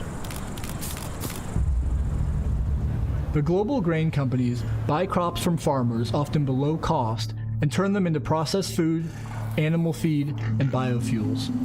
They want as much product on the market as they possibly can get. They don't want any limitations, and they want to pay prices as cheap as they possibly can when they're buying corn or soy or whatever. For decades, they've lobbied for free trade deals that allow them to move crops across borders without cost, claiming this will... We're doing the slopulism thing again. We're doing slopulist protectionist policies. Guys, your problem here is capitalism. You can't fix this by just indefinitely protecting domestic production over and over. That's what we're already doing.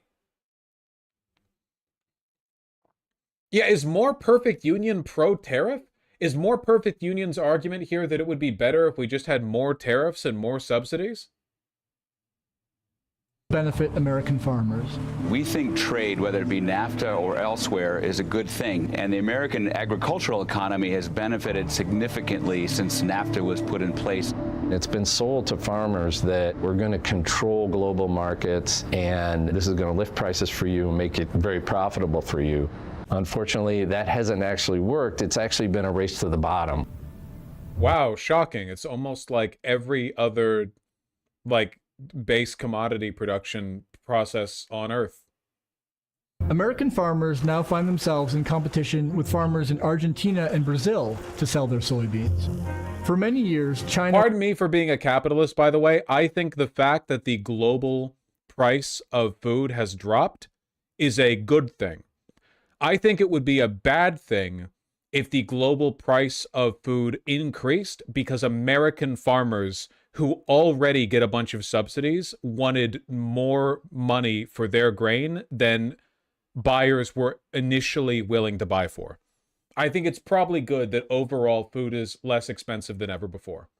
Was their biggest buyer. But since Trump's trade wars began, China has pivoted to South America. That's been bad for U.S. farmers, but not for the global grain companies like Cargill, which is among the... And also not for global grain consumers because the price has gone down. That's a good thing. It's good.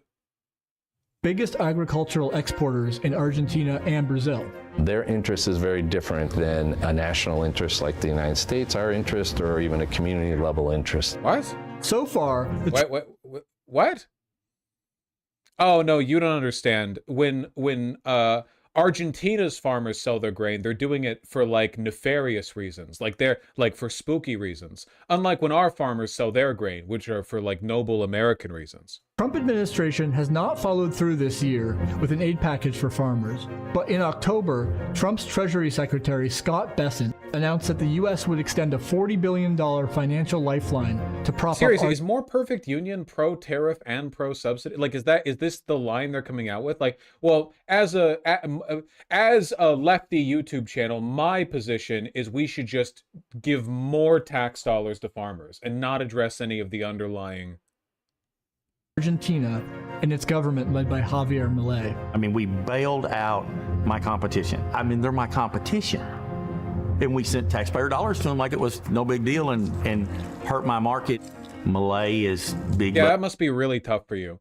I know we've spent so many tax dollars subsidizing you specifically. It must have hurt to see those tax dollars go to subsidize somebody else. Buddies with our current administration. The biggest investors in Argentina are big buddies with Bessent. I mean, they worked together for years. Bessent, a former hedge fund manager, owns thousands of acres of U.S. farmland, from which he has earned around $1 million a year. China has been boycotting American soybeans. Do you see a real light at the end of the tunnel there? Well, Martha, in case you don't know it, I'm actually a soybean farmer, so I have felt this pain. Most authentically rugged American farmer. When you hear somebody say I'm a farmer, what they mean is they own land. When Trump and Scott Bessent say we're for the farmers, we love the farmers, I'd say same thing that my papa and everybody's always told me. Don't listen to what they say, watch what they do. It's that simple. What have they done to help us at all? Trump's Justice and Agriculture departments recently announced a joint... More Perfect Union, please, I'm begging you. I know at least one of the people who works for your team knows who I am. Probably a lot of them. Please, in your videos, take positions. Have positions. Take a stand. You can't do this like what happens after you get a bunch of ad revenue and a bunch of like disillusioned conservatives come and watch your channel. They're like, yeah, you're right. They don't care about us. What solutions are you leading them to? Like, what outcomes are you trying to get from this? Because so far, like the implication from this video, the feeling that I'm getting is that what you're advocating for is a continuation of the existing system, which is just defer more and more subsidies to compensate for the fact that a lot of our grain production is not competitive in the global market.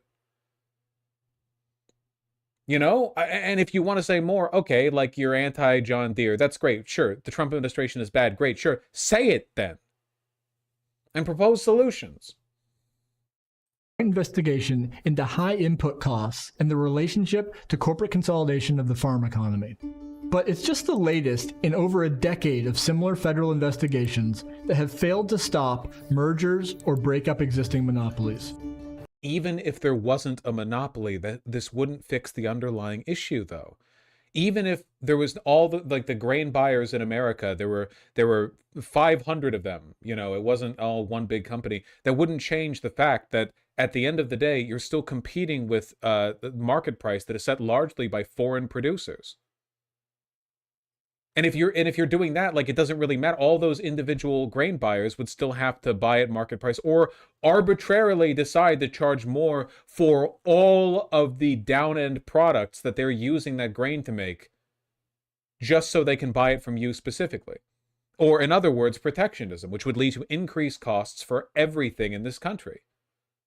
That would be bad for American consumers. So in other words, it would be a policy that impoverishes nearly every American for the benefit of the small percentage of Americans that are farmers. Does that seem sane to you? The first thing we need to address is no competition.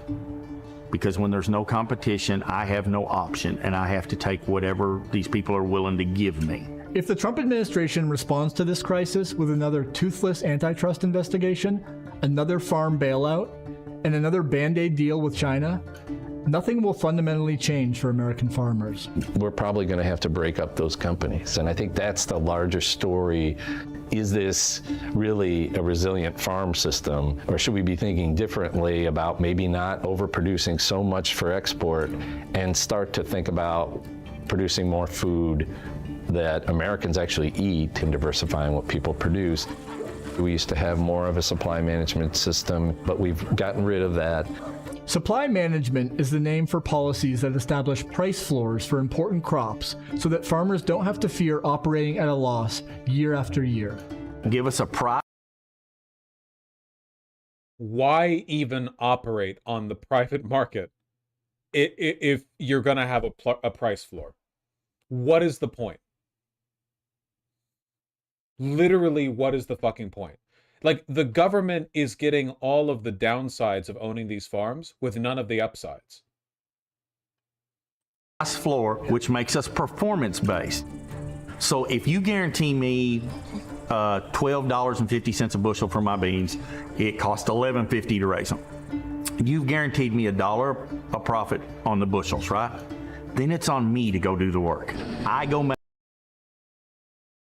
Meanwhile, every single product made with those beans will be more expensive because we're arbitrarily jacking up the price here so that you get the money rather than them buying from foreign producers who can make it for cheaper.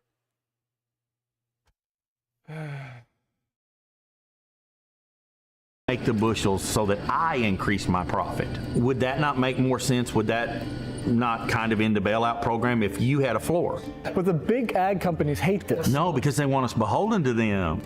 Cargill and ADM is forced to pay farmers fairly in the market versus taxpayers having to subsidize. One study found that a supply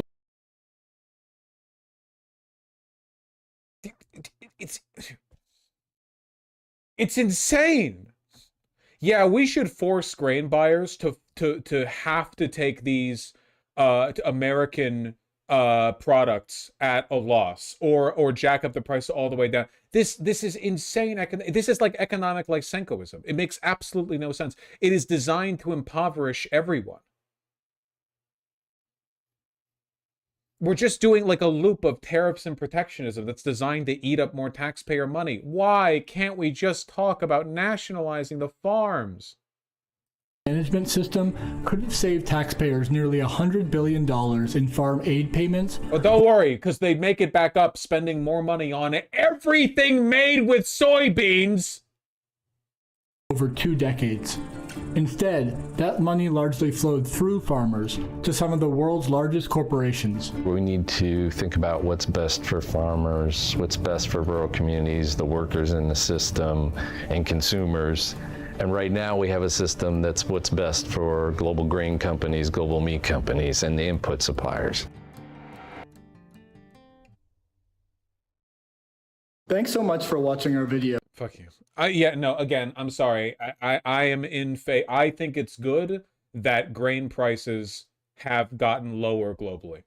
I think that's good. I think it's good that the international proletariat has unprecedentedly easy access to grain.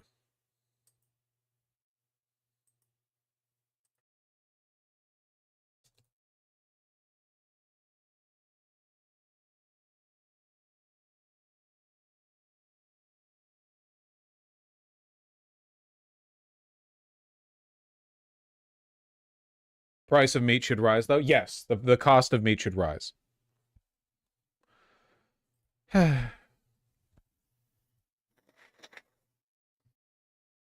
I keep thinking that I'm like ending early, but I started at 1:30. We're already over 4 hours and I still haven't read donos. We're not, it was the same yesterday. Like, we're not ending early at all. We're ending like super late.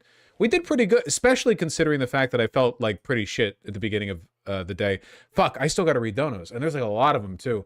Okay, hold on. Let me piss, and then I'm going to read donos, okay? I promise we'll be back to regular scheduling soon. I got to pee.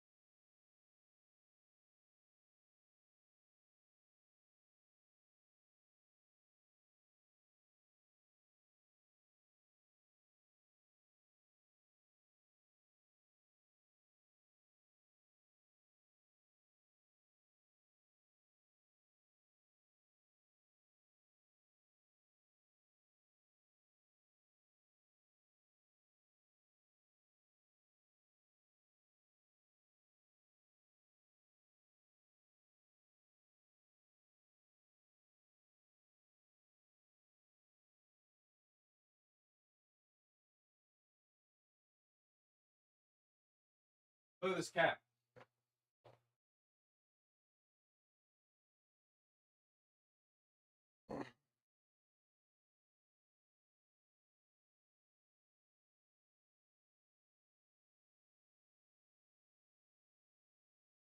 There you are.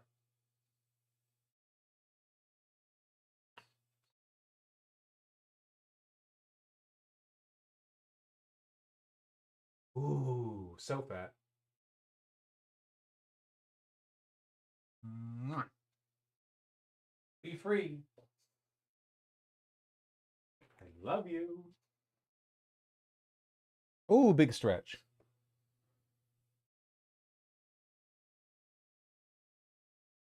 Now she's licking her butt. Disgusting. Okay.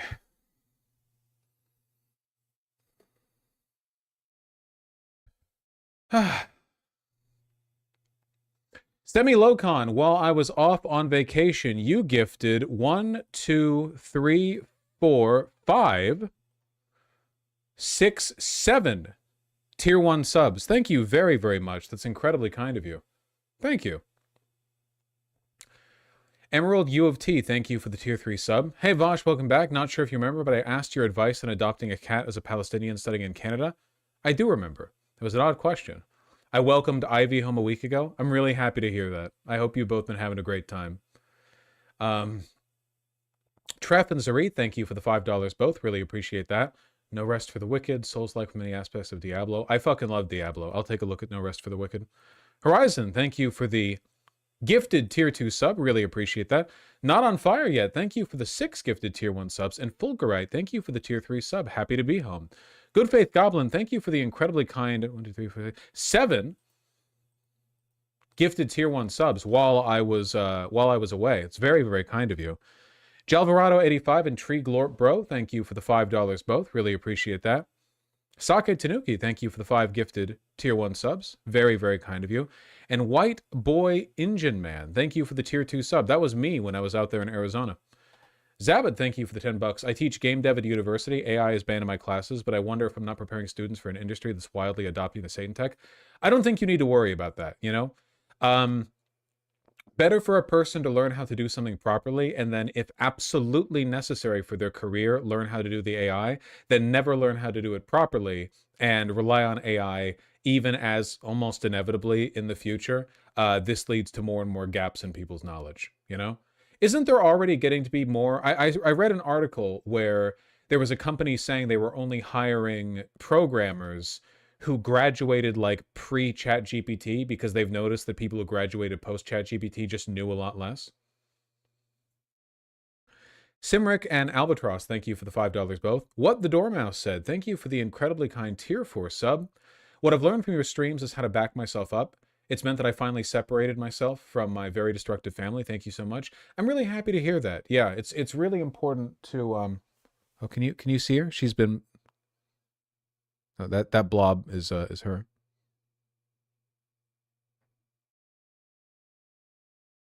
What are you up to? Yeah, it's really important to have a backbone. You know, it's all well and good to in your own internal castle, in your mind palace, have a good set of beliefs and positions and what you care about and what you advocate for, but you have to be able to stand by it. And I think that a big part of being able to do that is being able to flesh those positions out in your head so that you're prepared to engage with them in the real world, you know? In my opinion. The Ghostmaker, thank you for the tier 1 sub. Happy to hear you've been enjoying Seattle's beautiful wilderness. El Bieber, thank you for the tier 1 sub. Look at this cat I met in Montenegro this summer.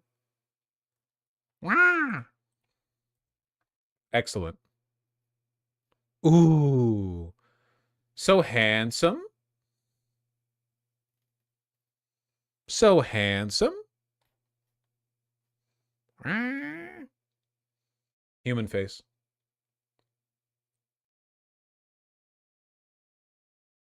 Sake, thank you for the 5 tier 1 subs. Really appreciate that. Kowalski, thank you for the $5. Well done on the good viewership. Bull Cipher, thank you for the 10 tier 1 subs. When I'm off for my field work, I walk around and ride my bike in my Alaskan town year round. Yes, I'm saying I am better than 90% of chat. Well, if you live in Alaska and you're able to get frequent outdoor time, then just in terms of resilience, yeah, you probably are better than 90% of chat, including me. Well done. Sake, thank you for the 5 additional tier 1 subs. You're being very kind to me. Can't believe Tennessee might elect the love child of William Afton and Bain Capital. No kidding. Winning with a name like Afton Bain is insane. It's a comic book name. You know? Treeleg666, thank you for the tier 1 sub. I just thrifted a sick double-breasted overcoat. Pog. Double-breasted means more warmth in the front, you know. A little bit of gay, thank you for the $15. I've been listening to your streams at work for a few years, but I am a first-time VGGer. Thank you. Also loving the E33 streams. Me too! I can't wait to get back into it, you know? Baby pictures? Baby pictures. Rabbit is Toad, guinea pig is Olaf, cat is Charlie. Excellent. Toad, Olaf, Charlie. Brilliant. Ooh. Pillsbury Doughboy looking motherfucker right here.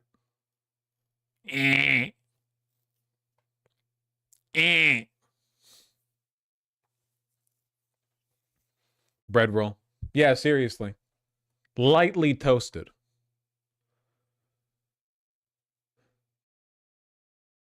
Sake, thank you for the 5 tier 1 subs. Again. I've watched the first 1.2 hours of the next H-bomb vid, and it's on how Adobe created nothing and killed countless software. Very good. Emailed you link. No. I'm not gonna steal valor. I'm not a Patreon subscriber, but that's delightful. So the next H-bomb video is going to be on how evil Adobe is. That's great, and that'll do well too. People fucking hate Adobe. Man, speaking of like trusts and corporate, you know, bad corporate behavior. It's Adobe is Hitler. Oh yeah. Always been a Clip Studio Paint man myself. Cribble, thank you for the $5. Beat Disco Elysium while you were on vacay, and I have to say it's a better piece of political theory than most shit online leftists browbeat people to read. Oh, 100%. Also, unfortunately, because of that, a lot of annoying lefties who play it don't get it, you know? Not to say that I'm the grand poobah of artistic interpretation, but there are a lot of really, really bad takes. Not to spoil anything, but there are a lot of people online who seem to think that the final character you meet in Disco Elysium is cool. Like, you know, admirable. Like a good guy, which is insane. I mean, I have no idea how willfully ignorant you'd have to be reading the text. Vosh, you fucking serious, Lamau? No, seriously. There are a lot of those like, oh man, that guy's based. It's like, that's pretty crazy.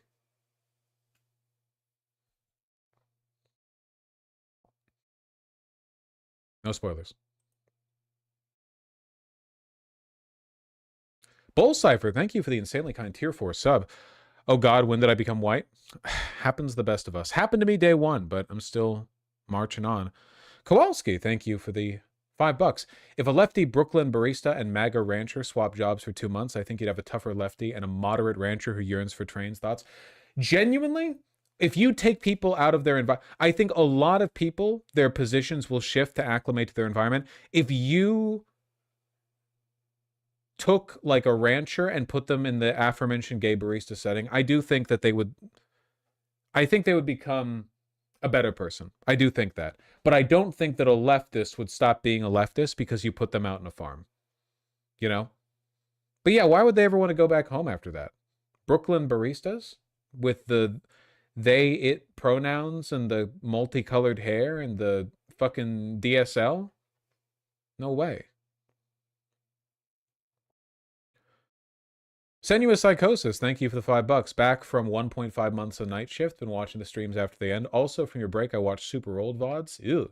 Why is earliest stream VOD from 9/7/21?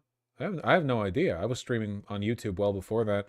Is it possible there's a limit to a playlist size? Because at this point, the playlist has got fucking like 2,500 videos in it. Is it possible that it's just like removing? I'm not sure. I'd have to take a look.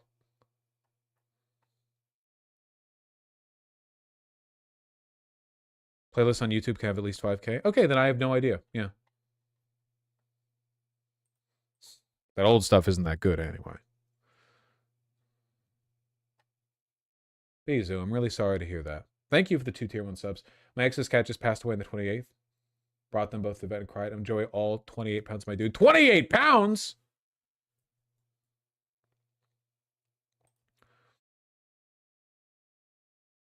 Good Lord.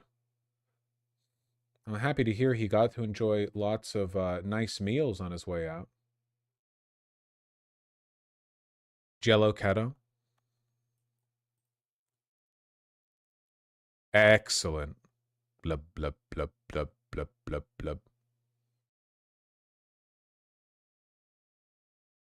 Blub, blub, blub, blub, blub, blub, blub, blub, blub, blub. Non-Newtonian fluid. Blub, blub, blub, blub, blub, blub, blub. Excellent. Sorry to hear he passed away. Oh my goodness, my goodness. Okay, hold on, hold on. Hold on.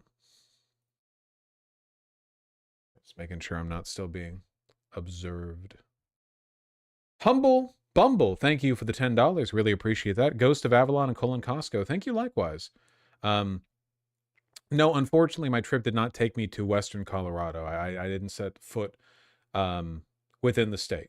But I did spend a lot of time on the Colorado Plateau. G-Man, thank you for the 20 kronar. Did you watch Pierce Morgan on Jubilee? Nope. Dylan Silois and Still Alive, thank you for the $5 both. Really appreciate that. Thank you, thank you. Alexander Stanford, thank you for the 50 Egyptian pounds. Jill Tira and Jay Richards, 99, thank you for the $5 both. Thank you, thank you. Sayonara HG, thank you for the 50 and $2 donations. I really appreciate that. Holy frick, your chat is full of contrarian midwits with a lack of ability to say AI makes the world less human. Look, I think the vast majority of people in my community are anti-AI pilled. I just think that the topic hadn't come up in a bit. So, you know, there were people who hadn't been run through the race, basically. But that's okay. You know, I don't mind being given an opportunity to engage with the topic more, especially because the best way for me to engage with the topic is to disagree with people in chat. You know? Good framing device. Killer Tofu, thank you for the $5. Still Alive, thank you for the $10. Really appreciate that. The Romant, thank you for the 5 Canadian. Wandering Robot Studio and Dylan Siloy, again, thank you for the $5 both. In a shitty turn of events, the Canadian government has basically told Canada Post they are free to lay off 30,000 people and reduce the quality of service. Canadian Post? Canada Post? Is that your post service? That fucking sucks. I'm sorry. I need to read up on that. Sayonara HG and Wales. Thank you for the $2 and £2. Much love from Simaru/Wales. Hey! I plan to go to Wales one day. Scotland. Basically every part of the UK that isn't England. Ghost of Avalon, thank you for the $10. Every time Republicans quote Afton Bain saying I'm a very radical person and angel gets its wings, it's tough to attack Afton Bain because she's hot, you know? Unfortunately, it often is just that dumb and that simple, you know? It's difficult to negatively frame somebody as a radical when they're a hot chick. Like a guy, like, you know, Muslim guy with beard and missing tooth. I'm a radical. Ooh, scary. You know, rebel fighter who takes off her helmet and swishes her hair behind her eyes. Hi, I'm a radical. And then you know she's like the good guy. No one ever, they never, it's the foolproof rule of who is the good guy and who is the bad guy in any political video game, which is the side that has the attractive woman is usually the good side. You know, wherever people are hot, that's probably the place where the writers want your sympathies to lie.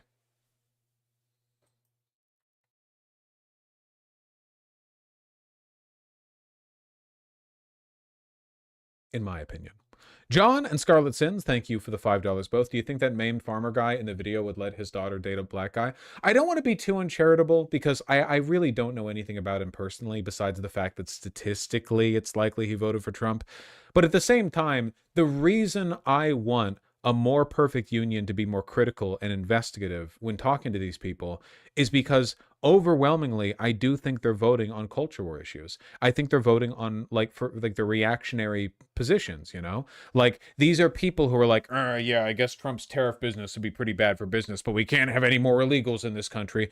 There are people who are willing to sacrifice the quality of life of others and themselves if they are, these reactionary talking points of theirs are satiated, which is unforgivable. And if that is the reason why, Trump voters love to pretend that they just voted for him on a whim and they didn't know that he would do all those things he said he was going to do that he ended up doing. They love doing it. You know, they're like, oh, yeah, I voted for Trump. And, oh, why'd you vote for him? Well, I don't really like the tariff stuff much, but, I just voted for him for other reasons. What other reasons? And it's always fucking race or gender politics or whatever. Still alive, thank you for the $10. If someone who doesn't follow politics much genuinely expresses enlightened centrism this far into the Trump regime, what do you say to them? If you're doing the, above it all shtick at this point, I just think you should be fully roped in with the conservatives. There's no way. Come on, man. Past a certain point, it goes from charity to infantilizing them, and then it goes from infantilizing them to just letting yourself get lied to over and over. Like, you just have to stand there and smile as evil people pretend that they're not who they obviously are. And you can't call them on it because, it's not illegal to be a centrist.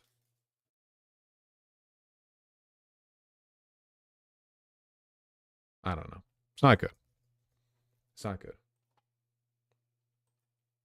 Don't piss on me and tell me that you're shitting. Smelanie, thank you for the $5. It's my second oldest sister's birthday today. Hyper, she's 34. Nice. Happy birthday to your second oldest sister. Hell yeah. Kind of a funny story. This is like an end of stream special. I was away for Thanksgiving. My friends were here, except for my partner. And so we didn't have Thanksgiving together, which otherwise we would have. And my friends, who are over at the previous place that I lived at, were cat sitting while myself and my partner were away. And so they'd visit twice a day, take care of the cats.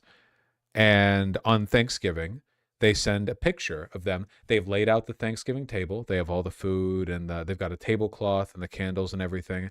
And they're in front of the fireplace mantle.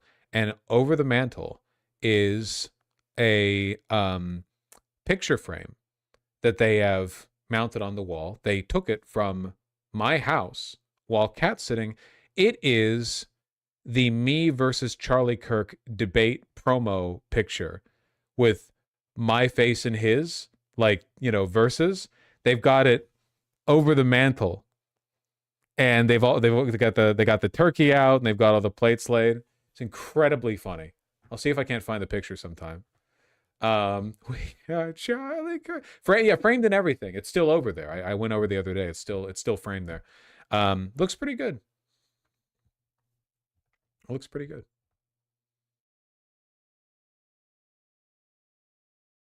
Shawners, thank you for the tier 1 sub. What's good, Vashi? I'm feeling pretty good. Pretty cold, to be honest with you, but it is 35 degrees out or something.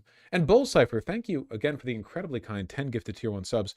Also, my parents retired from working in the Grand Canyon right before your vacation. You live in Alaska, and your parents, who just retired, worked in the Grand Canyon? Jesus. Sort of a adventurous family, huh? You all do parks work? Main character stuff, yeah, for sure. Grand Canyon was very evil.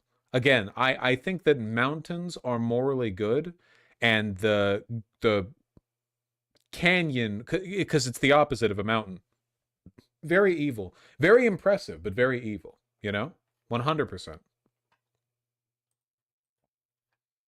All right. I'll be here tomorrow, hopefully feeling better, though my cough did get a lot better in between when stream started and now. So, I'll take that. Senuous, thank you for the $5. YouTube channel Hazmat for the win is shorts over Trench Crusade lore, and I'm getting hooked on it. Yeah, listen, I've been out of the tabletop scene for a bit. I like what I've seen of Trench Crusade. I like that shit, So, I might get into that in the future. Right now, I still just have like 40K stuff. It would be cool to have a new interest, I guess. It would be cool to have like a non-Warhammer tabletop thing going on. Trench Crusade got toasted by Chuds. That's over with, okay? Trench Crusade hit him with the woke. They're gone now, all right?